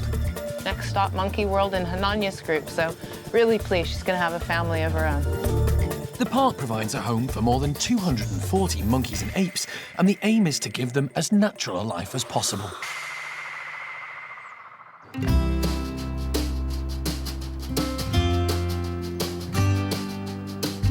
Jeremy and Lewis are making their way from Monkey World in Dorset to Rostock Zoo in Germany. They're travelling 800 miles and making frequent stops along the way to check their precious cargo. On board are orangutan Hsiao-ning and Miri, who's come from Twycross Zoo accompanied by her keeper Tanya. The two primates are about to start a new life in Germany. It really has been a perfect journey so far. We've had no hitches or disasters or anything. Rostock is situated on North Germany's Baltic coast. It's a large industrial city with a major port. Since the devastation of the Second World War, its old historic centre has been faithfully rebuilt.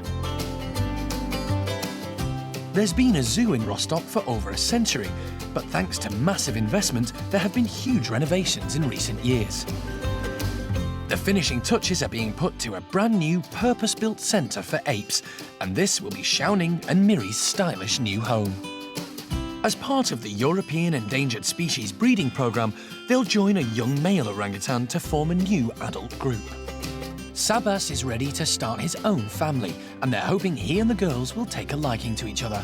We are very excited because Sabas, at the moment, he's 8 years old, and it's time for him now to leave the group. And so, as we heard that Hsiao-ning is coming, we were very happy because we think it will be very fine when they are together here in this new house.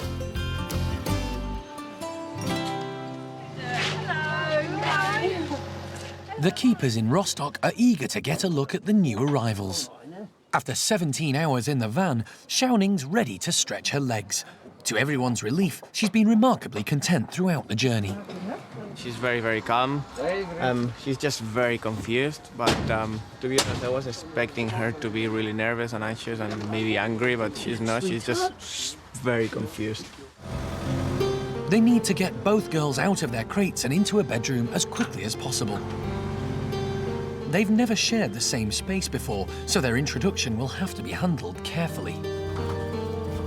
Whilst the team put Hsiao-ning into a bedroom, her prospective mate Sabas is kept at the other end of the building with his family. He has no idea that tomorrow he'll be coming face to face with two beautiful young ladies. It's all safe. We don't want to let her out and she just walks past here. Okie doke, all right, if we push to the door now. There's every chance Hsiao-ning will be very angry at being cooped up for so long, so they're doing all they can to keep her calm. Lewis opens the door, I'll go and say hello to her as she comes through. You ready? Yeah, go for it. Hsiao-ning makes her way in very cautiously. Hello, gorgeous. Hello, sweetheart. Come on, sweetheart. She's just watching. The thinking monkey, that one. She's got all this lot weighed up. Jeremy has known Hsiao-ning since she was born at Monkey World in 2003. Unfortunately, she was rejected by her mother, Roro, and was hand-reared by primate care staff until she graduated into the orangutan nursery. Jeremy followed her progress as she matured and made friends. But when she reached adolescence and the staff tried to integrate her into an adult group, she just didn't want to know. They'd hoped she would take a liking to dominant male Gordon, but she refused to let him anywhere near her, and she's gained herself quite a reputation.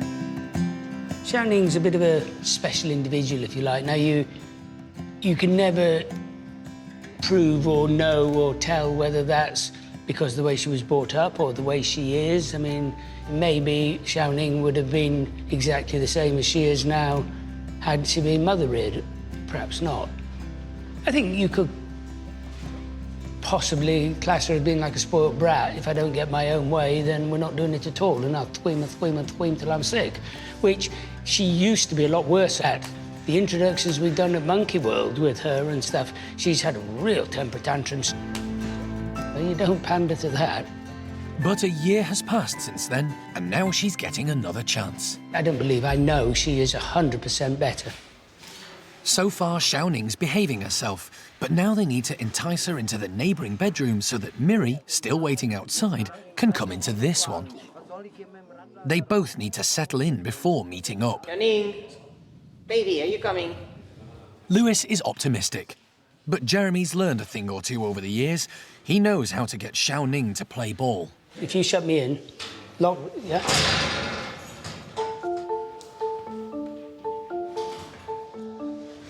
Come on. Come on. She's not giving in easily. Wheel me. Come here. Since he can't beat her, he joins her. Come on. Good girl. Go down. Good girl. Here's a good girl. Finally, she moves through.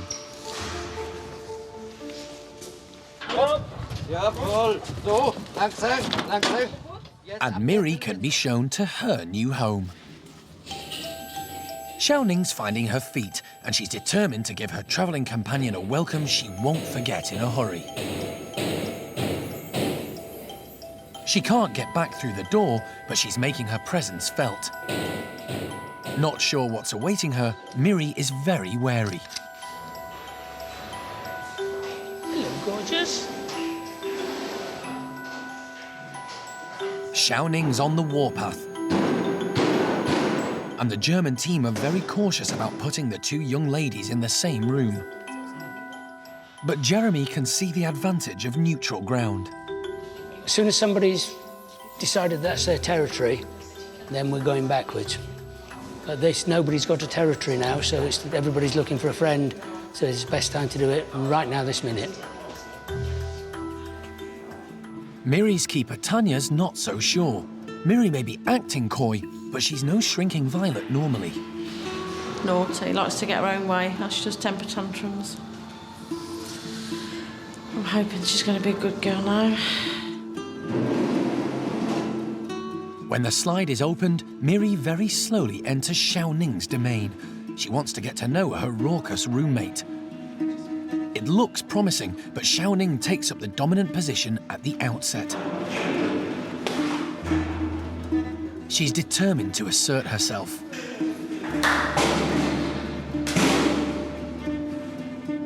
Miri's taken refuge on high. She's covered herself up because she's upset, and she's tried to make friends, and Ning just wasn't having it. So now she's gone to sulk. She could sulk all day, all night, tomorrow. Who knows? The two girls will be left overnight to get used to each other, and tomorrow they'll meet the third member of their new family, Sabas.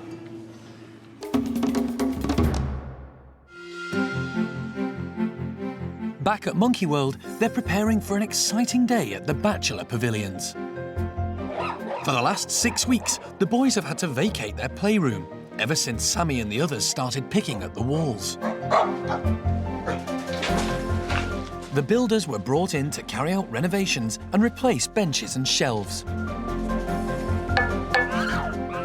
The lads have had 24-hour access to their bedrooms in the big outside enclosure, but they've missed their playroom. Now the primate care staff are adding the finishing touches to make the reintroduction to it go smoothly. Outside in their brand new tunnel, the chimps can't contain their enthusiasm, especially Fat Sammy, who knows there'll be some food going.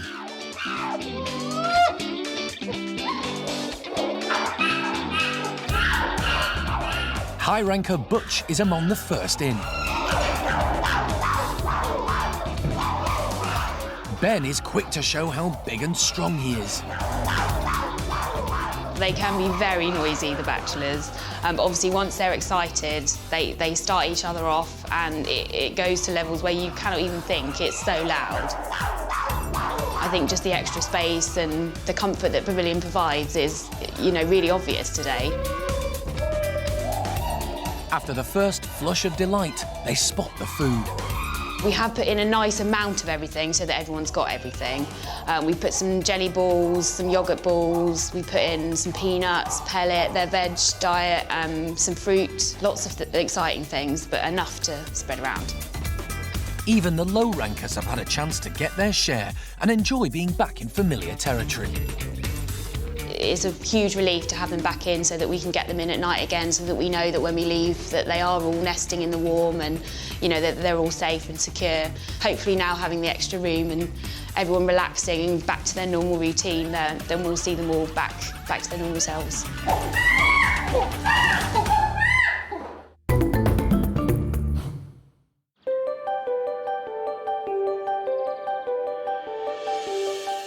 At the Capuchin Lodge, Jenny's preparing the enclosure before Amy's group are allowed out into the trees. It'll be the first chance they've had to explore their new territory since yesterday's major house moves, and Jenny is making sure the boundaries are secure. Very important that I check the fence properly and make sure that there's nothing that could cause an escape. Also, with all these lovely big trees, to make sure that there's not a jumping distance that a capuchin could actually get out on. They think the active girls will really enjoy the extra room. There's about 16 of them, and there's quite a lot of youngsters who we think will benefit from this nice wide open space and being able to sort of bounce around on the trees. We've also got quite a lot of girls that actually came from the wild as well, so it'll be a good mix of young and old, really. There's loads of lovely grass that they can forage around, and more worried about getting them in at the end of the day than anything else, really. While the team are preparing the large enclosure for the girls, just behind the lodge, the geriatric boys are already out and about in the sunshine, getting to know their outside space. Today, they're getting their daily dose of vitamin C in juicy rose hips. They eat pretty much anything they can get their hands on, so we do try and vary regularly what we give them in terms of fruit and vegetables. We plan their diet sort of days ahead so that they're not getting the same food every day, and then we vary the carbohydrates and the proteins that they get, and then there's sort of enrichment as well that we give.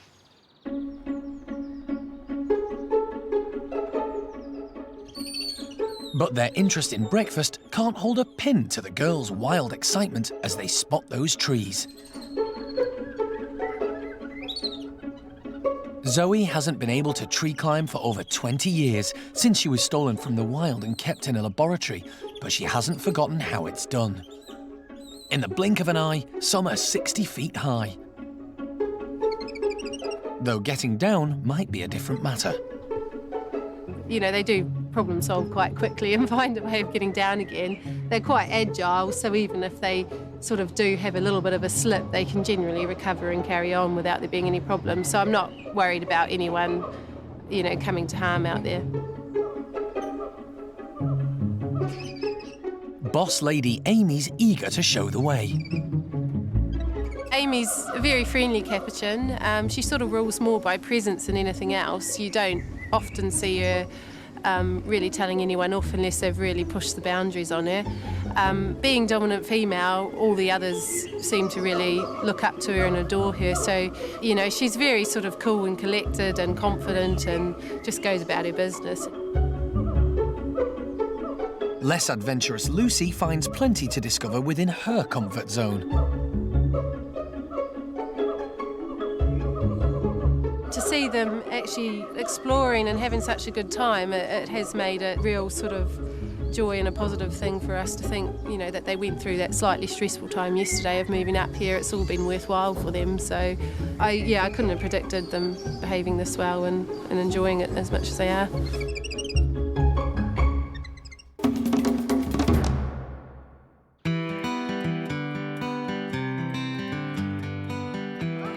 It's feeding time at Rostock Zoo.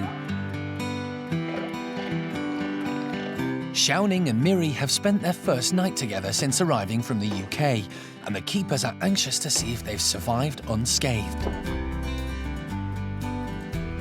Hsiao-ning's aggression seems to have faded. When we came in the morning, everything was okay. They were both sleeping, not together, but everything was okay, they were calm. they feel better. You know, when you have something to eat, it's everything better. I think in some days they are friends, and it's okay. I hope so. This is outdoor enclosure and indoor enclosure. We're going. With their charges in good hands, Jeremy, Lewis and Tanya are also up early. Curator Antje Zimmerman is showing them round the great ape enclosures. Hsiao-ning and Miri's new home has every mod con. They've even recreated the humid conditions of the tropical forests that these apes originate from. The total is around about 3,800 square meters. Okay. The gorillas have already made themselves at home. Good boy. No, don't stand too close, okay? So far, just the gorillas have moved in. The race is on to get the orang enclosures completed. Can't wait to see the outside now. The outside enclosure will be an island surrounded by a moat with lots of natural trees, a wonderful forest home for the orangutans. Hsiao-ning will be living in the lap of luxury, but all that depends on her being able to get along with a certain young man. This morning, Sabas has been separated from his family and moved closer to Hsiao-ning and Miri in preparation for their introductions. Daniela is doing all she can to make things go smoothly. I make some toys for the apes because in some hours we want to bring Miri, Sabas and Hsiao-ning together. And so there's something indicates if there should be some aggression. I don't think so. There are some things to distract them. At any time you can scatter some food. This is always a good thing. Sabas has already made a good impression on Jeremy. He's a very good-looking lad, isn't he? And I'm sure he'll be fine. He's about the ideal match, size and age and everything else, and we just got to let it happen and see how they go. It's down to them now. This is a great opportunity for Hsiao-ning to be in her own adult group with Sabas and Miri, but they've still to find out if she's going to make the most of it. First things first, Sabas is encouraged into the neighbouring room to the girls. That was good. That was good. Here he can look, but not touch. As soon as Hsiao-ning realises he's next door, she's up to her old tricks. He's not about to get any come-ons. Sabas isn't sure if he wants to face this angry ape. He's never been away from his mum before. It's fresh territory for all three of them, and Sabas wants to stake his claim. They're all learning each other, and the first thing everybody wants to be in charge. You know, because this is, you've got to start as you mean to carry on. If you're in my life, you've got to realise, little girl. They decide to push ahead and let the three apes into the same room. Hsiao-ning wastes no time in exerting her authority. It's a far cry from her first meeting with Gordon when she just ran away. Miri's keeping well out of her line of fire. But Sabas has no intention of being ruled by this female. Miri decides she's been on the shelf for long enough and ventures into the battlefield. Sabas comes to say hello, but Hsiao-ning's having none of that budding relationship. At last, Tanya has something to smile about. I'm very proud of her now she's come out of a blanket. I was a bit like, what is she doing? But now she's come out of a blanket and she's done exactly what she should do. Yes, I can hold my head up now and think, yes, she's done it. I think Miri's probably got more to give than Hsiao-ning. I don't think Hsiao-ning's got anything to give, whereas Miri, I think Miri will work it out. You're a good girl, aren't you? All Miri gets for her efforts is a good slap, but her steady approach has caught a certain someone's eye. Yeah, she's just slow but sure wins the race. And that's typical Orang. Slow but sure wins the race. And Miri was there, oh, just watch this for a while and see how it goes. And now, while Hsiao-ning's embarrassed herself, Miri thinks, oh, come and have a look at me. I'm not such a bad chap. I'm a nice person. Hsiao-ning's furious she's no longer the centre of attention. One thing's for sure, Sabas is going to have his hands full with these two. Who knows? He might say, I don't like either of you, or whatever. At the moment, he just wants his mum. He's a good boy. He's behaving very well, actually. Next time on Monkey Life, orangutan Gordon tries to come to terms with his grown-up body. Right now, we're still having a bit of a problem with the ladies realizing Gordon's inner beauty. And Jeremy and Lewis bid farewell to Hsiao-ning. This whole exercise couldn't have gone better. That's the time to quit. Run away. Quit while you're ahead.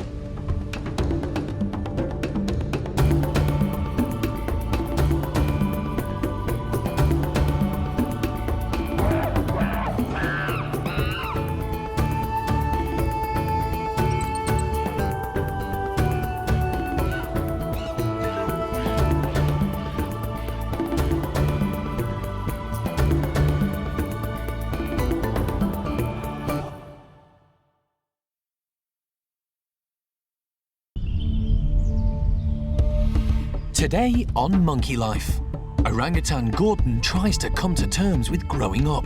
Right now, we're still having a bit of a problem with the ladies realizing Gordon's inner beauty. Chippy wows the woolly ladies. Sarah looks as if she finds him quite attractive, actually. And the park says goodbye to one of its elderly residents. Uncas was always near Alice's side, right up to her last days when she wasn't very well.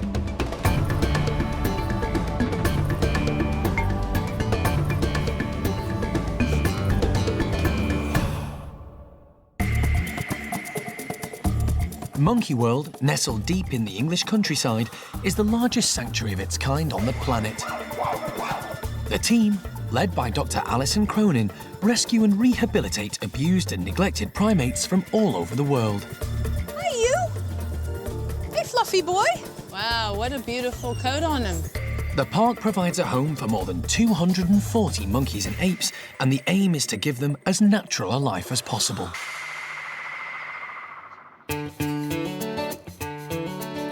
At Gordon's orangutan enclosure, the boss is taking some exercise with his family. Gordon is now 14 years old and head of the group. This year has really been Gordon's year to just shine, develop, and grow up into an amazing man. I mean, it's just quite shocking to me because the changes in Gordon have almost happened overnight. It's just simply amazing to see that little tiny baby that I knew from 14 years ago is now a huge male orangutan and even bigger than Tuan now, I think.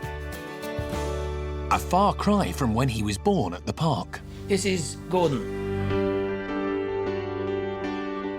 Gordon arrived prematurely, and it was touch and go whether he would survive. He was rejected by his mother Amy and had to be hand-reared by primate care staff, but every effort was made to keep him going. We had nasogastric tubes, pediatric drips for him.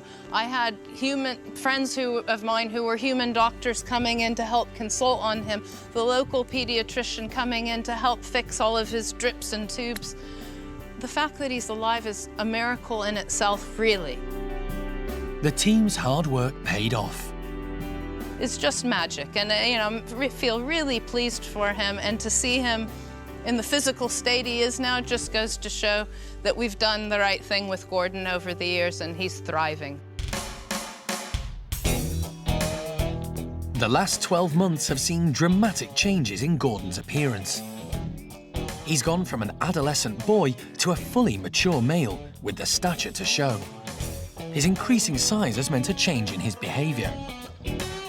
Whereas he used to fly around and run and play with everybody up in the climbing frame, where you start becoming an adult, it's not very easy to throw all of that muscle mass with the massive shoulders and the big head around up in the climbing frame. So, along with Gordon's newfound manhood has become a more sedentary life, so he's spending more time down on the ground and is a little bit less active and agile than he used to be. As he's grown, Gordon has developed huge cheek pads on the side of his face. Most adult male orangs have these, but they don't seem to serve any practical purpose. It is like the peacock theory. The cheeks are there to show any females out in the forest that they approach within their territory that I am a fully established, mature, proper male orangutan who is successful at what I do, defending my territory and being available and ready for all of the ladies that are within my territory. But whilst Gordon might have all the physical attributes, he's got a bit of finessing to do on his courtship skills. Right now, we're still having a bit of a problem with the ladies realizing Gordon's inner beauty. His amorous advances have upset Ame so much that for now she's being kept separate from Gordon, and they have to take it in turns to use the outside enclosure. Look what I got. Look at that. I'm quite worried, really, because she loves hanging around babies, and how can she get pregnant if she sort of scared to male? Hopefully, though. Don't know, touch wood, finger crossed, one day she will change her mind and she will sort of accept Gordon is the man. Never know. Hopefully with time, Ame will respond to some gentle coaxing, but Gordon's still got a lot to learn. Gordon's mental and social abilities really need to catch up with his body, and it's left him a little bit out on a limb. He's now fully matured, but doesn't really know how to deal with the ladies. They're keeping him at arm's length, and it means that he spends most of his time sort of sat on his own. Like a teenage lad, you know, he's actually fully mature, but mentally he's really not there yet, and he's got a long way to go before the ladies are gonna love him as much as we do.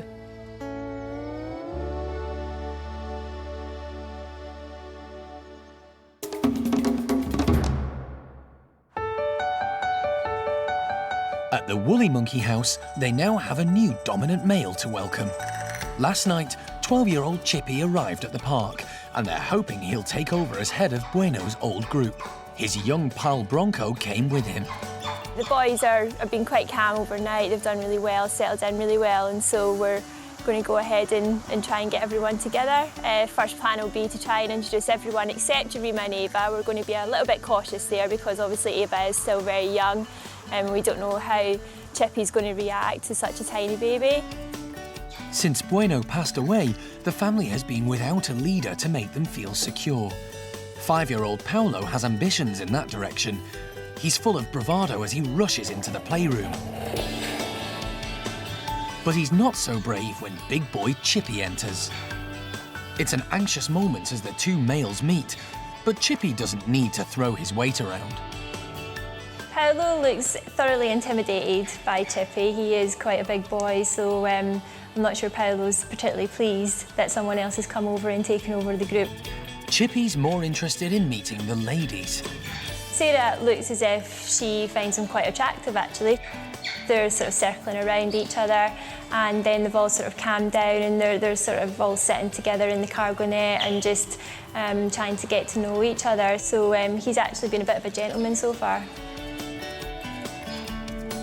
It's all going so well, they decide to let Chippy meet the rest of the group.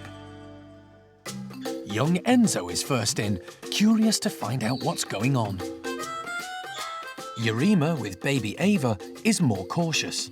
Yarima at the moment is very protective of Ava. However, she does have to make friends with this new male, so she has quite a fine balancing act to do to try and go up and snuffle the male and be nice and friendly to him, but also make sure that Ava's sort of kept out of the way of that as well. Chippy has a vital role to play as father figure to the group, so it's essential that he makes a good impression on Mum Yarima. The other newcomer, Bronco, isn't so confident. His mother died when he was young, and this big change is daunting for him with so many new faces. Of course, we don't really know little Bronco that well at the moment, so we have to take everything at his pace. He's just sort of sitting in a bedroom, just taking it all in, and hopefully he will venture out eventually. Yarima seems to like what she sees of handsome Chippy. She's even confident enough to let baby Ava go off and explore by herself. Bronco's weighing things up and so far has noticed nothing to be frightened of, so he finally plucks up enough courage to take a closer look at the others. And very soon, he finds a new friend in young Enzo. It's a promising start for this family. We'll let them all sit inside the house and we'll see how the situation goes for the next few days and just let the bond really come together.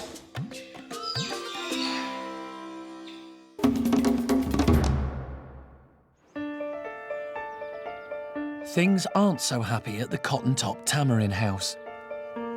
Old age has finally caught up with Alice.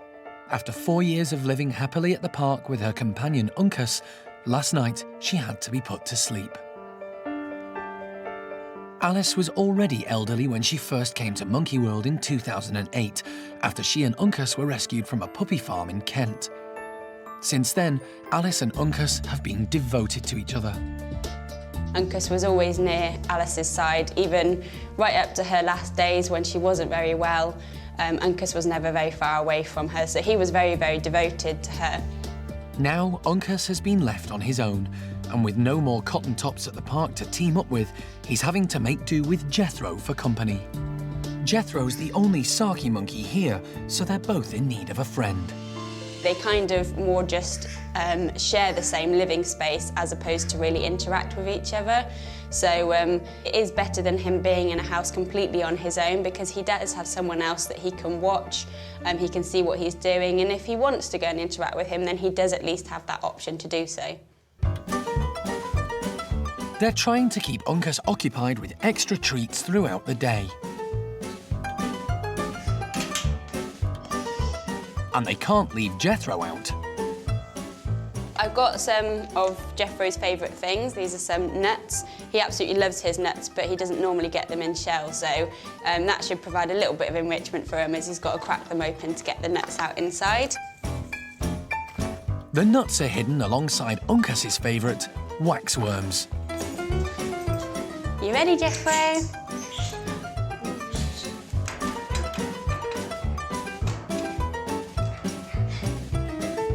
But Jethro wasn't expecting to have to work to get at the yummy bits.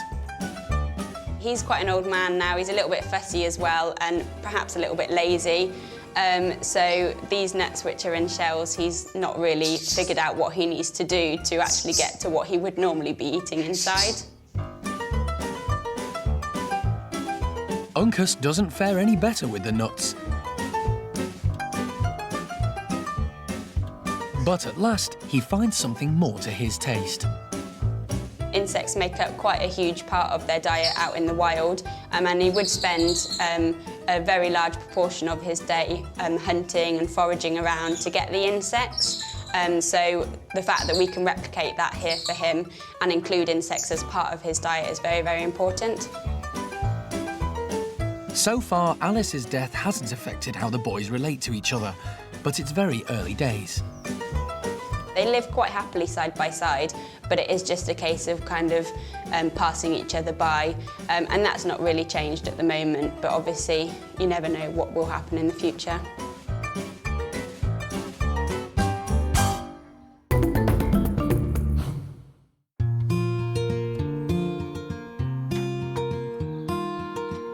At the woolly monkey enclosure, primate care staff are preparing for the next step with new leader Chippy and his young friend Bronco. They're all getting on really good. Everyone is starting to make friends and we can see some real bonds happening. We're getting to the stage now though where they are getting a bit fed up being tied into the house, and so it's probably time to give them their outside area now. With everyone still finding their place in the group, the team are doing all they can to head off any aggravation. I'm sure they're all going to be well distracted by the enclosure itself, and just to make sure that no one's competing for any food, we've put lots of extra stuff out there. So as well as breakfast, we've also put a nice scatter out there as well, so they've got some cereals and some nuts and things like that.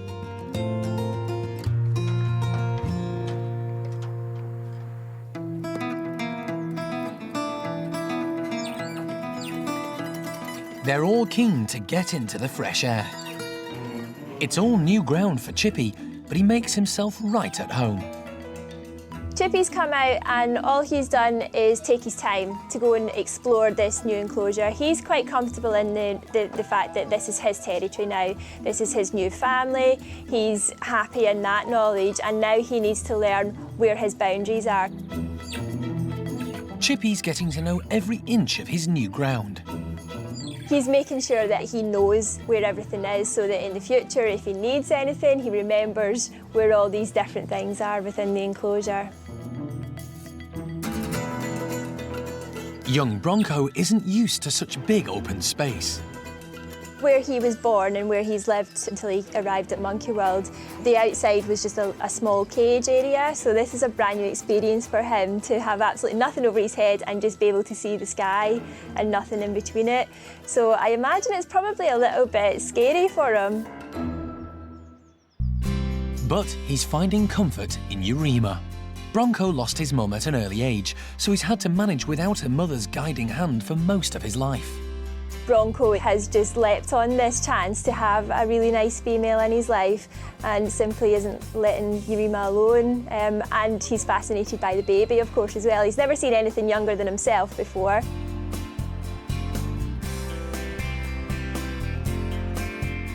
It's been a big change for all the group, but with Chippy showing no hesitation in taking charge of his ready-made family, it's all looking good for the future.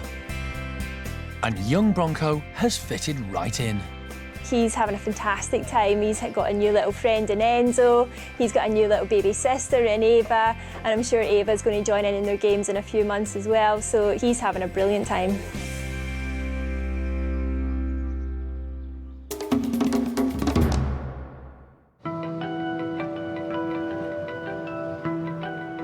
Jeremy and Lewis are in Rostock on the north coast of Germany.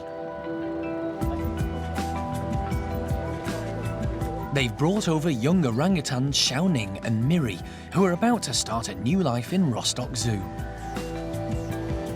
They'll be living in the brand new ape centre, which is purpose-built with every mod con.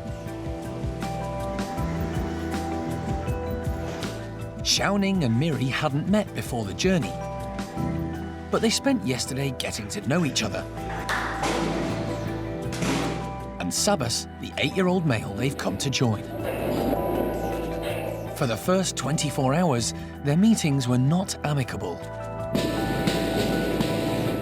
At this age, it's like kids. It doesn't really matter. It's all huff and buff and anything you can do, I can do better and all this sort of stuff. It's very unlikely that we don't reach some happy medium because they all want company, they all want to play, they all want to hang out, and they're all a bit lonely and they all want the same, they've all got the same sort of requirements. But it's vital that they do all get to like each other. Orangutans are an endangered species, and these three have a crucial role to play in the European breeding programme. I think we're all in agreement that orangutans only realistically have a future in captivity. That's a horrible thing to even contemplate, but I think it's probably where we are. I mean, if you look at the news coming out of Borneo right now, it's not very good for orangs. In the wild, orangutans can only be found on the islands of Borneo and Sumatra. A century ago, there were over 250,000, but they're now down to about 60,000. That's largely because of the destruction of the rainforests they live in, with 80% of their habitat being devastated by commercial logging in the last 20 years. And there's no sign of that slowing down. With that in mind, then we've got to think of the future, and obviously selective breeding is the order of the day. And right now, we've got this fantastic facility that was built just for that purpose. So let's make use of it. Miri's keeper Tanya is convinced this is the only way that Miri will be able to have her own babies. There was no future at all at Twycross. She was in a family group, which is nice, but then they get to a certain age and then obviously she can't be with her dad. So coming here is the best option. And I really do think it's going to work. The zoo's director has come to see his new arrivals and hear about the introductions that have been tense. Hsiao-ning was testing everyone's patience, but Jeremy was sure they'd made the right decision to keep them all together. I do not like in some places people put them together and then separate them. Once they're together, let them, it's up to them. And I don't think either of these two are going to make life-threatening injuries. You might get cuts, you might, or you might not, but now it's down to these people. These orangutans, it's down to them. We have done what we can. I would not separate unless you really need to. Let them get on with it. Hsiao-ning spent all day throwing her weight around, and Sabas was determined not to be outdone. Everyone was hoping things would settle down overnight.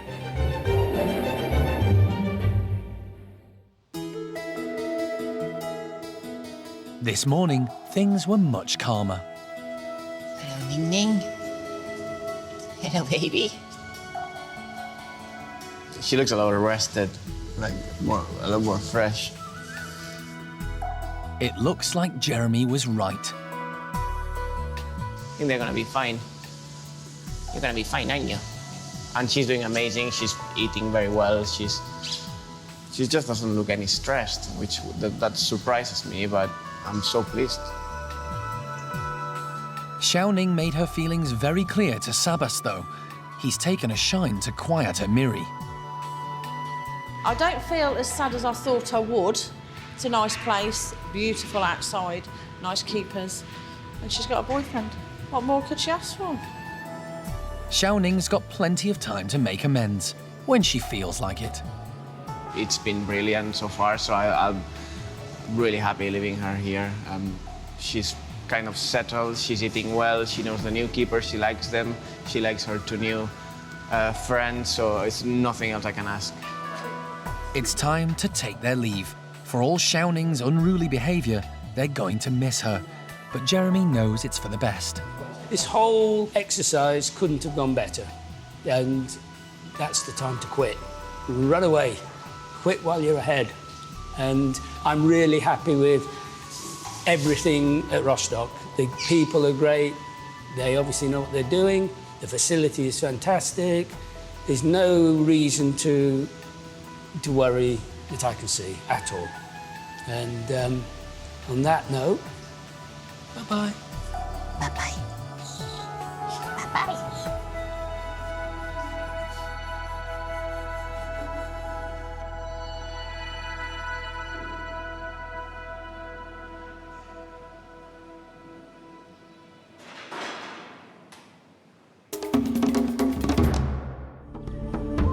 Next time on Monkey Life.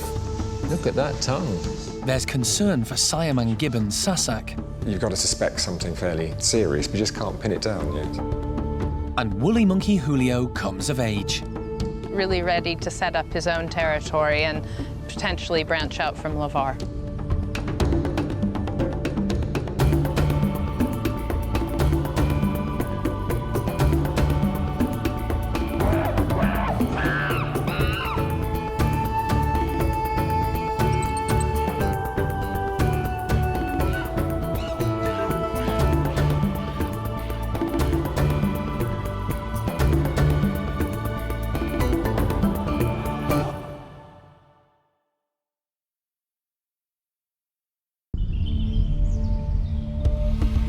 This time on Monkey Life.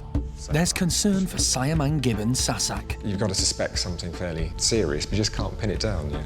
Hananya's chimps go fishing for goodies. They all have their own technique. Some are better than others. And woolly monkey Julio comes of age. He's really ready to set up his own territory and potentially branch out from Lavar.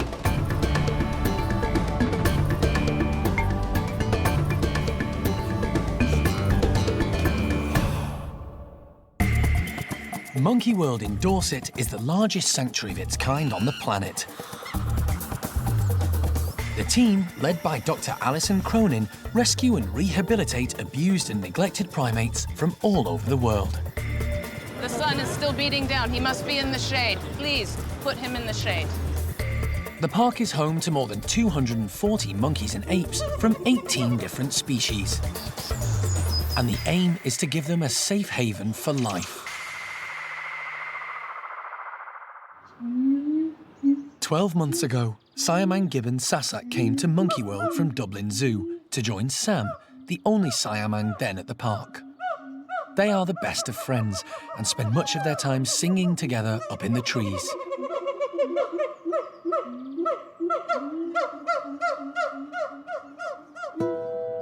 When Sasak arrived, Sam had been desperately in need of a companion. He'd lost his devoted mate, Sage, who'd developed complications and died after swallowing a peach stone. Siamangs normally mate for life, and Sam was devastated. But the company of his young son Onion kept him going, and they spent all their time together. Then tragedy struck again, when Onion became unwell. He's attached to the abdominal wall down there. He was diagnosed with a massive, inoperable tumour. This looks bad, Alison. That's all right. Yeah, I'm very sorry.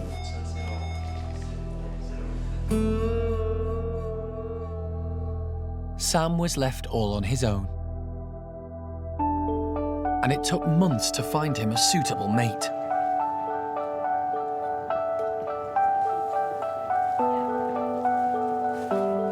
But as soon as Sasak was introduced to Sam, there was no doubt that the two gibbons would bond.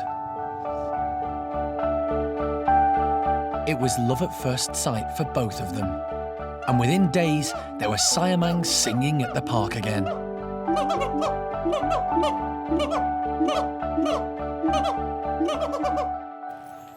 But now it looks like their honeymoon could be about to come to an end. For the last few weeks, Sasak has been off colour. She's been sick a couple of times, but she's just very non-specifically not well. She's not eating or drinking terribly. She had one or two bits yesterday. She's just clearly poorly. And we haven't really got a handle on exactly what's wrong with her. This morning, Sam is going to be on his own again, whilst specialist wildlife vet John Lewis carries out intensive investigations on Sasak. She had preliminary x-rays a week ago. Looking at her history and looking at the x-rays, it still remains mysterious. So I don't know what's going on yet.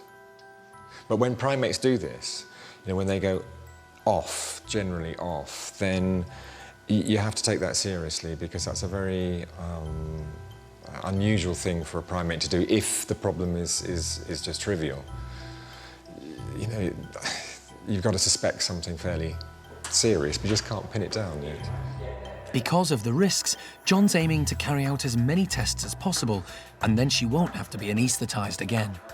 We want to do repeat x-rays, possibly from different angles. I want repeat bloods. We're going to have some ultrasound done. But before all that, they need to knock Sasak out, and that means darting her. Everyone but Jeremy stays outside, so as not to further alarm her. She needs someone to distract. That stayed in and went all the way back, I believe. Then she's straight down to the hospital. It'll be a stressful wait for Sam. The last time he was separated from his family, Onion never came back.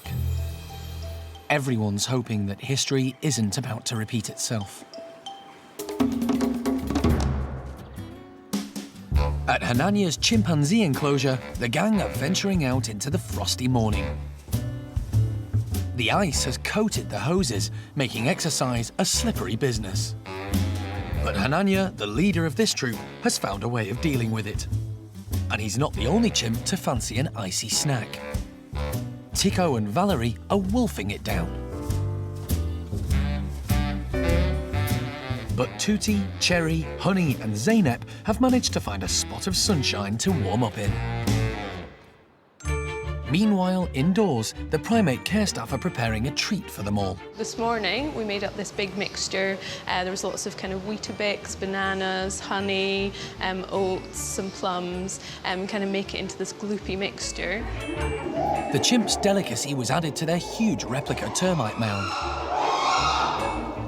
And now Lynn is putting out the utensils for the chimps to forage with.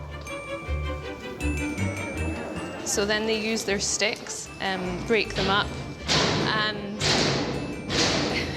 fish around in the holes and pull out the stick, and then it all sticks to the stick, and that's how they get out the goodies. It's one of the chimps' favourite treats, and they're making it pretty obvious they want to get started. There are no termites in the Monkey World mound, but Hananya's group are eager to get stuck in and see what treasures they can find. The high rankers get first pick. Peggy's the oldest in the group, and she's already perfected her skills. They all have their own technique, some are better than others. What most of them do is just stick a nice straight stick in, so they'll peel back any sticky outy branches so they are left with a nice straight stick, and then stick that in the holes, draw it out, and then lick off whatever is stuck to the stick, which is actually quite similar to what they would do if they're fishing for actual termites in a mound. In the wild, chimpanzees have learned how to use twigs and blades of grass as tools so that they can get at the termites that live inside their huge mounds of earth without getting bitten. The tiny termites build mounds up to 9 meters high, but they live at ground level or underground. The towers are riddled with ventilation holes, which the termites also use to make their way in and out of their home. They attack anything else that enters them. So when the chimpanzees poke their sticks down the tunnels, the termites bite into them and are pulled out to provide a nutritious ready meal for the primates. The actual best technique that I've seen is when some of them stick in sticks still with little bits of branches sticking out. Arthur's worked out that 2 sticks are better than 1. It's all getting caught in between the sticks, so he's getting quite a lot more stuff out than the others, so yeah, he's doing really well today. With all the excitement, Johnny can't resist stamping her authority. Sometimes that happens because there's not one hole for each chimp, obviously, so some of them do monopolise it. Once the high rankers have filled their bellies, the less dominant members of the group get a chance to fish for some treats. Kiki, the newest and youngest member of the group, has just been looking for her chance to tuck in. Before coming to the park, Kiki had spent 8 years in solitary confinement in a cage by the side of a road in Beirut. She soon settled into this social group, but it's unlikely she's ever tried fishing for food before. She did wait until everyone had dispersed. She went around the playroom collecting all different types of sticks. Then she's gone over to the termite mound and she's trying each one individually. She's really experimenting. She's even got 2 in there at the same time. And Kiki's patience is rewarded. While the low rankers continue to forage, the chiefs relax and get 40 winks. Valerie's happy to relax and concentrate on more personal matters.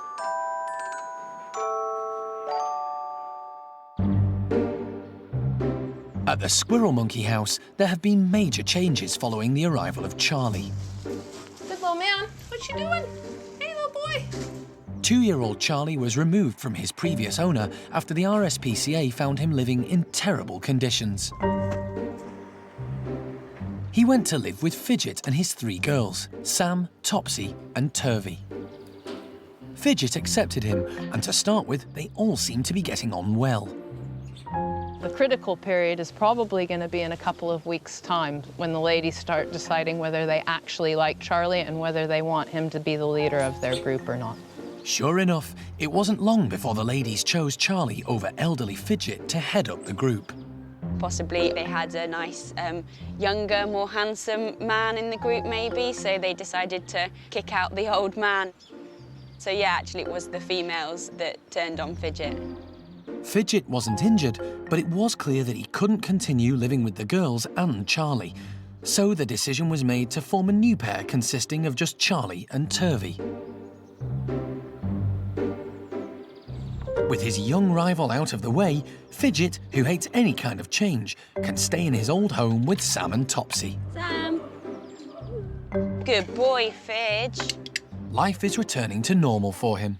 Turvy's away from her other girls, so it's a little bit of a test for her, but she seems to be coping quite well, and when needed, Charlie does kind of cuddle up to her and give her that little bit of added attention, which she seems to appreciate. So for the time being, everybody seems happy. And Turvy will now find out if she's chosen the right man.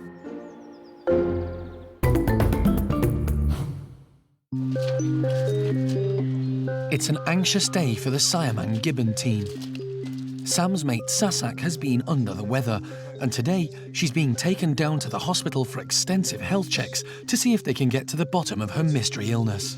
Yeah, we'll just get a settle up, actually. In either VD or DV. Look at that tongue. The less time Sasak is under anaesthetic, the better. Clippers, please. Just oxygen for now. OK, so that's everybody out. Vet David Harding is taking the x-rays. The team are hoping they'll give a clue as to what's wrong with Sasak. That can't be what they were talking about. John's taken blood for investigation, but unusually, Sasak doesn't stop bleeding from the injection site. She did that last time. Well, we took blood last time. Did she? Took blood, and I put my finger on it, and then took it up. It didn't go on this long, but I had to... Oh, that's interesting. Go again. It could be a sign that Sasak has a more serious problem. I don't think it's as bad as... He's got a lump here. It does appear to be. But this is not dry scurf. And John's not happy with her skin condition. She has a kind of almost a greasy scurf all over the body, actually. Now, that can be to do with environmental conditions, or that could be related to liver disease. Yeah, and the liver, I think, given the bleeding, clotting time. They're ruling nothing out. But when the x-rays are checked, the team are none the wiser about what's making Sasak ill. You would have thought. They decide to press on and do ultrasound examinations of all her internal organs in the hope that these will provide an answer. Dave's looking for any internal abnormality or a foreign body like the peach stone that caused the demise of Sage, Sam's previous mate.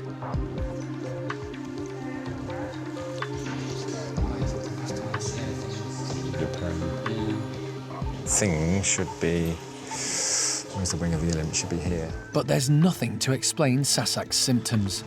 If that was a big impaction, then you should be able to feel it. So far, the reason for Sasak's illness remains a mystery.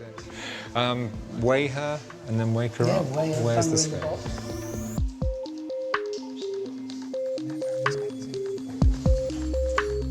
Get the lid. And the atacama as well, please. We've basically been able to rule out a lot of things. She's a little bit dehydrated, and that will correct itself over the next 12 hours. Now we've given her fluids. She does have a very scurfy skin, which might be a red herring, but we have to add together all the various symptoms we have. The scans of the liver and the kidney and so on suggest they're normal, in structure at least. Worryingly, they still haven't been able to pinpoint what's making Sasak sick. She'll need time on her own to come round before she can return to Sam, who's had a lonely day without her.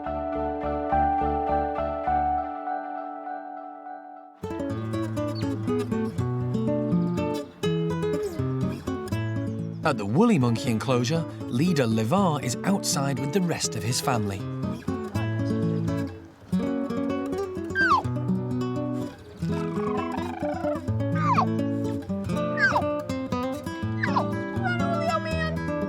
One of the group, Julio, is happy to interrupt his game and greet Alison, who is his first foster mum. Shall we come over this side? Let's get better for it. Look at you. Isn't he fantastic? It's Julio. My little boy's grown up into an absolutely spectacular man. Julio's lucky to be here after his difficult start in life in 2006. Alison first saw him the morning after he was born. Kuna, his mother, had given birth. She didn't have hold of the baby, but his dad, Bueno, did.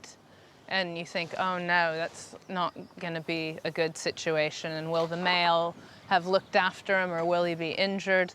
Bueno was sitting there wide-eyed, looking like he wasn't sure what to do. Bueno had kept Julio warm and alive, but he needed to be back with his mum. It was like just no way. She even sort of, I remember, leaned over, and it looked like she was going to be biting it to pull it off. Hey, get in there, get in, hey! Grab the monkey, grab the monkey, grab the monkey. Grab it. the baby safe? Is the baby okay, Alison? I believe so. We've got toes, fingers. I don't see any blood. Julio became the first woolly monkey to be hand-reared at the park, but it was touch and go. So, yeah, a little bit nervous, but then he was so tiny. What's the weight? 313. And when I got him home and started trying to feed him on human baby milk, the brand that we had chosen at that point in time really didn't agree with him, so he had raging diarrhea as well. And, you know, I worked very hard to sort of try and keep his fluids up and to keep him going, but at the end of the first week, it was looking pretty bad. With help from the local premature baby unit, Julio eventually turned the corner. As soon as I offered him that different brand of milk, it was like watering a limp flower. His eyes opened up and he started looking around, and clearly his body was able to absorb the nutrition. Such a tiny baby also presented other problems. And I also found out from the key to a vast improvement in life was the specially made premature baby unit nappies, which I could cut a hole into to keep all of his feces and urine under control, because before that I couldn't find anything small enough. God, you smell. Yes, you stink. Months of nappy changing followed, a wrigglier business than with a human baby. But their efforts were rewarded as he gradually put on weight and grew stronger. No eating paper. By 6 months old, he was fully integrated into Lavar's group, where he continued to thrive. And today, he's a big, handsome grown-up. Still has a little bit of filling out and growing to do to look quite as magnificent as Lavar here. But you can see he's already got that really strong, heavy brow ridge. The shoulder muscles have really come on. The base of his tail is just massive and strong. He's got very big, oily chest, so it means that he's going around scent marking and rubbing his chest and making sure that his scent is distributed around the enclosure. Julio has almost reached full maturity, but the group already has its boss. Luckily, Lavar here is just a really nice dominant male in showing him the way, because otherwise there could be trouble. Julio will soon be ready to take on leadership of his own group, and he could have an important part to play in the European breeding program. There's less than 50 woolly monkeys left in captivity in the world population now, so they're facing extinction both in the wild as well as in captivity, and it's just a real great shame. So, you know, really we would prefer to be having loads of little girls, because little girls can have the next generation and move on. But, you know, it's also important that we have good, strong males that have grown up in a multi-male society. Lavar has been a very good role model for Julio, who now has the stature and skills to become a dominant male. Now, I also notice whenever I go past a whole lot more, he's up in the trees displaying. So he's letting everybody know that he's coming into his own.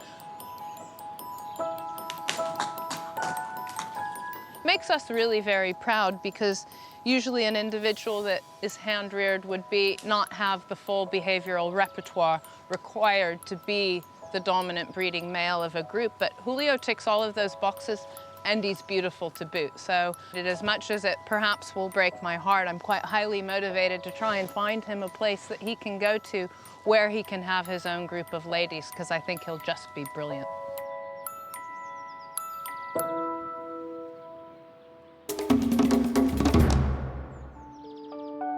At the Hsiao-Mang Gibbon House, it's been a long day for Sam. He's been on his own while his mate Sasak has been in the park's hospital. It is quite an ordeal, obviously, splitting them up, obviously taking one away. The remaining Hsiao-Mang doesn't know what on earth is going on, so he's going to be worried, Sam. So far, the clinical examinations haven't shed any light on what's making Sasak poorly. The blood sample has been sent to the lab, and they'll try her on a course of steroids and antibiotics. Sasak has now fully recovered from the anaesthetic and is ready to return to her friend. And he's delighted to have her back. These two, they're just the best pair of gibbons, so close. So yeah, there's a lot of relief when you put them back together. Sam's company is just what Sasak needs after a stressful day. She's tucked herself quite quietly in the corner and snuggled up with Sam, yeah, just to keep her company, and is just resting now. It's pretty late in the day now, so it's pretty much bedtime. Hopefully she'll feel better after a good night's sleep, but they must wait for the test results to see what the future holds for this faithful couple.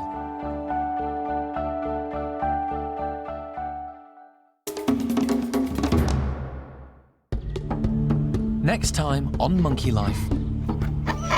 A new species for the park, but it doesn't go all according to plan. They're actually just angry more than anything. And a lesson in table manners from Hsiao-ning. She knows much more than the kids do, and they are kind of watching and learning.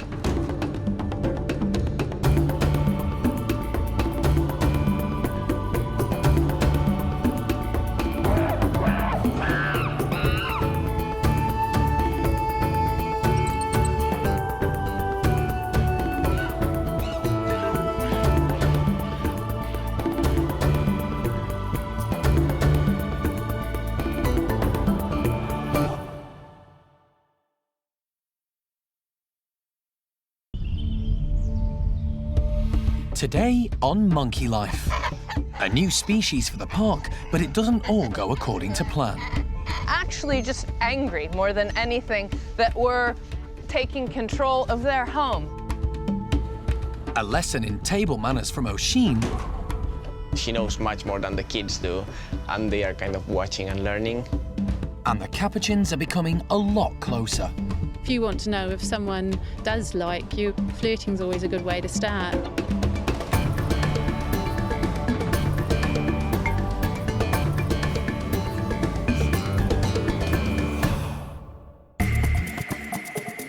Monkey World, tucked deep in the English countryside, is the largest sanctuary of its kind on the planet. The team, led by Dr. Alison Cronin, rescue and rehabilitate abused and neglected primates from all over the world. Last little leg into the forest where we're really pushing the limits here to make all of this happen, so it's a really lovely team effort. The park provides a home for more than 240 monkeys and apes, and the aim is to give them as natural a life as possible. Alison and Jeremy are about to set off on a rescue mission that will bring a new species of primate to Monkey World. It's not a long journey, just across the way to Somerset, where we can get Hickory, Flint, and Pumpkin, the spider monkeys. So, very excited. I knew that this might happen, but when we first met the spider monkeys, we had nowhere to put them. But I did have a plan in the back of my mind, so really pleased that the day's come and we can go get the spider monkeys today. It's taken a lot of careful planning to get to this point. Hi, you. I know. 3 months ago, Alison rehomed Jethro, the saki monkey, at the park. Jethro was living next door to 3 spider monkeys who'd been rejected by their mothers at birth and were being cared for by Colin and Maria, 2 former zookeepers. Like Jethro, they needed a new permanent home, but there just wasn't a place for them at the sanctuary. Alison was determined to help them, and since then, the team have been creating a suitable home for the spider monkeys. It required us to get a new enclosure built, and it's fantastic and beautiful and ready to receive the monkeys, so we're going to get them today.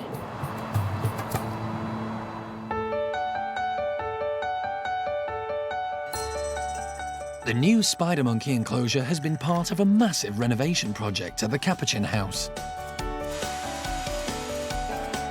The interior has been completely gutted and rebuilt to make a much lighter, more manageable space. So the staff have been able to free up 3 bedrooms for the new monkeys.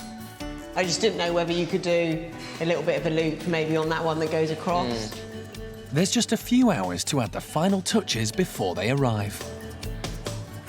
It's going to be busy down here because we've already got 60 plus Capuchins, but I think they'll fit in well. I'm sure the Capuchins will be interested about their new neighbours, you know, and we'll be able to just fit the husbandry of those animals around. So it'll be the Capuchin team that will be taking care of the spider monkeys. They'll be doing their food preparation, they'll be involved in moving them, getting to know them, and I think they'll fit in well down here. They'll have their own new, purpose-built outside enclosure specifically designed with spider monkeys in mind. We can kit it out for, you know, the natural abilities of the species, so looking at the long body length, looking at the prehensile tail, those really long limbs, and kitting it out in a way that they'll be free to move about the space. Spider monkeys live in the tropical rainforests of Central and South America, where they're under threat from hunting and deforestation. They live mainly on fruit, leaves, flowers, and insects, which they gather high up in the tree canopy. They're very sociable animals, with family groups of up to 35, and their name comes from their very long arms, legs, and tail, which make them one of America's largest monkeys. Unusually, they don't have any thumbs, but have evolved with strong, hook-like hands. The move will be difficult for Hickory, Flint, and Pumpkin, but staff are doing all they can to make a welcoming home for them. We've put down bedding. Spider monkeys are very keen fruit eaters, so we've put out some nice fruit items for them, and just see how they settle in before they meet the animals that they're going to be sharing their home with.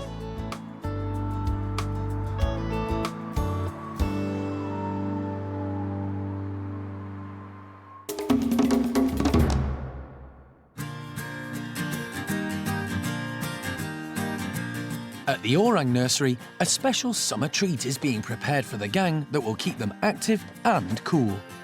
Ape-size icy delights. In those ice lollies, there is strawberries and juice. I'm hoping it's really tasty for them. I'm hoping they like it. They will be entertained for ages, that's for sure. The youngsters look on curiously as the lollies are suspended. Oisin's much bigger than the others and always ready to grab some goodies. I think Oisin is pretty likely to at least get one of them down and keep it for herself, but I'm hoping that it's so big that she's gonna get bored of it and then gonna give the kids a chance.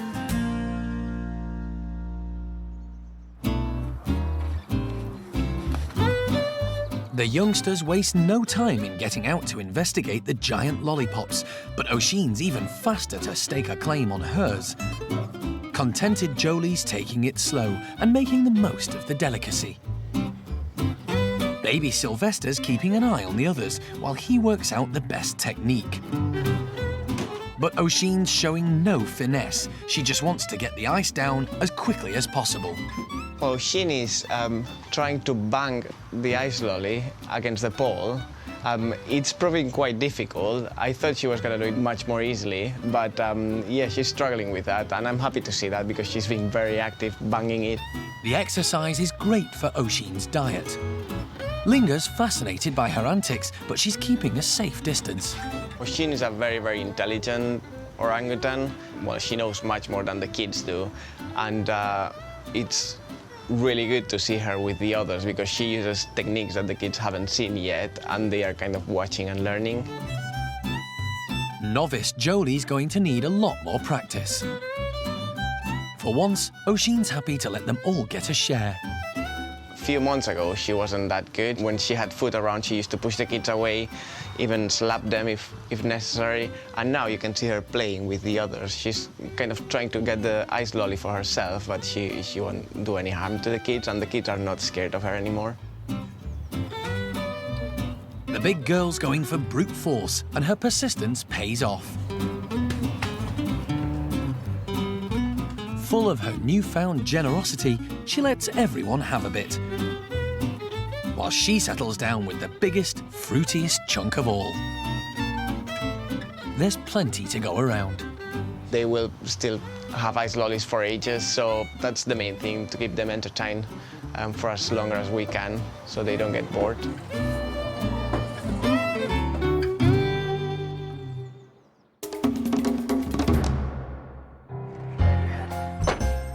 Over in Somerset, Alison and Jeremy have arrived to collect spider monkeys Hickory, Flint, and Pumpkin. Owner Colin has them confined in their bedrooms, all ready for the big move. And his wife Maria is inside with them, trying to keep them calm. Before they can start their new lives, the monkeys must first be enticed into a travelling crate. Tell you what, if I can coax him up to this end, yeah, which is possible. Jeremy's plan is to get one monkey at a time into the small outside tunnel, whilst they line up the box opening with it. Then they can tempt the monkey inside. Simple, but spider monkeys can be very highly strung, and Flint has other ideas. Just sit there. No, don't do that. Don't do that.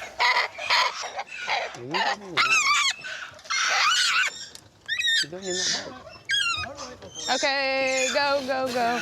Despite his loud complaints, Flint's soon inside. Cool. One down. One down. Oldest boy Hickory's next into the tunnel. Hello, old man. Where's my broom? But he's even less cooperative than his friend. In the end, Colin gets half into the tunnel himself and uses a sheet of wood to push Hickory back into the crate. There you go. It's a whole lot of fuss and screaming with the spider monkeys, but actually we've got 2 of the 3 monkeys boxed up, and I wouldn't exactly say willingly, but they did walk into the box and we didn't have to manhandle them into the box. Hey, hey, hey, hey. They're leaving no one in doubt about their feelings. The screaming that you hear is that they're actually just angry more than anything, that we're taking control of what is their home. And I guess that's what a lot of people forget sometimes, is that these zoo enclosures are actually their homes. Sorry, are we okay? Yeah, we're safe. So, time for monkey number 3. But Pumpkin has seen what's happened to her friends and she's having none of it. Come on then. There's only one solution.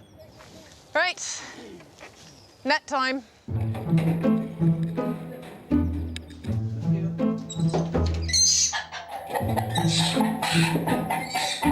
But nimble Pumpkin's more than a match for Colin.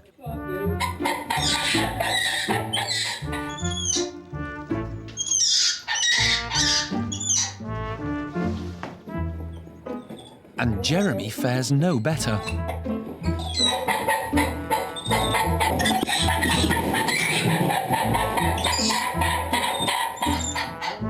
Hard to tell who's the most frustrated.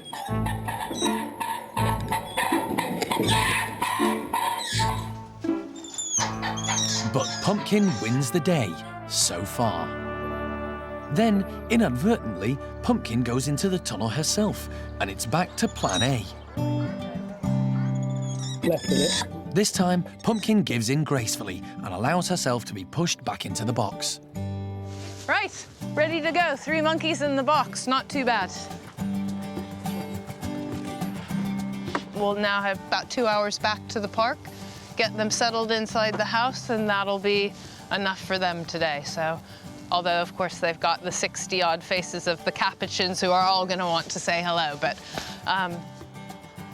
in at the deep end. Welcome to Monkey World.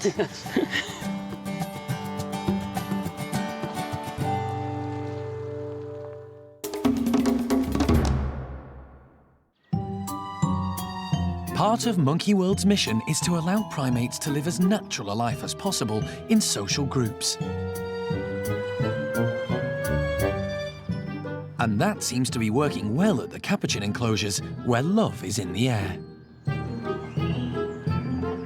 If you want to know if someone does like you and maybe wants to hang out and have a bit of a play or whatever, flirting's always a good way to start.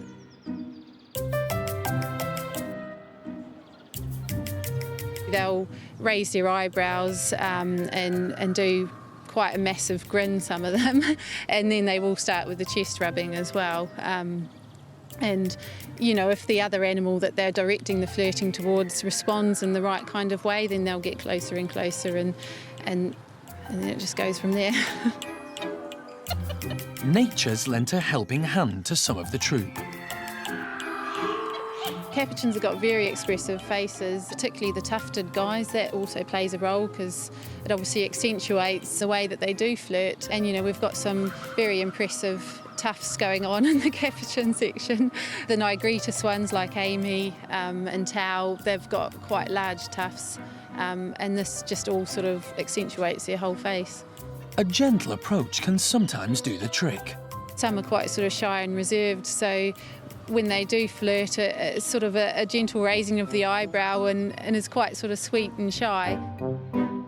But there's no stopping some guys. You do get ones like Donnie who are very over the top and you know, the expression on their face is just excited. But yeah, it's all to do with, I think, personality as well.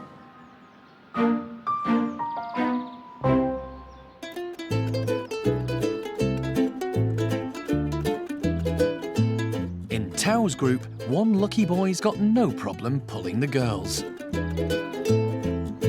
Tao's got the attention, of Babe and Esther, but and also Debbie. But we've also got Joanne, who's been making a bid, and she's very persistent, really, really wants to get his attention, but unfortunately Tao doesn't want any of it. So she's been told off a few times, but it hasn't really dented any of her enthusiasm, unfortunately.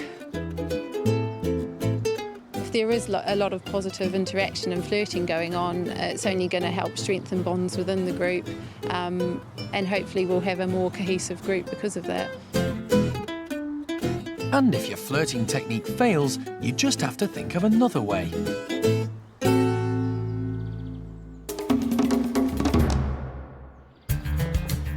Two hours after Alison and Jeremy left Somerset with spider monkeys Hickory, Flint and Pumpkin, they arrive back at Monkey World. Previous owners Maria and Colin have also come to help them settle in. Everybody was really quiet the whole way. In fact, stopped and sort of stuck my head in Colin's car at one point in time, and Pumpkin's far more chatty. Two boys have been silent the whole way, so we can only presume all's well in there, but be glad to get them into the house. The three spider monkeys will be sharing a house with 65 Capuchins, and they're eager to get a look at the newcomers. Hi, Terry. Well, look at them all looking. The Capuchins are kept outside while the spiders get their first look at their new home. They waste no time in getting out of their travelling crates, and despite the unfamiliar territory, there's none of their earlier tantrums.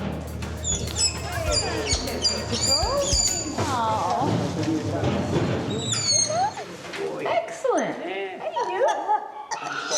A lot more settled than I thought they would be, actually. A lot less hysterical than they could have been. So no, they're doing very well. Naturally, they're a bit bewildered by all the new sights and smells. Spider monkeys are looking great. Fantastic. I know. What are you thinking, Pumpkin? Yeah, you're a good girl. So yeah, I just like to see, I know. See them moving around the bedrooms a little bit more, but it's only been the first half hour, so pretty good. It's all going so well, they decide to let the Capuchins back inside.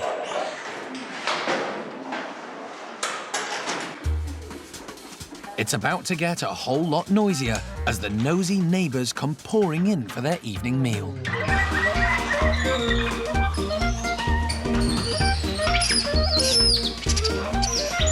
Hickory, Flint and Pumpkin find themselves surrounded by inquisitive, chattering Capuchins. They just don't know what to make of it all. But Colin knows them well enough to be convinced it's just a matter of time. Everything's new. They've got all the new monkeys around them, which they're not used to. All the different keepers' faces, which they've got to get used to. So there's so much going around, and they can't really sort of take it in, but give them a couple of days.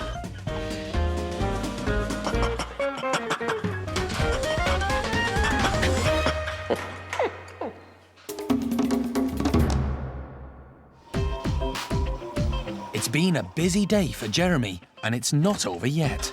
He's got an important job at the Orang nursery, where it's time for Oisin's regular weigh-in. There's no leaving it to guesswork. She appears to have lost quite a bit more weight, but I often think that, but whenever I get on the scales, it's never quite what I think it ought to be. When Oisin was rehomed from South Africa in 2010, she was grossly overweight. Her passion for pastries got her into a lot of trouble, and her owner found it difficult to stop her raiding the kitchen. What do you want? What do you want? I can take your pepper biscuits. Come on, let's go. With little exercise and an unnatural lifestyle, her waistline expanded until she tipped the scales at 100 kilograms. But all that came to an end at Monkey World, where she was put on a strict diet and started playing around with the rest of her group. That did the trick and the kilos came off, but she's still got a way to go. Every weigh-in, the staff have a wager on what she'll be. I reckon somewhere around 65. But hey, I have been wrong before. You might find that unbelievable, but it is true. Young Sylvester has played his part in keeping Oisin on the go. But today, they've got to get her on the scales without her sidekick. Hello, gorgeous. Come on. Everywhere Oisin goes, Sylvester goes too. You can sit there. You can just sit there. Go on, get on. OK. Right. Now, you've got to let go of that. Let go. Sylvester's hanging onto the mesh at the moment. Sylvester, up here, buddy. All right, Louis, what is it, Louis? No, hang on. No, she's got hold of him now. He's eventually persuaded away from the scales whilst Louis reveals the truth. Now, what is she now? 67.8. What about now? 60. Tell me when it's 65. I'm lifting it up. Despite Jeremy's attempts to cook the books, Oisin comes in at under 68 kilos. And while they're about it, they check Sylvester's weight as well. It doesn't take much to get him back on the scales with his protective friend. Now, look, we got polos. Whoa. Good boy, come here. Oh, look, she's letting him smell her breath so that she'll be... Less Oisin's total, he's 10 kilos. No concerns there. What is it? Oh, God, no kissing. No kissing. Oisin's going in the right direction. Well, she's done OK. She hasn't done as well as we thought she had. She's 67.9, so that's just over 2 kilos she's lost, which is fine. I mean, it's lost. But the thing is, it's not just losing weight, it's also being fit. I think, you know, what we've done, we've substituted fat for muscle. And she's a lot more flexible than she used to be when you look at her climbing around and, you know, when she's playing and wrestling with the little ones. So therefore, she's a lot fitter. And that, you know, has got to be a lot more healthy for her generally.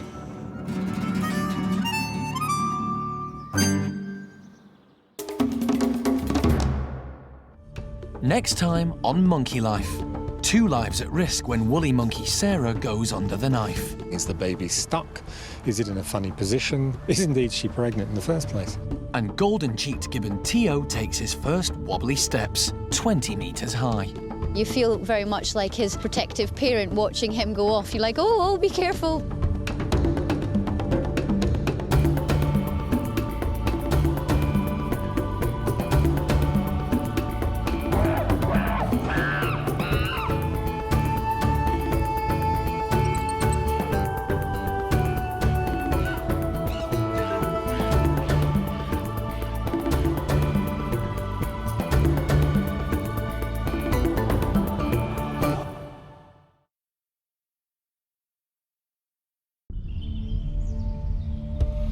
This time on Monkey Life. 2 lives hang in the balance when woolly monkey Sarah has emergency surgery. Is the baby stuck? Is it in a funny position? Is indeed she pregnant in the first place? Golden-cheeked gibbon Tio takes his first wobbly steps, 20 metres high. You feel very much like his protective parent watching him go off. You're like, oh, be careful. And the Capuchins taste test camellias. Capuchins in the wild, they will eat a lot of flowers and things like that.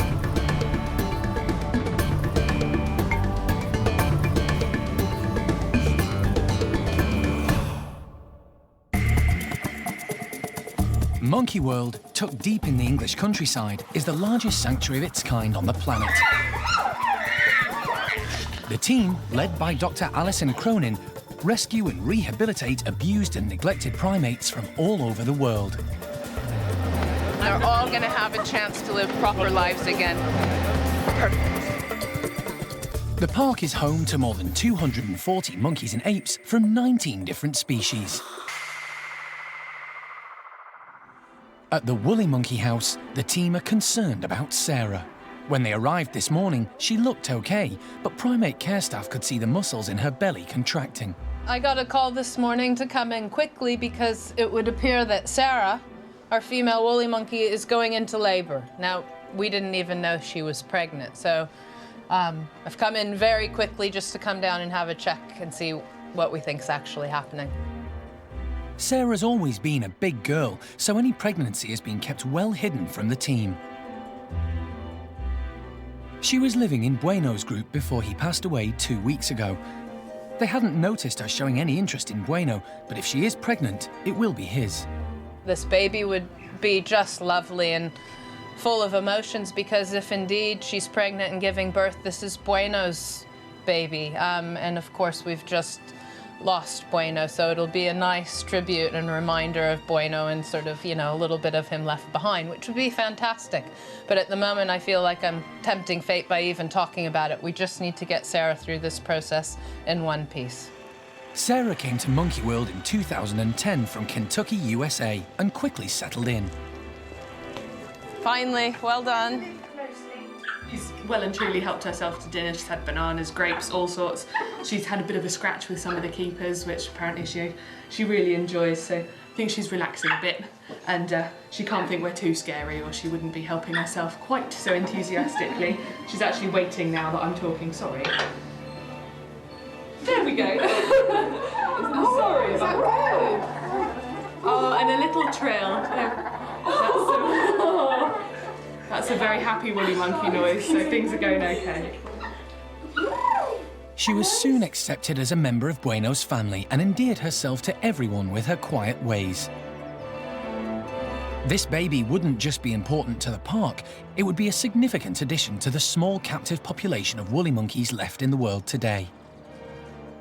Really, Sarah's quite an incredibly valuable individual. She was the last female woolly monkey in America, and therefore unrelated to any of the individuals in the very small European population. So she was sent here to breed, to become part of our group and to be a reproductive female. So this is what we've all been waiting for. This morning, the rest of the group are being kept separate, but they're unsettled by all the activity. Hours pass and things don't progress for Sarah, so specialist wildlife vet John Lewis is called in. It looks like a pregnancy, looking at the shape of her abdomen. She was seen having contractions as if she was going into labour this morning, which have faded away. She's very uncomfortable. I think she's having difficulty giving birth. Most primates, actually, you will find the baby in the morning. They give birth at night. Presumably it's a safer time if you have predators to worry about, etc. And she hasn't, so I think she's in a bit of difficulty with it. They need to get Sarah down to the hospital as quickly as possible. I think with cases like this, if you can get in, anaesthetise and determine what's going on and resolve it, before the animal actually looks ill, before it starts looking collapsed, you stand a better chance of getting a good result. Any delay could be life-threatening for Sarah and her unborn baby. Once we've ascertained what the issue is, then we either deliver, let's assume she's pregnant, we either deliver the baby in the normal manner, or we move to the caesarean section, or whatever's appropriate.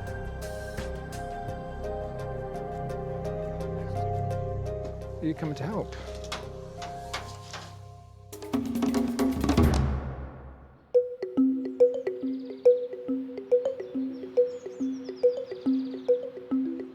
Golden-cheeked gibbon Peanut had no problems giving birth to baby Tio.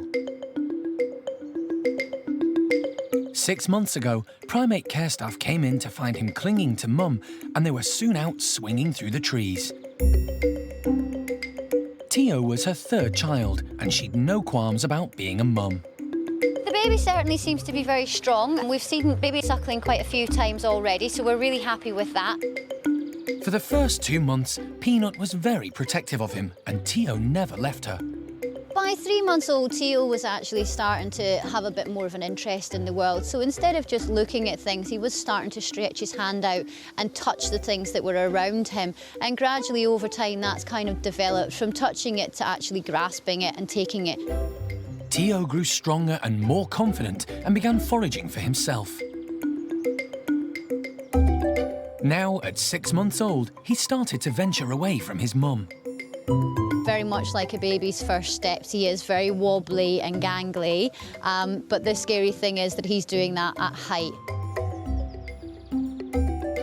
Tio's world is up in the tall trees, and he's well camouflaged against golden-coloured Peanut. Kind of terrifying, but amazing to see, obviously, him developing into a little boy. It's great. You feel very much like his protective parent watching him go off. You're like, oh, be careful, but he don't care. He just gets on with it. But Supermum Peanut is never far away. Even at this tiny size that Tio is, she is letting him come off of her high up in the trees. She's letting him explore and test the world around him. But she is always within arm's reach of him. She is giving him that freedom, but she's ready to grab him at the slightest sign of trouble. Big sister Hsiao-Nang has been besotted with Tio since the day he was born. But to start with, she had to be content with just watching and getting close to him. Now that he's off and being a little bit more independent, he's just as curious about her as she is with him. So they are actually having some very gentle play sessions. They're also having some little grooming sessions as well. And Hsiao-Nang is obviously loving and doting having a little brother to have some fun with. Dad Peng Yo is far more interested in hanging out with 5-year-old son Tien.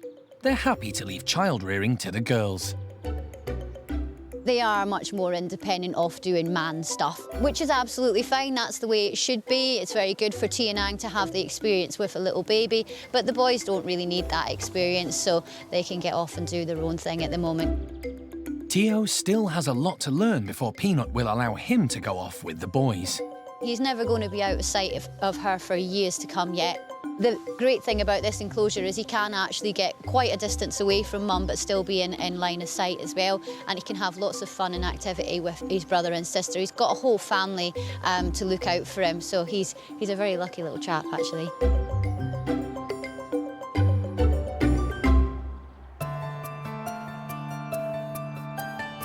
At Chippy's woolly monkey enclosure, the team are trying to get to the bottom of what's going on with Sarah. First thing this morning, she appeared to be in labour. Now her contractions have stopped. It's not going well, so she's been anaesthetised and taken to the park's hospital where vet John Lewis can check her.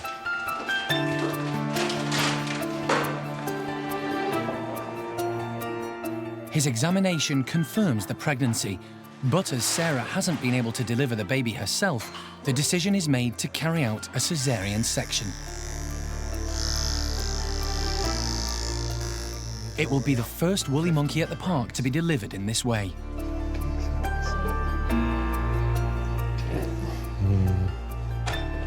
Light's about to start opening, so I'm just...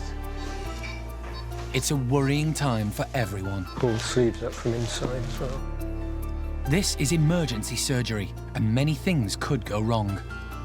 Sarah's life and that of her baby are in jeopardy. Good little fat. Park vet Mike Nathan is carrying out the vital surgery. There's the ovary. Blood pressure might drop. Once the incision is made and the uterus in view, they can see the outline of the baby inside it.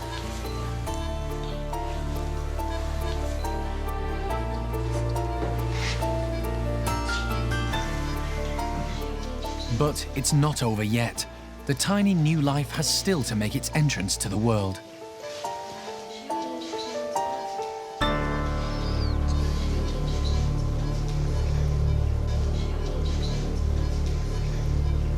Oxytocin drawn out, please, 0.25.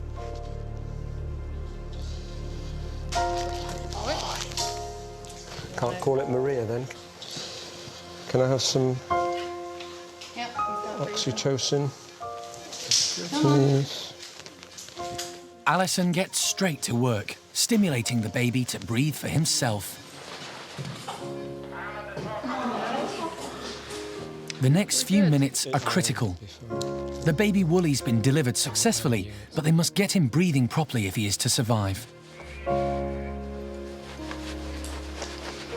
Getting little bubbles and gasps, are we?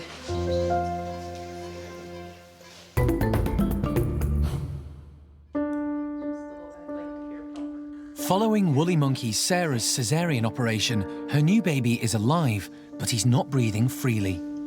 We're not going to need it quite yet. Whilst Mike Nathan finishes off Sarah's surgery, Alison and John Lewis work on the newborn. I'm going to get another suction ready, 10mm syringe and a long catheter. The syringe will draw out any mucus and clear his airways.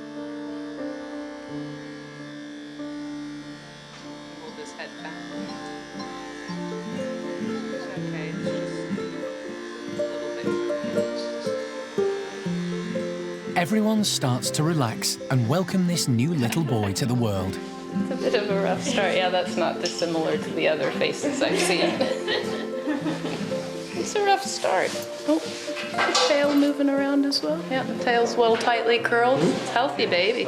All the while, Mike has been continuing to work on Sarah. We just need to make sure that Sarah's now fit and healthy and get her back on her feet, and then we all want Sarah to care for the baby, and this is important. It's her first one, so it'd be good for her to know what to do. Alison, I'm happy. It's rooting. While Sarah's asleep, it's a good opportunity to give the little one a meal. Mum's first milk will help boost his immune system.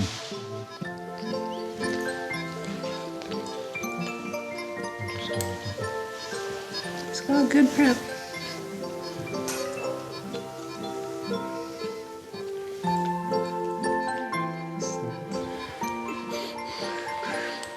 Look, he just starts gnawing. When he latches on and feels it in his mouth, he really starts gnawing away, so. Yes, that's Mike. With Sarah still unconscious, it's up to Alison and the team to keep the newborn alive. Right now, his most important thing is getting fluids in, keeping hydrated. Not even that worried about the milk, but just that he gets enough fluid in over the next 24 hours. Keeping him warm, which is what I'm doing right now while they finish up on Sarah, and then we'll have to decide how we play this. Sarah's unaware that she now has a fine baby son, and he could come as a shock to her. I'd be inclined to let her have it and come round with it, because I think that's more natural than waking up from something scary and then have somebody handing you him. That's my gut reaction, but we'll all make a decision on that. But healthy baby.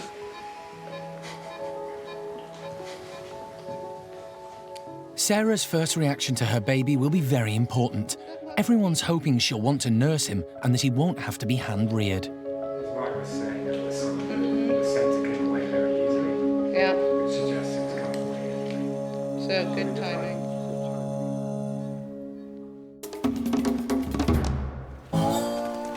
Outside, the heavens have opened and the Capuchins are tucked up inside their cosy house, keeping warm and dry.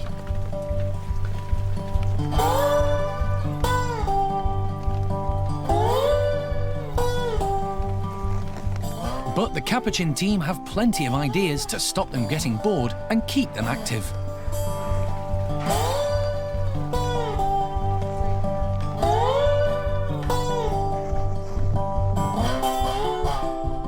We've got a big pile of tubes that we've put loads of treats and straw inside, so hopefully a little bit more interesting and different and something they don't get every day. So we're just going to hide them all over the place. And there's seasonal enrichment as well. We've also got some camellia flowers that we've put in these baskets. Capuchins in the wild, they will eat a lot of flowers and things like that.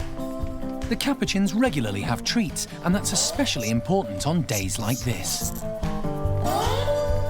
It's nice to actually do a lot of enrichment and stuff on wet days, as you know, like us, sometimes they're sort of a little bit down with the weather. So once they've come out, had a really good time out here, then you know they can head on back in where it's warm, and at least it's sort of burnt off a little bit of energy for these guys, because they are, you know, very high energy active type of group.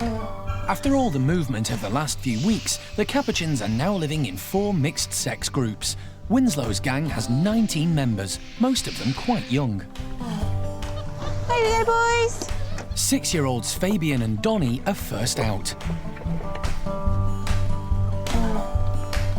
Leader Winslow's not so keen on venturing into the wet, and that means the lower rankers can get first pick of what's on offer.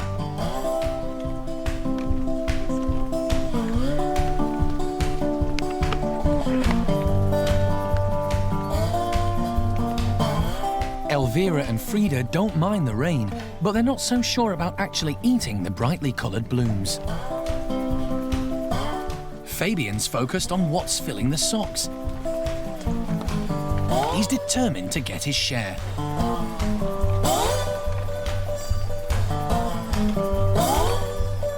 must be a way into this.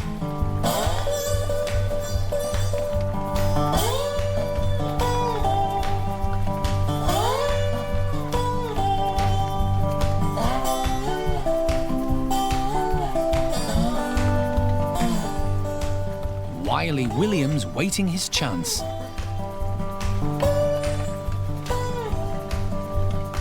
When it comes, he goes for a more direct method. It's worked, and he's got the girl. It was quite a big decision to mix up the groups. You know, we didn't want to sort of turn their worlds completely upside down, but we were pretty confident that this was going to be the right thing to do, and I'm pleased to say, you know, it has worked a treat. But today, Fabian's ended up with nothing, so he's taking matters into his own hands.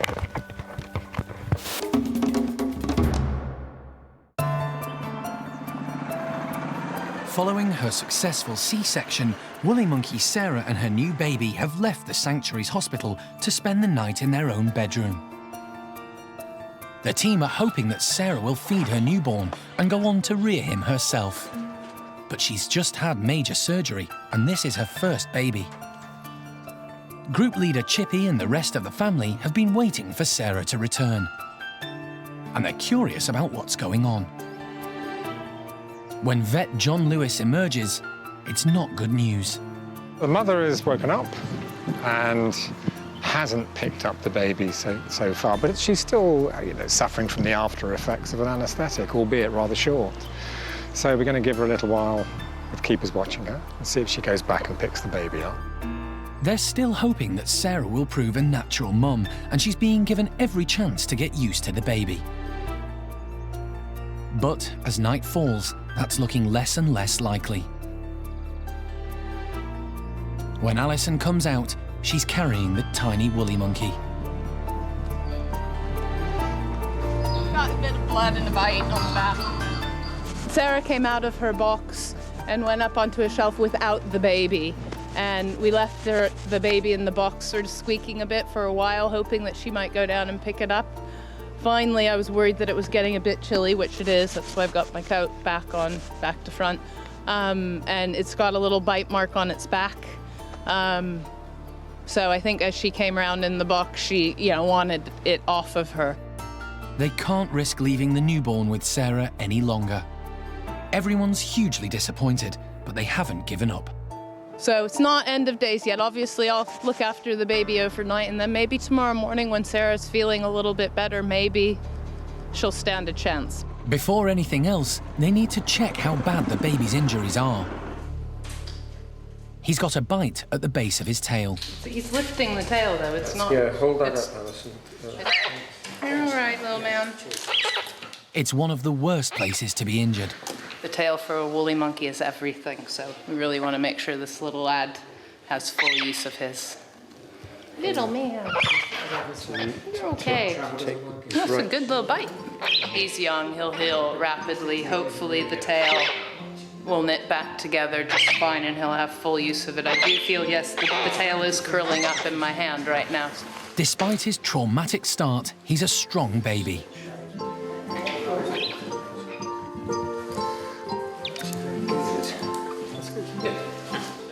It's been a long day, and both mother and baby are going to need a lot of care and attention in the days to come. I'm just glad that Sarah's still with us, and I think she'll be fine. We still have to get her through the night and know that she recovers from her surgery, but I think we're okay. And this little guy, he should be fine, but we're going to need to keep an eye on his tail.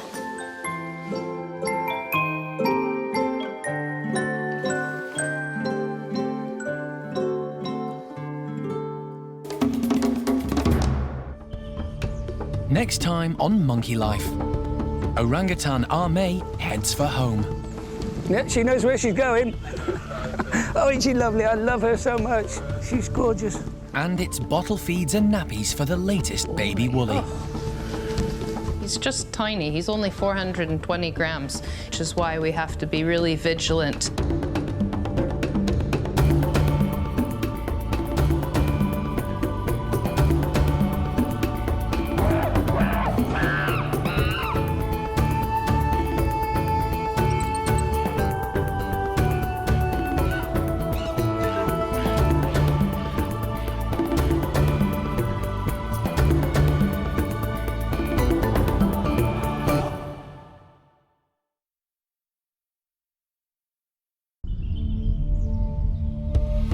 Today on Monkey Life, orangutan Arme heads for home. Yeah, she knows where she's going.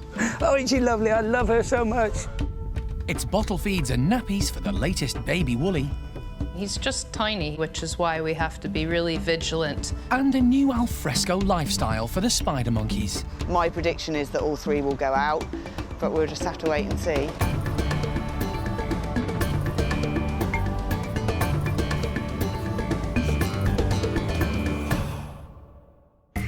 Monkey World, nestled deep in the English countryside, is the largest sanctuary of its kind on the planet.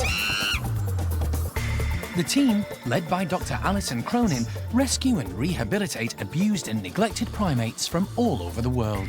This is always, for me, the most stressful time. I want to see Kiki fit and healthy.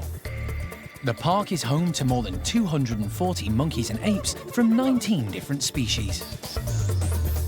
And the aim is to give them a safe home for life.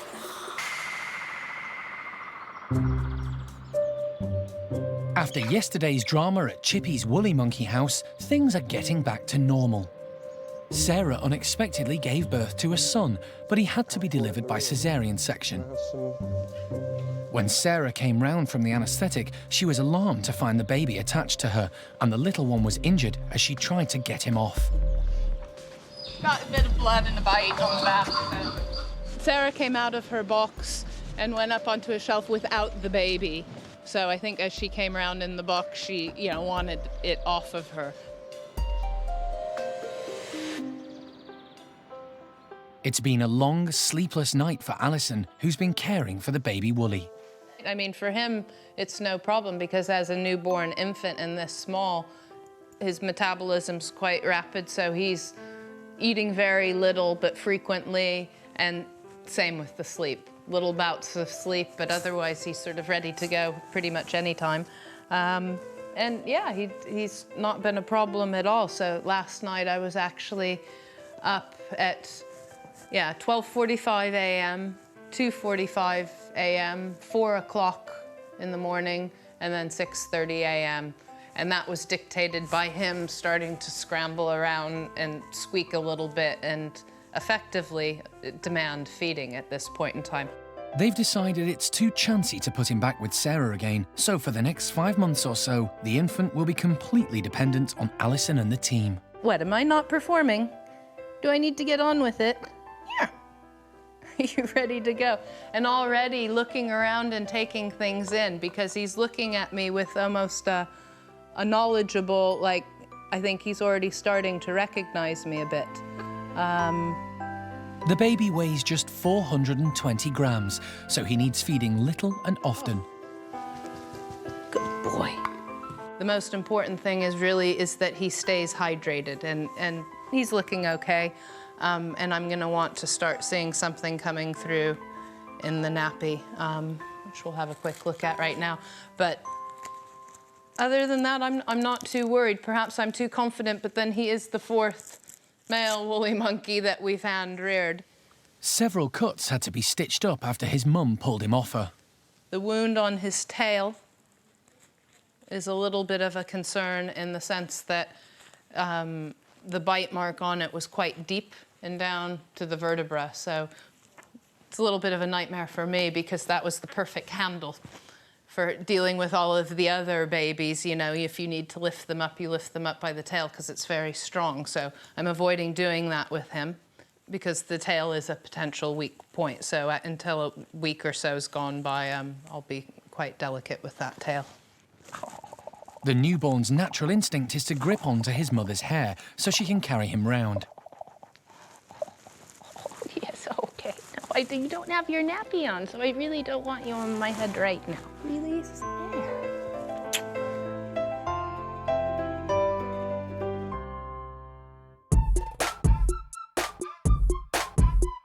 She doesn't know it yet, but it's going to be an exciting day for orangutan Arme. Arme came to the park in 2004 from Pingtung Rescue Center in Taiwan. She'd been stolen from the forest as a baby for the black market pet trade, but was confiscated by the authorities while she was still young.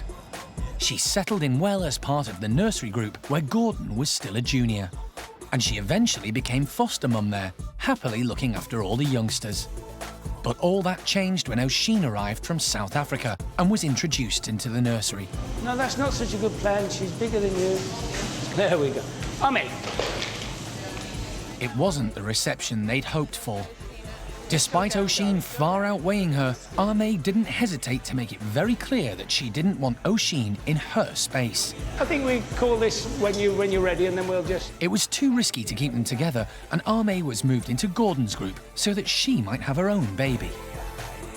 At 15, Gordon was no longer the young lad she played with when she first moved into the nursery. Gordon was now a fully fledged dominant male, more than keen to have a new lady in his life. But his romantic moves were too much for Ame. Their relationship got so bad that they were kept separate and went into the outside enclosure at different times. I don't think she's happy. You're so fussy, you just taken too long to find right man. What's wrong with Gordon? Gordon is fine, man. So today, Ame is on the move again.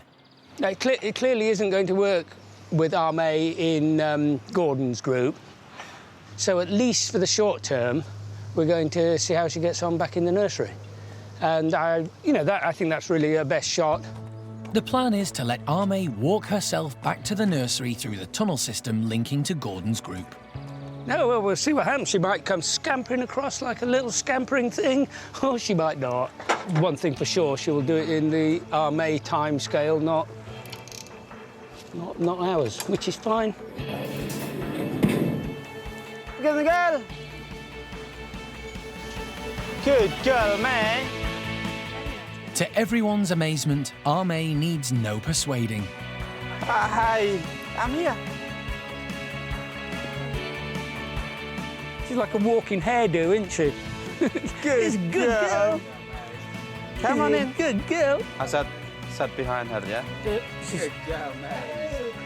It's a good girl. Is that good?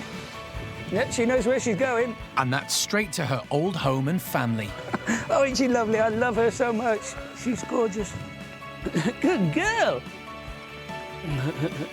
It's a far better reaction than they could ever have hoped for. Good girl.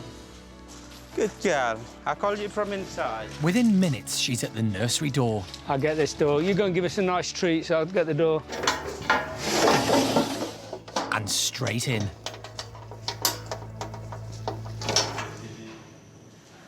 Home sweet home. Jolly. Look, mommy coming. Look at Jolly, look. Oisin. Yeah. Be nice. Hello, darling. Home at last. But although she's back in the place she loves, there's still one massive challenge ahead of Ame. In her absence, there's a new lady in charge of the kids, and last time they met, it was handbags at dawn. Spider monkeys Hickory, Flint and Pumpkin were in need of a new home when Alison first met them because their owners were moving. At the time, Monkey World didn't have suitable accommodation for the spider monkeys, but Alison was determined to help. Since then, the team have been creating a new space for the trio, complete with their own outside enclosure.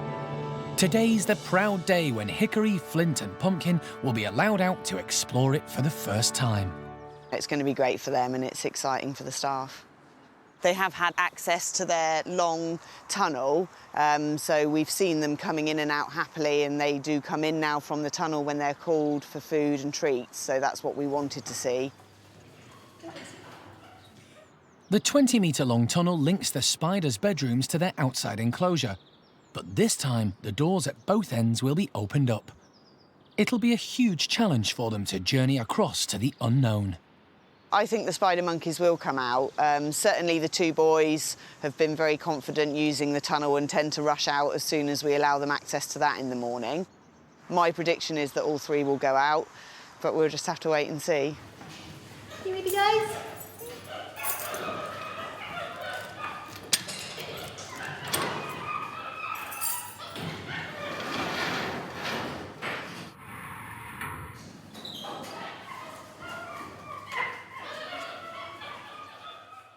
They're keen to have a look, and Flint shows no hesitation in stepping into the tunnel.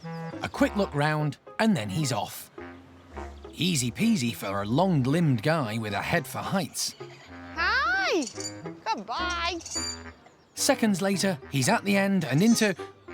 Oh. Where are you going? Well, that big open space wasn't there yesterday. Pause for thought, a bit of encouragement. Good boy.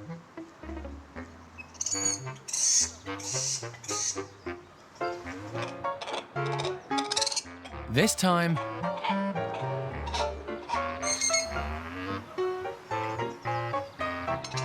Oh, too scary.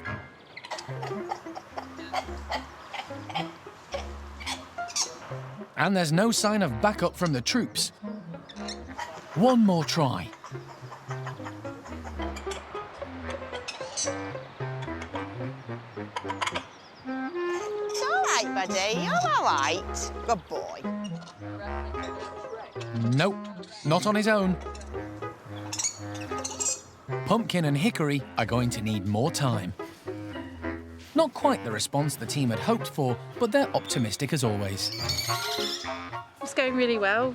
Flint's been coming out into the tunnel. He's very excited. The other two are a little bit shy at the moment, but nervous with the whole situation. So we've had Hickory in the tunnel, but that's about as far as he's got.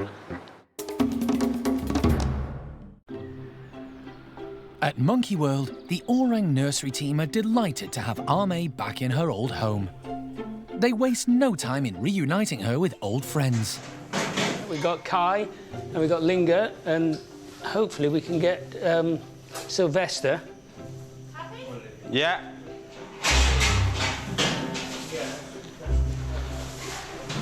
Hey, Ame. Happy-go-lucky Kai is first in. His playful advances are much easier to handle than big boy Gordon's passionate moves. The way she came over here, you don't need to talk about it. It just says it off. It's, oh, I'm off. Bye-bye. I've just come in and it's fantastic. Ame, big welcome, hello. So she's looking really happy and expectant. While we've got the upper hand, we've let a few of the youngsters back in with her. We'll just open everything up and hopefully the options, at least in Ame's head, because she was the main aggressor last time she and Oisin met. And, you know, better than being over with Gordon's mob, hopefully, in her head. So we'll just open everything up and see how we go. Fingers crossed. Ready? Coming face to face with her old sparring partner Oisin will be a big test for Ame. Wish she'd let go of Sylvester. She will in a minute. Yanking him along. Kai's ardent antics are keeping Ame occupied. I think this is going to be a great diversion. And as long as Oisin doesn't have too much of a problem with it, and then hopefully Oisin will just hang on to Sylvester and be happy with that and let them get on with it. Everyone holds their breath when Oisin makes her presence known, with Sylvester in tow. Sylvester's fine. It looks like he's been dragged around against his will, or you could look at that, but you look at him and when she's not actually gripping onto him, he's not going anywhere. Ame and Oisin are eyeing each other warily, but so far they're keeping their distance. Ame's still being pursued by amorous Kai. What we're seeing isn't bad. I mean, obviously, you've got two adult women who, you know, are going to have a few issues, and that's not surprising at all. It isn't just a focusing one-on-one situation. There's so many. I mean, there's 7 of them in here now, so there's so many distractions and alternatives and stuff going on, and they're all youngsters, so they're doing stuff all the time. It's early days, but the signs are good. I think Ami's really, really happy to be here, and it's really nice to see that. It's really, really nice to see her happy. I haven't seen her this happy in a long time. It reassures us that it was the right decision to stop trying with Gordon, at least for a while, and give her a break, come back to the nursery. It's peaceful for now, and it looks like there could be 2 babysitters in the nursery from now on.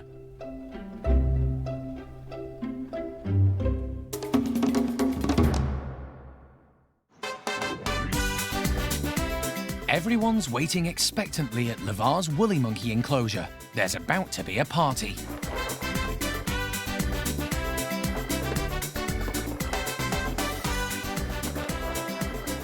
We've just got some birthday presents here. It's Diego's birthday today. He's 4 years old today, so our little boy is growing up.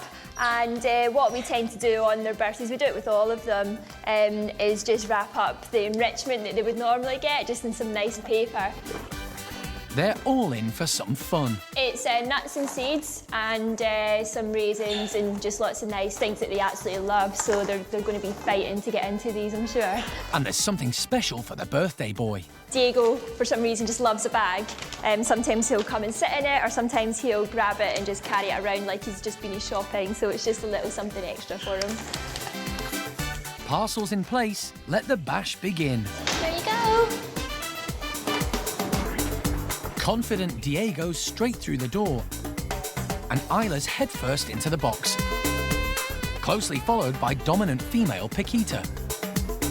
They can actually support their entire body weight on their tail, which leaves their hands and their feet free to manipulate whatever they need to be getting at. Love how they try and carry it away.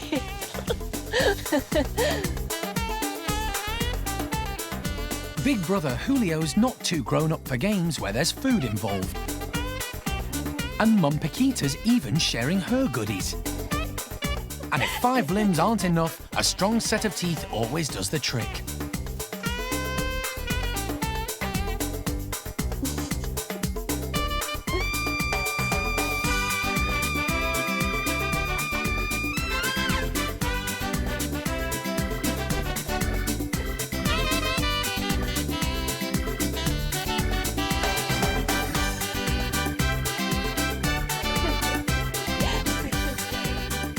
Little Manny won't be doing much shopping with that bag. A great time's been had by Diego and all his family. But it'll be up to the staff to pick up the pieces. I think this is a fantastic birthday present for Diego. He always does enjoy presents whenever we put anything in for anybody. Can't believe Diego's 4. It's just gone so quickly. And yeah, I can still remember when he was just a tiny little baby not long after he'd been born. Diego didn't have the best start in life. Mum Kuna was happy to cuddle him, but wouldn't let him suckle from her. So he became the 3rd woolly monkey to be hand-reared at the park. OK, so what should we have first? We'd like a little bit of rice. Let's see how we go. I'm going to take it. Good boy. Look at that. How's about that?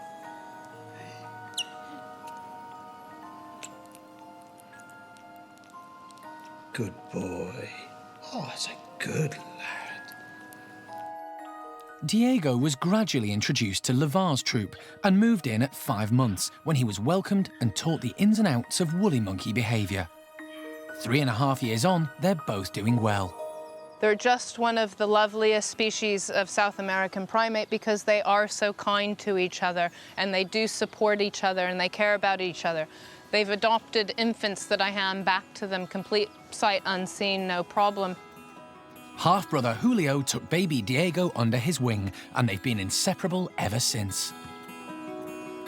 It's just spectacular to see that the woolly monkey group has come together so tightly and so well, and even hand-reared orphans are growing up here at Monkey World to turn out to be spectacular, well-balanced, healthy woolly monkeys. The sanctuary is currently the only place in the world where captive woolly monkeys are thriving, but success brings difficult decisions. That means that we can't hold on to all of them if we're doing a good job. So it means that I have to face up to facts and find good homes for them elsewhere, which isn't an easy thing to do in itself. Julio, the first baby woolly that Alison hand-reared, has reached maturity, and the time has come for him to lead his own group, which isn't possible at the park. He's destined to play an important part in the international breeding program for his species. I got contacted not long ago by the European breeding program, and lo and behold, Julio had been put top of the list, and they asked if he could go to a place in France called Vallée des Singes, which means Valley of the Monkeys in French, to go and be the dominant breeding male with a pair of females, one of which is pregnant and might have already given birth. So, yeah, really pleased with that. I know everybody at Vallée des Singes very well. I've been there before. It's an absolutely beautiful primate park, not a whole lot different than Monkey World. It's a fantastic opportunity for Julio, but heartbreaking for Alison. Now it's up to me to face up to my, difficulties in sort of sending him off, because it won't, you're always going to be sad. But actually, I'll just, quite easily get over myself on this one, because there aren't many options like that left throughout the world now for woolly monkeys. So, immediate answer, absolutely yes, thank you very much, and can Diego go with him? It's been agreed that both boys will move to France, so it looks like today will be the last birthday Diego will celebrate here. Two boys can stick together and support each other, and both have a group of breeding females that they oversee. Hey, you. Hey, you.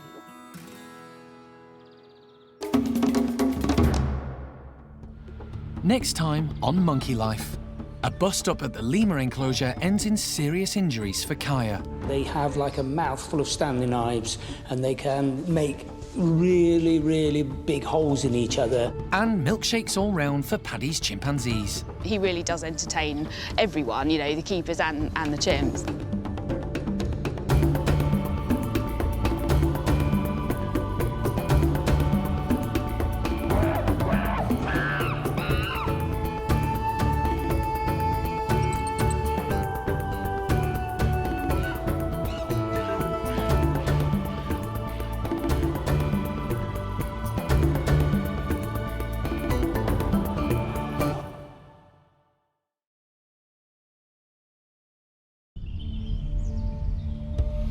This time on Monkey Life. A bust-up at the lemur enclosure ends in serious injuries for Kaya. They have like a mouth full of Stanley knives, and they can make really, really big holes in each other. Milkshakes all round for Paddy's chimpanzees. But really does entertain everyone, the keepers and the chimps. And Hsiao-Mang's Sasak and Sam are back singing in harmony.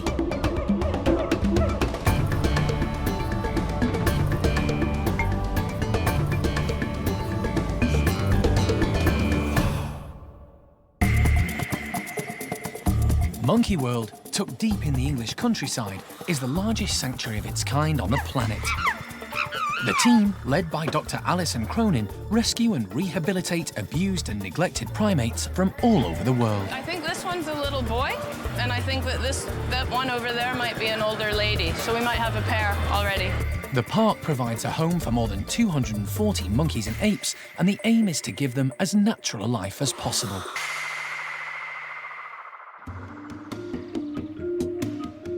Overnight, one of the park's ring-tailed lemurs has been involved in a scuffle with another member of the group. Staff came in this morning to find 5-year-old Kaya with serious injuries, and she's been rushed into the sanctuary's hospital. We're not really quite sure what's happened. We thought they'd be all right, but when we caught her up to have a closer look, they turned out to be much more nasty than we thought. So unfortunately, we're going to have to stitch them, so that's what the plan is today. Once Kaya is anaesthetised, vet Thésar Sastre can start to check just how badly she's been wounded. Lemurs might appear harmless, but their teeth can do a lot of damage. You don't want to get too close to them. They have like a mouth full of Stanley knives, and they can make really, really big holes in each other for no apparent reason. They're just very, very, very dangerous animals. Just like any other wild animal, they should always be treated with caution. You look at a lemur, and lemur's a very good example of this, because everybody looks at the lemur and thinks, oh, isn't it cute? Can I cuddle one? I don't think so. Kaya came to the park in 2008. She was rehomed from Belfast, where she'd been living with Adrian and his family since he bought her from a British breeder. But they soon discovered that keeping a primate as a pet isn't a good idea. Kaya didn't fit into our life at all. We had to fit around Kaya, and the older she got, the harder it got. I don't think anything can prepare you for a handling primate. It's very, very difficult animal to keep. Lemurs don't make good pets. They look cute, but they're not. End of. You don't need to discuss it any further than that. They might look cute, but they're not. Because she'd never lived with her own kind before, at first, young Kaya was lacking in lemur etiquette, and it took a while for her to fit in with the rest of the group. Great, that's better. No one knows who injured Kaya last night, but stitching up her wounds is going to be a tricky job. The head towards me, that's it. Her injuries are more extensive than they first realised. The rip to her abdomen is 3 centimetres long. And there's more to come. Oh. Yeah. I didn't see that guy.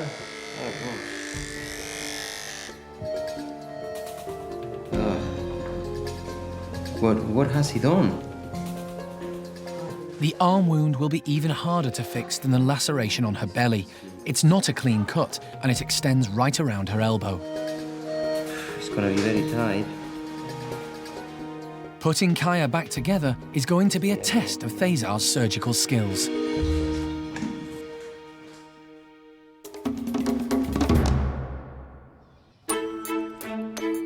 It's still early, and at the Hsiao-mang Gibbon house, Kat is preparing a nutritious start to the day for another primate not long out of hospital and her mate. I'm just putting some breakfast in just now so that they can come back in and get warmed back up with their breakfast. And then it was just nice for them to have it inside. Hsiao-mang, Sasak and Sam are never far apart. Come on in, guys! Breakfast! Sasak's got a hearty appetite now, but it was a different story just 4 weeks ago when she had to be anaesthetised for a series of urgent medical investigations. She'd been off her food and was very lethargic. The team were worried that there was something seriously wrong with her. Right. But the tests were inconclusive, and the cause of her sickness remained unknown. If that was a big impaction, then you should be able to feel it. Since then, they've been giving her a number of food supplements. Interesting. As we are very unsure of what actually was going on with Sasak, we're actually giving her a few extra supplements at the moment as well.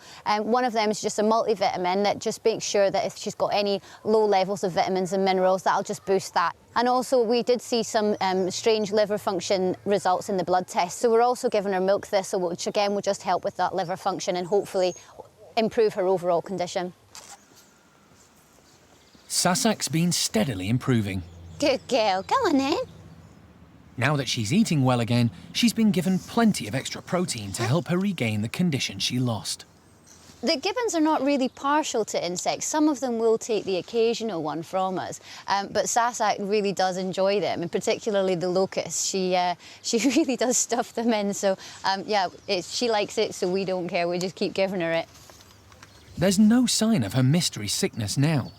Now she's basically back to being Sasak that we know and love. She's energetic, she's enthusiastic, she's hungry.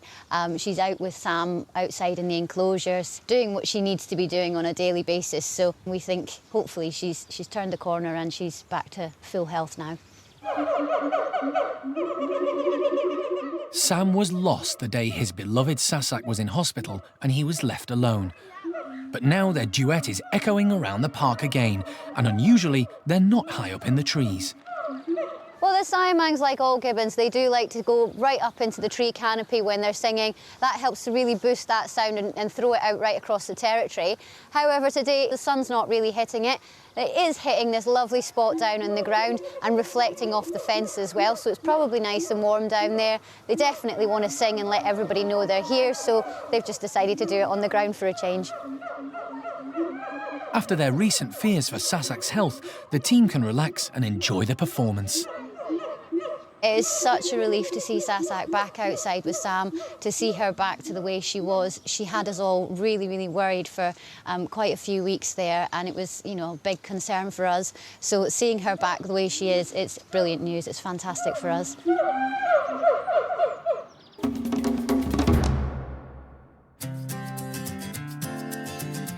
It's a special day at Paddy's chimpanzee enclosure.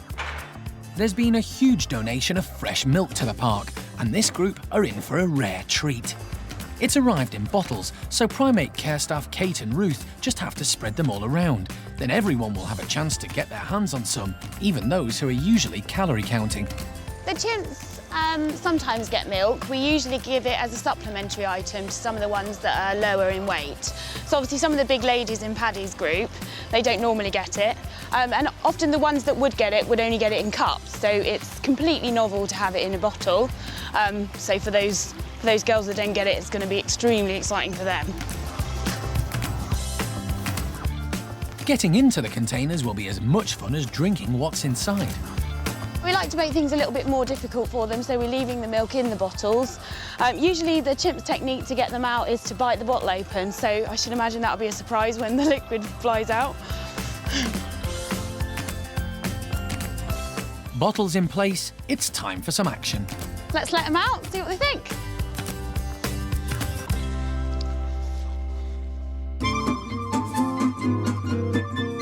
There's a mad dash for the delicacy as soon as the doors are opened.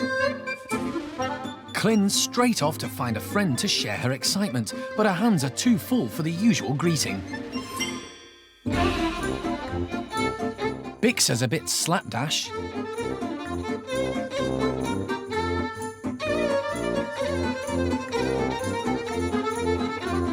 But not a dribble from careful Kay. And there's no diet for Susie today. It's really interesting, actually, how they're opening the bottles. Usually when we give them enrichment, they just rip everything open, but they're so carefully turning the caps and then just pouring it and putting it down. It really surprised me, actually. Even for a chimp, balancing's tricky when your hands are full. We've put out a large volume of bottles so that we can guarantee that everybody has got some. But too much is never enough for some folk. We've got a few individuals that are making the most of today. Beth being one of them, who's got both hands and feet with bottles and one in mouth. There's still enough for even the low rankers to make the most of. He became straight out and took a whole bottle and sat and drank a whole bottle. Pepper got 2 on the way out behind the mound. Eddie didn't to start with, but she's got one now. Clynn's obsessed with gathering up all the bottles she can, even from right under Gamba's nose. She came from a laboratory in France, and we're led to believe that she was starved for a period of time, or food was restricted in some way. So when she arrived here, she used to store or hoard food in case she didn't get any more. So obviously when we do put out anything in a large volume, like we've done this morning, she's grabbed as many as she can, so she'll probably keep those bottles in some way on her, near her, for the rest of the day.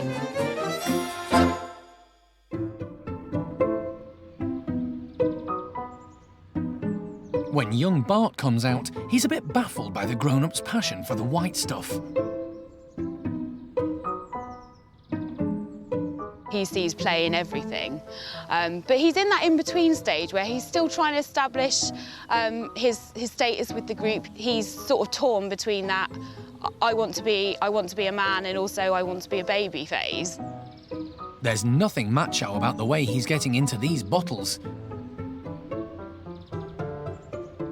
Bart's still got milk on tap from Mum Susie, so having fun is all that matters. He really does entertain everyone, you know, the keepers and the chimps.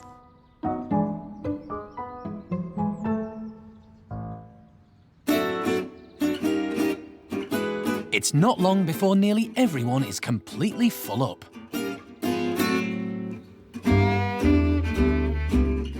We've got some quite large barrel tummies for a lot of chimps now. I think they've drank as much as they possibly can. I think Cindy was still trying to force it down. It looked actually quite an effort to lift it up to drink it, bless her. So I think we'll probably have quite a quiet afternoon, which says to me absolute content chimps, and they've had their fill and they've enjoyed every minute of it.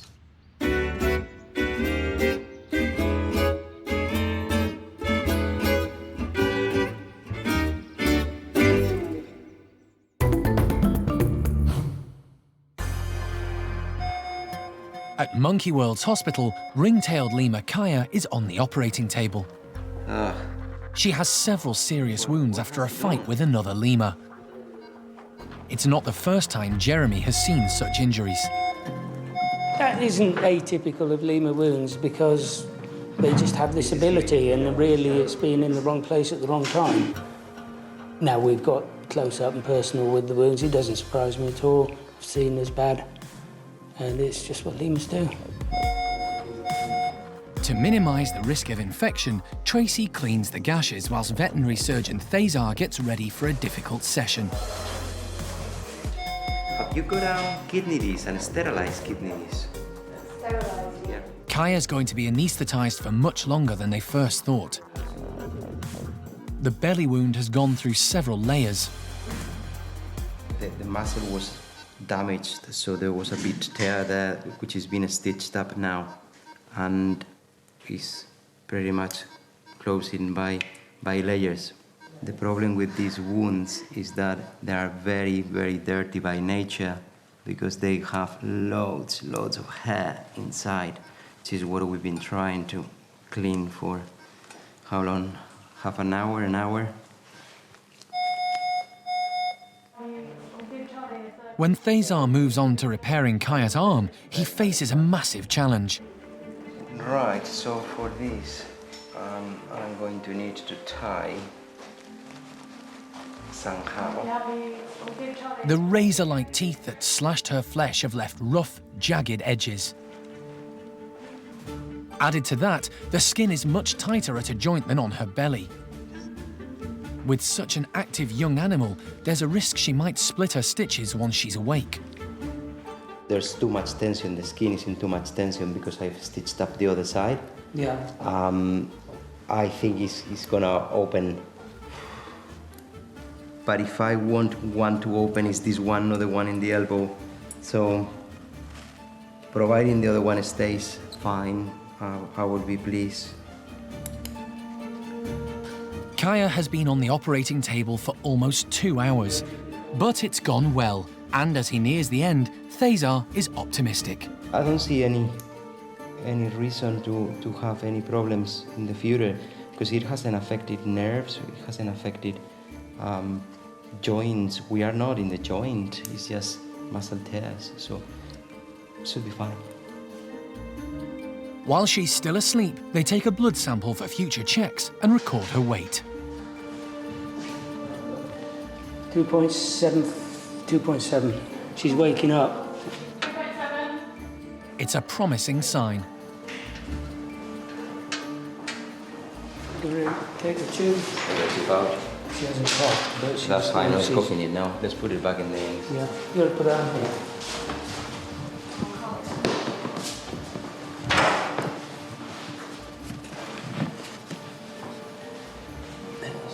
That's very good, because it's been a long anesthesia in the end. Yeah.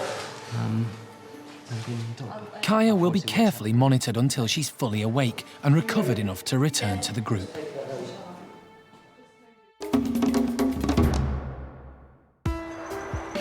It's 6 months since marmosets Rattler and Taya arrived at the park. They're barely recognisable as the same undernourished primates that were rescued from the squalor of a flat in Plymouth. The marmoset's home was a length of plastic tubing suspended beneath a curtain rail. When Alison and RSPCA inspectors went in, it hadn't been cleaned out for days, and there were feces, dead insects, and cigarette butts all over the flat. They urinate in this plastic pipe here, and yet their food's put in there, so they have to walk through their urine and feces to get to their food. Taya was just a few months old. She had to compete for food with much bigger Rattler and would get knocked to the floor. Come on. She's about to get thumped by him. Yeah. He's gonna take it. Come on. Come on. I can't sit enough at the moment. I'm not very happy. I'm gonna caution you, okay? Yeah, well. Rattler and Taya were removed to the care of Monkey World, where they soon settled in. With a healthy diet and correct supplements, they've put on weight, and now they're healthy, well-adjusted characters. Today, Alison is travelling back to Plymouth as an expert witness in the court case against their owner. The gentleman really didn't know what he was doing or what the marmoset's needs were, and it was about the worst circumstances that we've ever collected common marmosets from the British pet trade, from the worst that I've ever seen. The RSPCA are prosecuting Rattler and Tyre's owner for cruelty. If the case goes against them, the two little primates could be returned to their previous owner under terrible conditions again. And there's no knowing what the outcome will be. But suddenly, partway through the proceedings, there's a commotion. Any comments, sir? And the defendant rushes out of the courtroom and makes off on his mobility scooter. In his absence, he's found guilty of 10 charges of cruelty and banned from keeping primates for life. Good for Rattler and Tyre, which is what I'm here for today, so we're really pleased that they have their future secured now. It's the best possible result for the two marmosets, who can now spend the rest of their days at the sanctuary.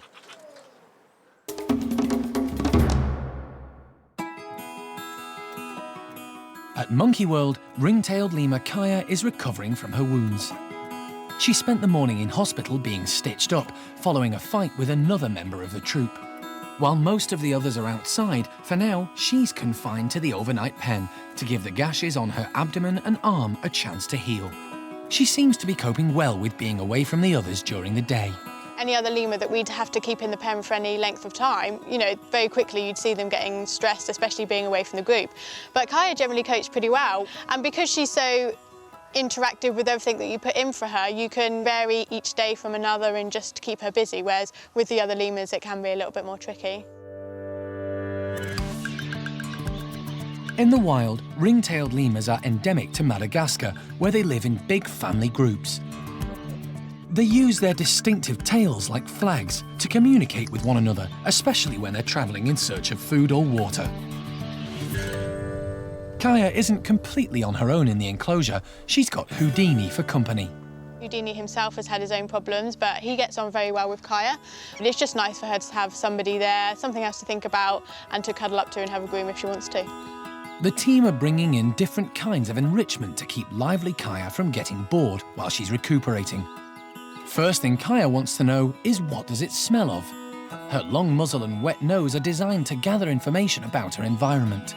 Everything that we put in for these guys is going to smell different, especially things like the blankets that have been donated. So they always have a good sniff of it first. That's their main way of communicating anyway, so they can find out lots of information with that.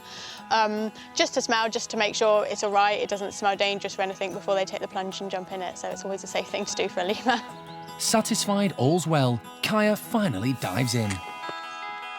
She just loves anything novel and new and anything that she can luck around with, so this seems to be a hit with her.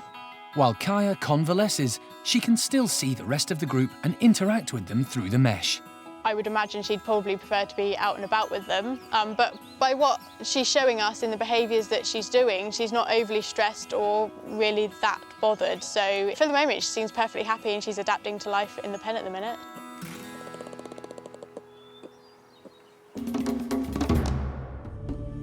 Next time on Monkey Life, the park bids an emotional farewell to its first hand-reared woolly monkey. Sad to see them go, but happy for them. And a brand new look for golden-cheeked gibbon Tio. It will take him another few months and then he'll be a gorgeous little black boy like his dad and his brother.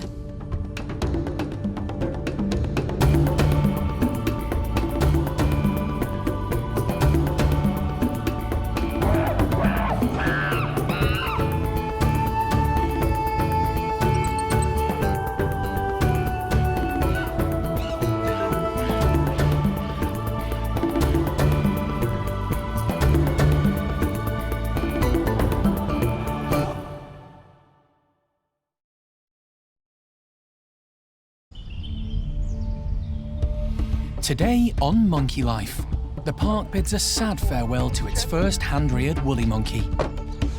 Sad to see them go, but happy for them. A new look for golden-cheeked gibbon youngster Tio. It will take him another few months and then he'll be a gorgeous little black boy like his dad. And the marmoset mums show off their babies. The twins look really identical. Hopefully as they grow up and get a bit older and their features all develop, we'll be able to tell them apart a little bit better.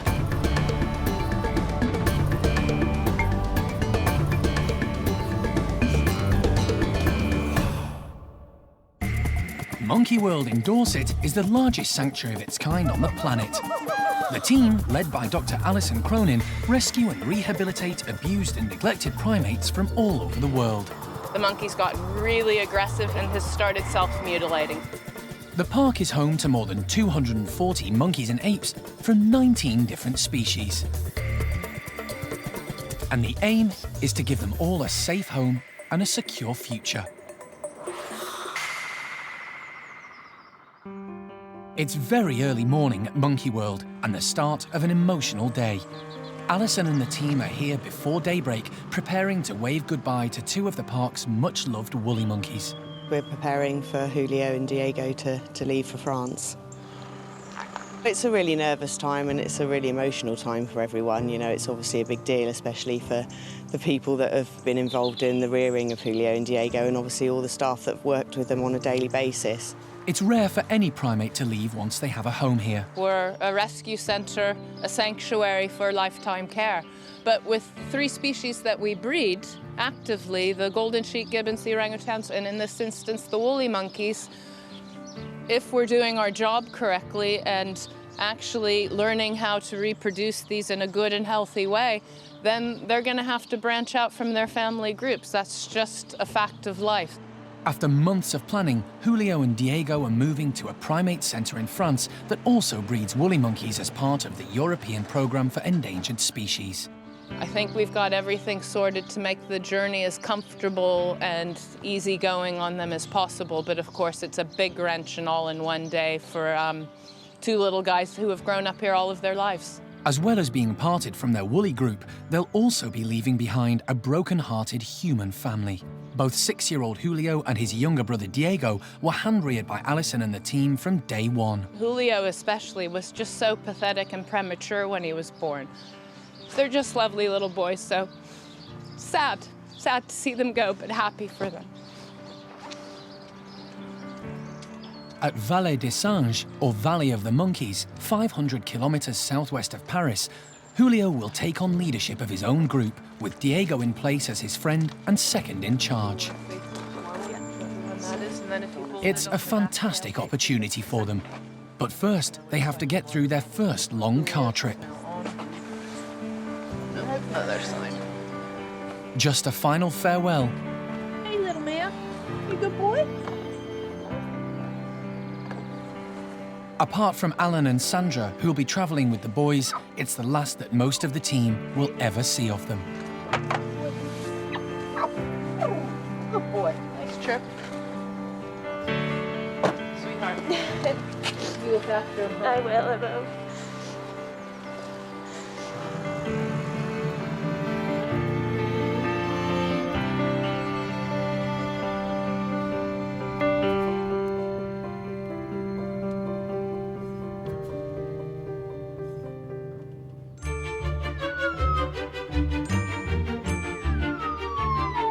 The sound of the golden-cheeked gibbons singing in the trees is echoing around the park.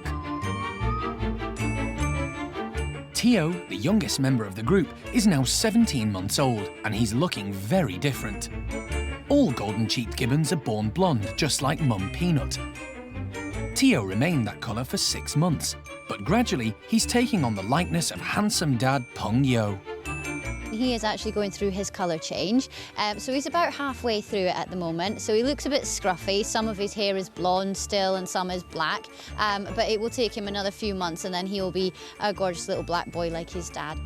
All adult males have the same markings, and at 7 years old, big brother Tien looks just like his old man. Female golden-cheeked gibbons are the only primates to have 2 colour changes in their lifetime. Hsiao-Nang, Tio's 4-year-old sister, will return to being as blonde as Mum Peanut when she reaches maturity. Baby Tio's lucky to be growing up in a strong family group. You know, he's got the best of every aspect of the world. He's got his mum who lets him have all the freedom, but he's there straight away if any of his big brother or sister is a bit too rough or if he gets a bit scared. She's confident enough to let him climb around in the trees and have as much independence as he needs to burn off all that excess energy, but at the same time she's always keeping a close eye on him and his perfect mum, really. He's still perfecting his gibbon skills. He will go to the very highest points of the branches. He is still a little bit uncoordinated sometimes. That will develop with time, obviously. He will get stronger, he will get more coordinated, he will be a lot more agile and faster than he is at the moment as well. It'll be years before he can match his dad's manoeuvres.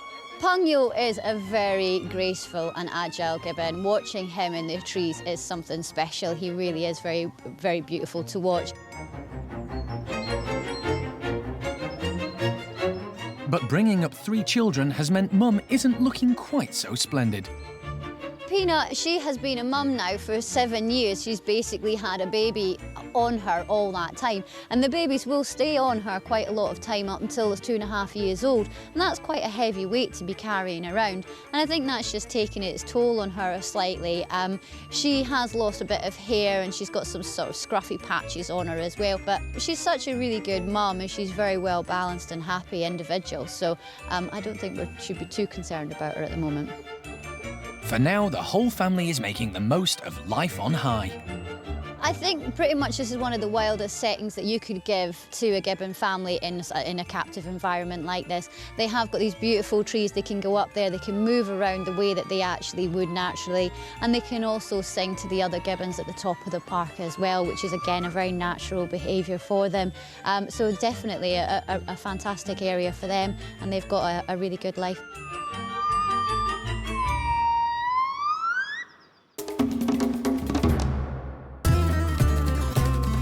Woolly monkeys Julio and Diego are embarking on the challenge of a new life at Vallée des Singes, a primate centre in France over 1,000 kilometres away. Sandra will take care of the 2 boys on their long journey. I can see Julio from here and I can see Diego just through here, and it's really important that I'm able to see both of them just so that I can keep an eye on them. And both are fine at the moment. Diego's still a bit sleepy. Having taken a light sedative, both Julio and Diego are calm, but it's a frightening experience for them leaving the park, and woolly monkeys can suffer badly from stress. 2 hours into the journey, and so far, so good. Just be checking that the boys are okay. There's no panicking going on, that they're both nice and alert and that they're not freaking out at anything. Trying to keep them hydrated, obviously. It's going to be quite warm in the car. We're going to try and keep it quite warm for them. They don't get too cold, but we need to try and make sure that they get enough fluids on board as well. So we've got lots of nice drinks for them.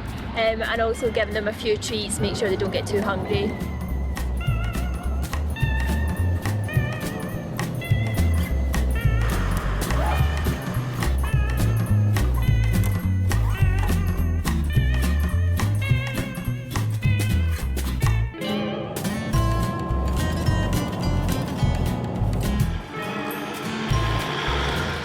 "12 hours later, everyone's feeling the strain and looking forward to a good night's sleep as they finally reach their destination in the early hours of the morning. Boys, you are home.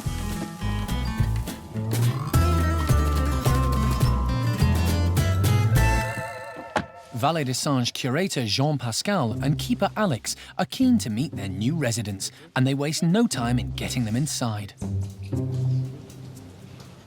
The plan is to let Julio and Diego settle down and rest in a bedroom overnight before they're introduced to their new family. You right, Julio?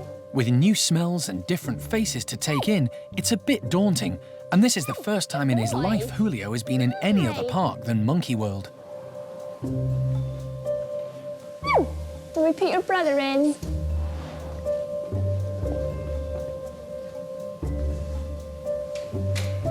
Diego! No! Come on then! Maybe if you let Julio in with them? Yeah. Yeah. It's important to keep the boys together to support each other, and once the slide is opened, Diego makes straight for his big brother who's come through to find him. Here he comes. Hi! They're both soon chatting away with the girls next door.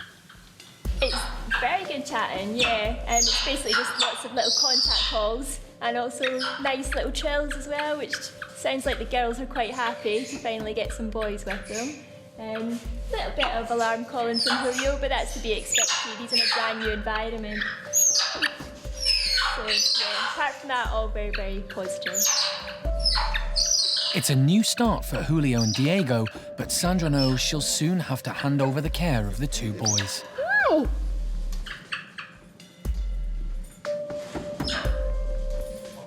very long day. Glad it's all over and glad that they're in their new home, and yeah, they look really happy, so a bit emotional for me to see them in here, but yeah, really glad.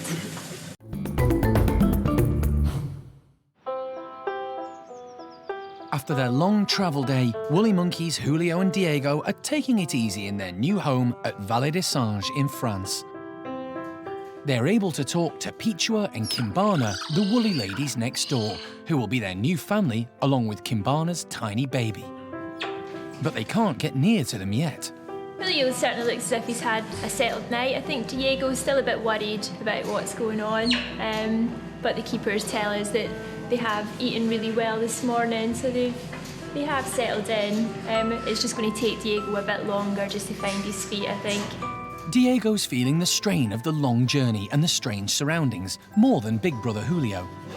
Luke's actually okay. He's not horrific looking. He's just anxious, I think, to see what else is going on instead of just this little room that he's in at the moment. The bedrooms are linked by overhead tunnels, so they decide to open them up to give the boys a much bigger area.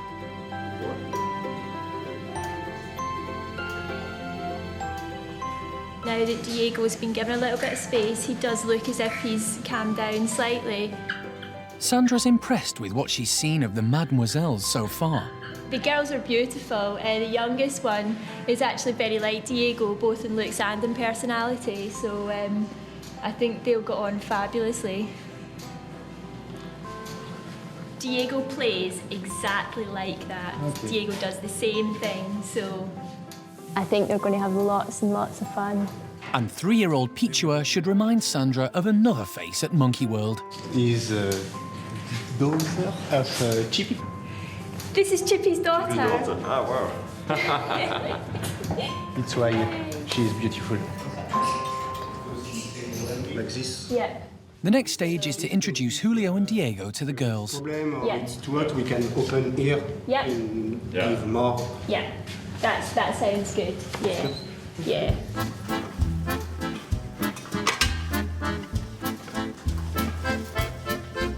Boy.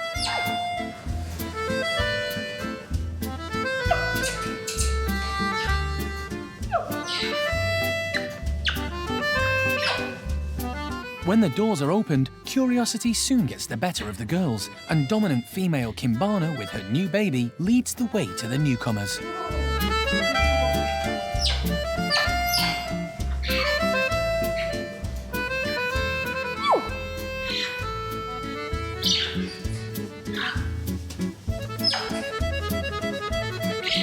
Diego heads for the security of his now familiar windowsill.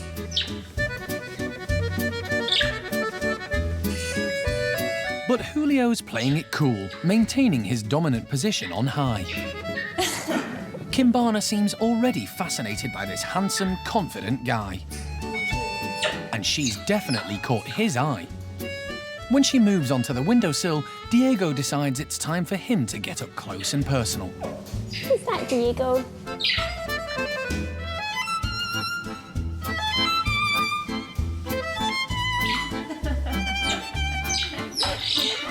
Diego, as expected, has tried to be the icebreaker and is trying to go up and talk to them.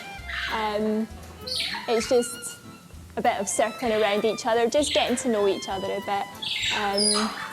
But it should all settle down. I mean, it's certainly nothing negative, it's all positive so far. It's a good start, but it remains to be seen if the ladies will accept their English suitors. It's just a bit quiet at the moment, so we're just going to back off a little bit at the moment and leave them while we go have some lunch, and we'll see how they've gotten on when we get back. At Monkey World, the marmosets are settling into their brand new housing complex. Nearly all the park's marmosets come from the pet trade, but the problem is so big and space at the park so tight that they're only able to help a fraction of those in need.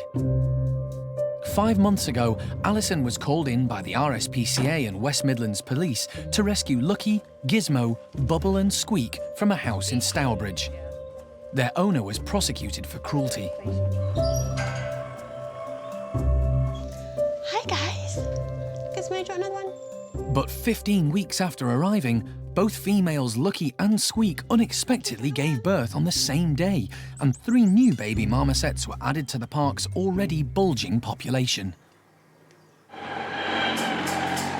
Since then, the builders have been in and a smart new marmoset house has been created. This will provide space for more ill-treated primates in need of rescue.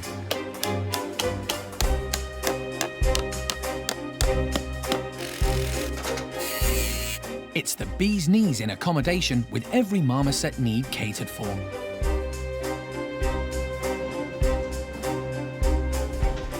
We just got to the point where we needed a new facility. So we built this marmoset complex. It's amazing. It's got 14 bedrooms with 7 outside enclosures, so it's fit to rescue any more marmosets.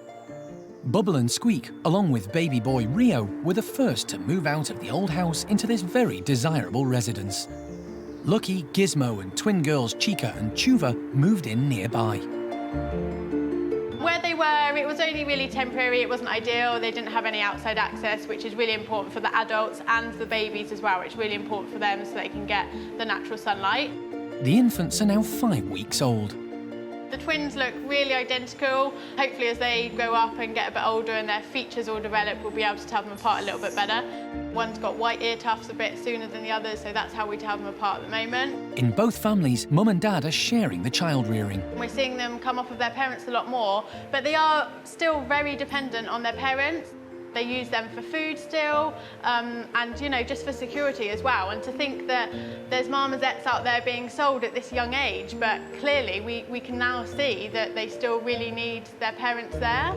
Marmosets taken from their mums and dads at an early age never get the chance to develop properly. In the pet trade, they come with all sorts of social issues. They just don't know how to behave like normal marmosets.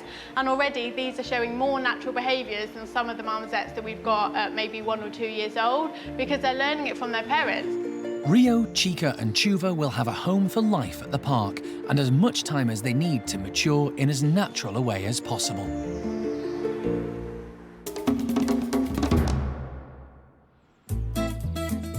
At Vallée des Singes, while woolly monkeys Julio and Diego get to know their new French family, Sandra and Alan are taking the opportunity to get a look at some of the boys' neighbours. Julio and Diego will be joining 350 other monkeys and apes in the 15-hectare park, including many vulnerable and endangered species.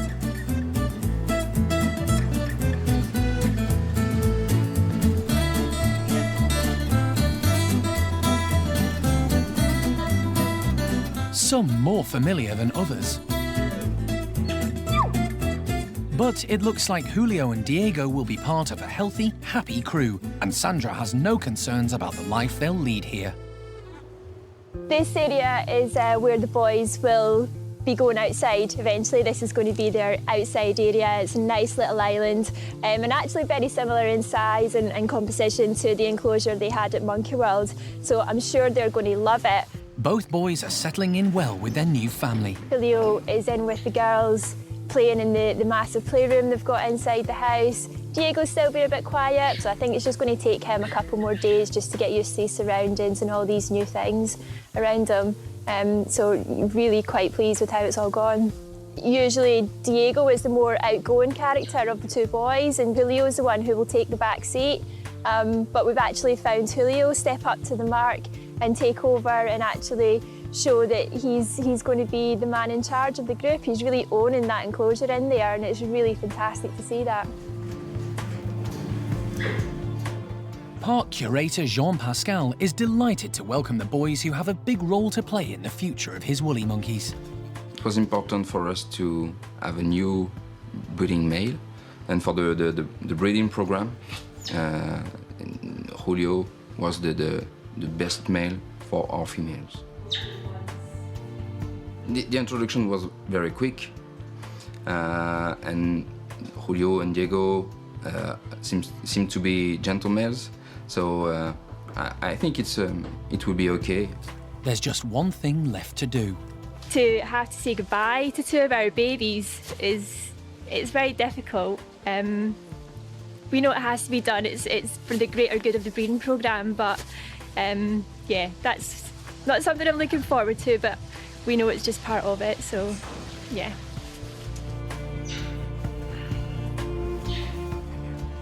As a new life begins for Julio and Diego, Sandra knows that she will no longer be a daily part of it.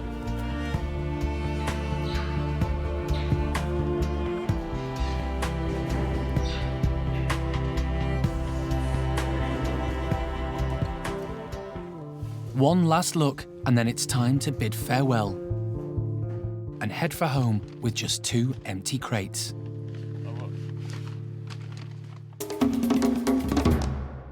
Next time on Monkey Life, there's a whole lot of shaking going on with Butch's chimpanzees. They seem to be really excited. There's lots of screaming going on. And will the spider monkeys finally make it to the great outdoors? We want them to come out and enjoy themselves and swing about like spider monkeys should be.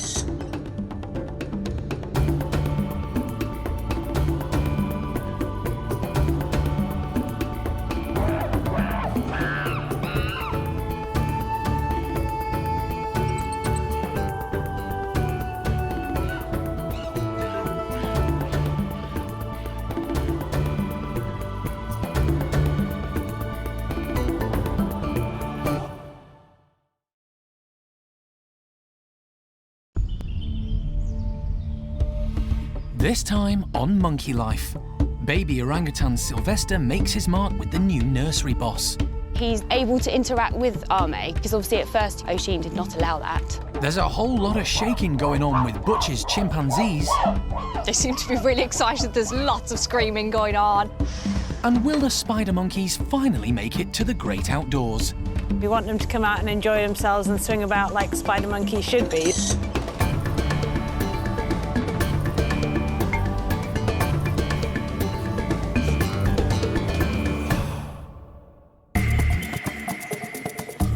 Monkey World, tucked deep in the English countryside, is the largest sanctuary of its kind on the planet.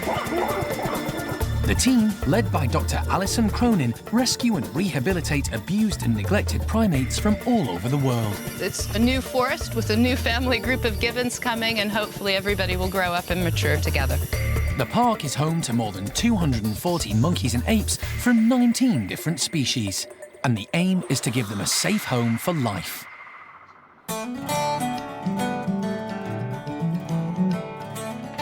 Another day dawns at Monkey World, and the team are determined to get the spider monkeys into their spanking new outside enclosure. They've already tried persuasion, but now it's down to bribery. We're just prepping the spider monkey outside with some of the fruit from their AM feed. It's a bit of a nicer food from the feed, so it's a nice encouragement for them to come out because they know they're going to get something tasty from it. Yesterday, they thought the spiders would be keen to rush outside as soon as they opened the doors. But Hickory, Flint and Pumpkin proved everyone wrong. Flint was the only one brave enough to consider the new enclosure, and just when it looked like he'd made it to the trees, his courage failed him.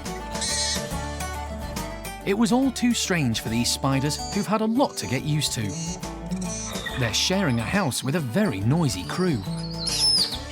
I think to begin with, all the crazy capuchins surrounding them was a little bit intimidating, but they've just got used to the hustle and bustle of that now, and we've built this enclosure for them. We want them to come out and enjoy themselves and swing about like spider monkeys should be.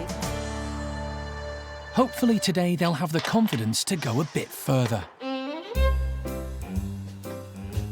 First off the mark is Pumpkin, who last time barely made any headway.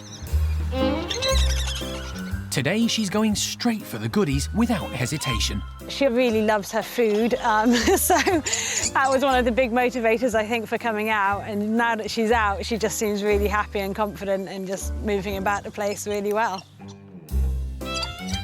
Flint's next out. He's been this far before and chickened out. But this morning, his belly's got the better of him, and he's enjoying breakfast in his posh new garden. I think seeing them out in the enclosure is really useful because obviously they're more active, so you can actually see how fit they are, how well they move. And I think it also helps us know their personalities. You know, if they were quite quiet in the bedrooms and now they're out playing around, we know a lot more about them, and we can see that they just needed the space and play around in the enclosure. There's one shy spider monkey still to make his way through the tunnel. But with fresh fruit on offer, even timid Hickory eventually plucks up his courage. It's not long before all 3 spider monkeys are exploring every nook and cranny. We're really happy to see them out here. Obviously, the enclosure we built for them so that it would be really fun for them to go out in. It's got loads of hosing, loads of layers, because spider monkeys are big climbers and they're chatting away as they do it, making lots of happy noises. I think they really are enjoying it.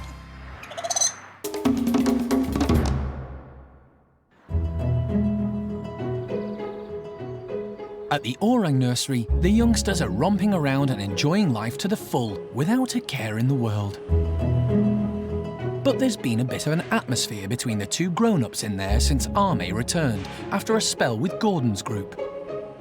In her absence, Oisin was the boss, and the kids looked up to her. Now Ame's back, Oisin has to share, and it's not her strong point. Initially, we thought maybe she would regain a little bit of the dominancy just because Ame had been away for so long. But no, Ame's come back. She's taken that position back. Ame's used stealth rather than strength. She didn't go in all guns blazing. She went in nice and slowly. I'm just re-establishing myself in a nice, slow way. And that's exactly how you have to play it with Oisin. If you're not in Oisin's face, she's much more interested in why aren't you in my face? I'm going to go up to you and ask you why you're not. Ever since she came to the park, Ame has fitted right in, and the kids loved her. She's very protective of the little ones and also a very good disciplinarian. So as a role as a mum, she's fantastic. Ame had a hand in rearing most of the nursery youngsters. I think the kids are really enjoying having Ame back in the nursery, particularly Jolie. When they lived together in the old building, she had a very close relationship with Ame, and Ame did literally take her on as her own daughter. So I think she's very pleased she's back. But she didn't know baby Sylvester, and if Oisin had her way, she never would.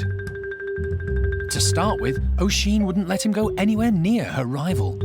But 2 weeks on, she's much more relaxed. Now you'll see he's far away from Oisin, she moves around independently from him, and he's then able to interact with Ame, because obviously at first he wasn't allowed to. Oisin did not allow that. For now, Oisin and Ame have called a truce. Ame's just glad to be home. We're all so happy that she's back here, just because she seems to have returned to her old self. I think her period in Gordon, she was a little bit unhappy. She was obviously wary of Gordon most of the time, so we did lose a little bit of the sparkle that Ame has, and she's certainly regained that since she came back.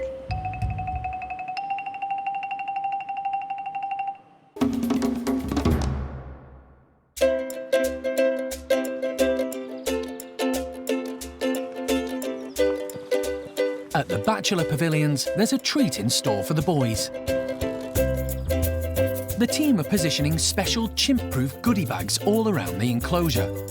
As you can see, they're really robust, which is great for the chimps because they destroy absolutely everything. Each container's already been packed with their favourite fillings. Some are ice lollies, so they've got some frozen squash with grapes and nice treats inside. Others have some jelly. And again, we've stuffed some with some fruits, some honey, some grapes, some nice treats, really, just to keep them busy. Chimps in the wild will use twigs as tools to get at ants and termites to eat, so the care staff are putting out lots of branches that they can use to forage with. Hopefully they'll grab the browse, they'll stick it in the toys, get some of the jelly off, some of the honey off. Makes it a bit harder for them, makes them work for it a little bit. And the boughs also have other uses. Even if they can't get one of the treats, they've still got browse to play with. They can play about, hit each other with it, eat it as well. So it's a bit of fun for them.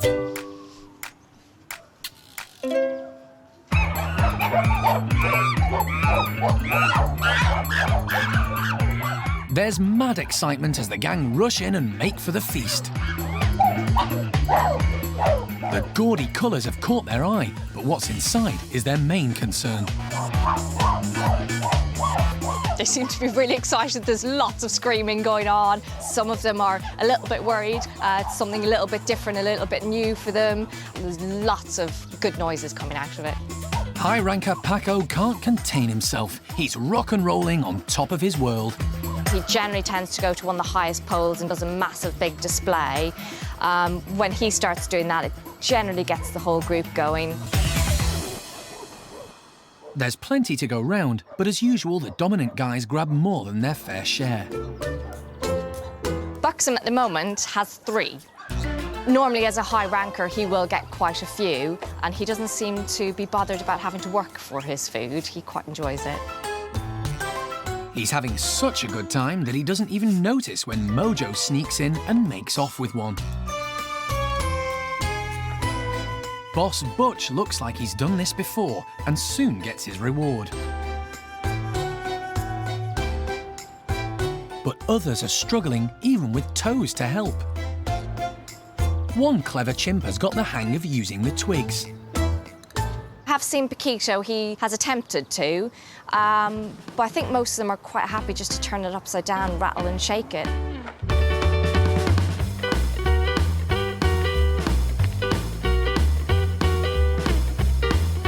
Whatever technique they use, it's taking a lot of effort to get at these goodies. And some of the chimps who are usually in the thick of it have opted out to relax in the sun. Normally, when we give out enrichment, the high rankers come in, take it all, and the low rankers get whatever's left over. But for some reason today, the high rankers don't seem as interested in the enrichment, and all of the low rankers have got it, particularly Paquito, Freddie, Rocky. They're loving it. Even young Seamus has managed to nab himself a piece of the action. Normally he gets things taken off him, but he's very sneaky. He's hidden away. It's great to see him actually getting something. He's such a character, he's so lovable. He acts the baby quite a lot, which makes us love him even more. He's not the brightest chimp in the world. As long as he's got something to play with, he's happy.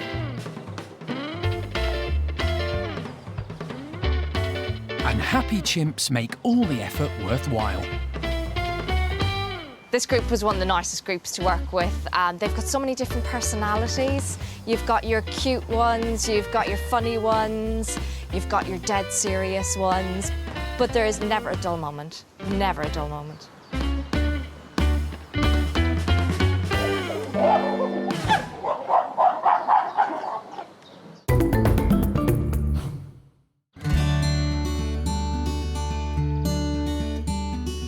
Bueno Jr., the latest woolly monkey to be born at Monkey World, is just 4 weeks old, and Alison's been hand-rearing him from day one. He's doing really well, and I couldn't be happier, actually. The fact that he's progressing as well as he is, I'm really pleased about, and he's actually a really well-adapted, confident little lad in himself that perhaps isn't quite as needy as some of the others that I've had. So, yeah, really happy with Junior. Junior was born by caesarean section, and when his mother Sarah came round from the anaesthetic, she was alarmed to find the baby clinging to her. In her haste to get him off, she seriously damaged the base of his tail, and they were worried he might never have full use of it. Luckily, that doesn't seem to be the case. We've been very cautious with it. And as you can see now, it's really knitted together, and there's one stitch left in the middle of it.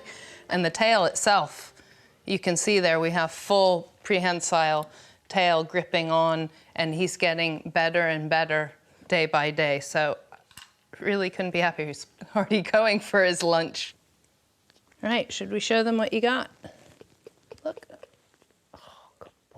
Junior has already got a full set of baby teeth, and he's making short work of his mashed banana. Everything Alison does is aimed at getting him back with his family quickly and safely. Before he can go back and join his group, I need him to be doing 2 things. He has to be able to move around his environment well enough in a coordinated way. So he has to have good control of his hands, his legs, his feet, and his tail. And he has to be able to feed himself to a certain degree, just at least little bits of food that he can pick up from his hand into his mouth in a meaningful way and eat. What's this? And it looks like he could be doing all that earlier than expected. We'll give it our all to get him to a state where he can go back and join the others as soon as possible. So all of this getting him going in the physical development. And look at the strength in that tail. That's just brilliant. Really pleased for him. Good little man. While Junior's foster mum is caring for his every need, his real mum Sarah is getting on with her own life back in Chippy's group. She's showing no signs of missing him. It's been a few weeks now since Sarah's had her caesarean. She's coped with it really, really well. She's recovered fantastically. And the only thing that's different about her at the moment is the fact that she's got a big bald belly and a scar running up there as well. Apart from that, as far as she's concerned, everything's normal. The team didn't want to keep Sarah away from the rest of her troop longer than they had to. What we find with woolly monkeys is that they can get very, very stressed when they're separated from their group.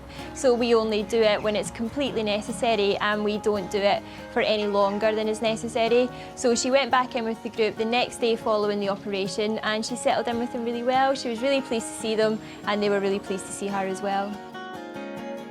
With a new dominant male in charge, they're hoping it won't be long before Sarah gets another go at being a mum. Now that she's no longer pregnant, hopefully over the course of the next few weeks or months, we'll start to see a bit more interest from her towards Chippy. But certainly at the moment, what we're seeing is that Chippy is very interested in Sarah, and he just seems to absolutely adore her. So hopefully it's not going to take too long before Sarah's starting to show those same feelings towards Chippy.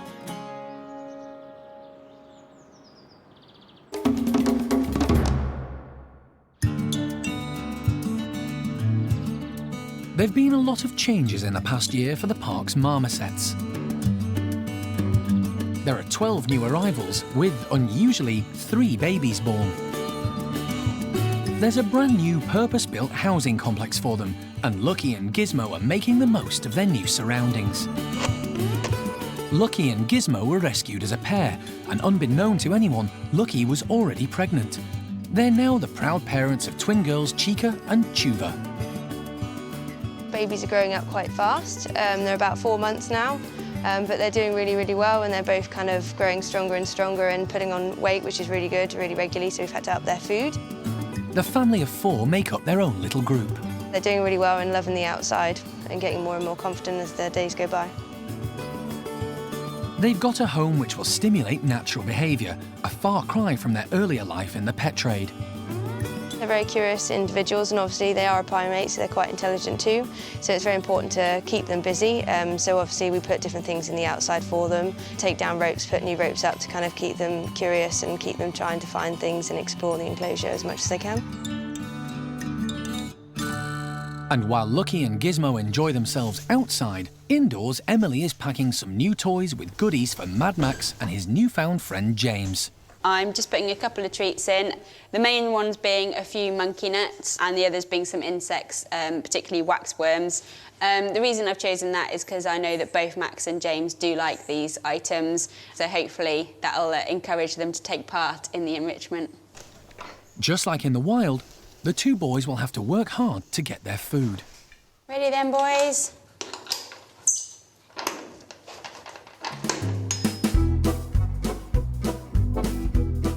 Daring Max can't wait to investigate, but less experienced James doesn't quite get the hang of it first time round.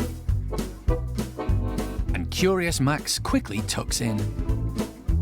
Any kind of object, particularly anything like shiny or colourful, anything like that completely grabs Max's attention straight away. He doesn't hold back, whereas some marmosets, they definitely always want to go and see what the new thing is about, but often some of them will be quite shy and timid and it's a new thing and they could be a little bit scared of it. Max doesn't show any of that at all, ever.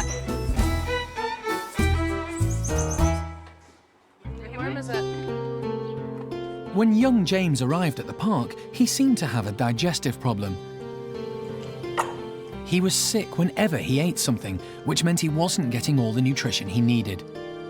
He was eventually diagnosed with a condition called megaesophagus, which means his throat is enlarged and the muscles don't work well enough to keep his meals down. But with careful feeding, there's been a marked improvement. He's actually doing really, really well. He's not on any medication for it. We're just actually managing it all kind of dietary-wise. So obviously we just watch what he eats. We weigh him very regularly. We try and weigh him every fortnight. And we also give him extras as well throughout the day, just to make sure that he is getting enough calories. His weight is really, really good. He's actually at the highest weight he's ever been since he's been here, so that's fantastic. And James's arrival has brightened up Max's social life. Before coming to the park, he'd lived on his own and never learnt to mix with others. The team had tried introducing Max to 12 different marmosets before James, with no success. With James, it was a different story, and the pair soon became best pals. It was actually a complete surprise to all of us here, and I think that a lot of it has to do with James's personality, the fact that he is so laid back and easygoing, and just an all-round really, really nice marmoset. It's absolutely fantastic for both of them to be able to get on and live together.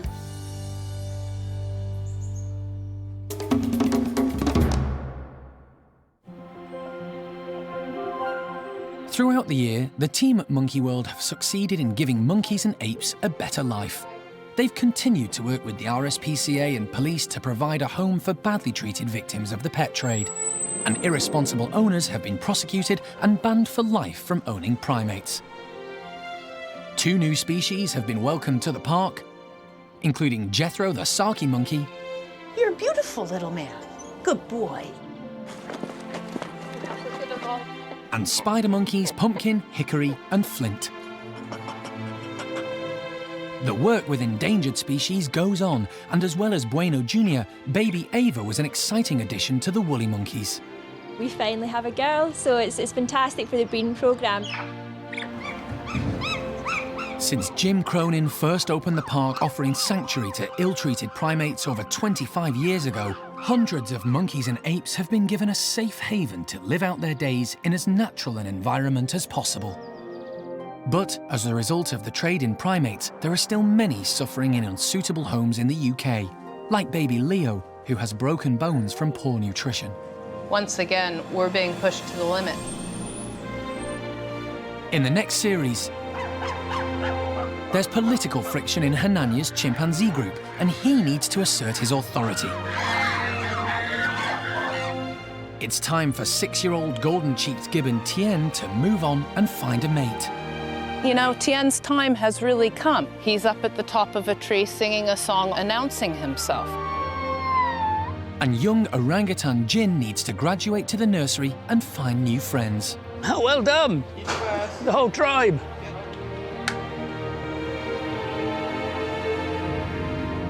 Alison's work with vulnerable primates in Vietnam continues, and she'll be back at Dau Tien hoping another pair of golden-cheeked gibbons will survive back in the wild. We've just heard a big crash. It's either a limb, it could be limb wind, I don't know. They're all chasing around, but we'll go and see.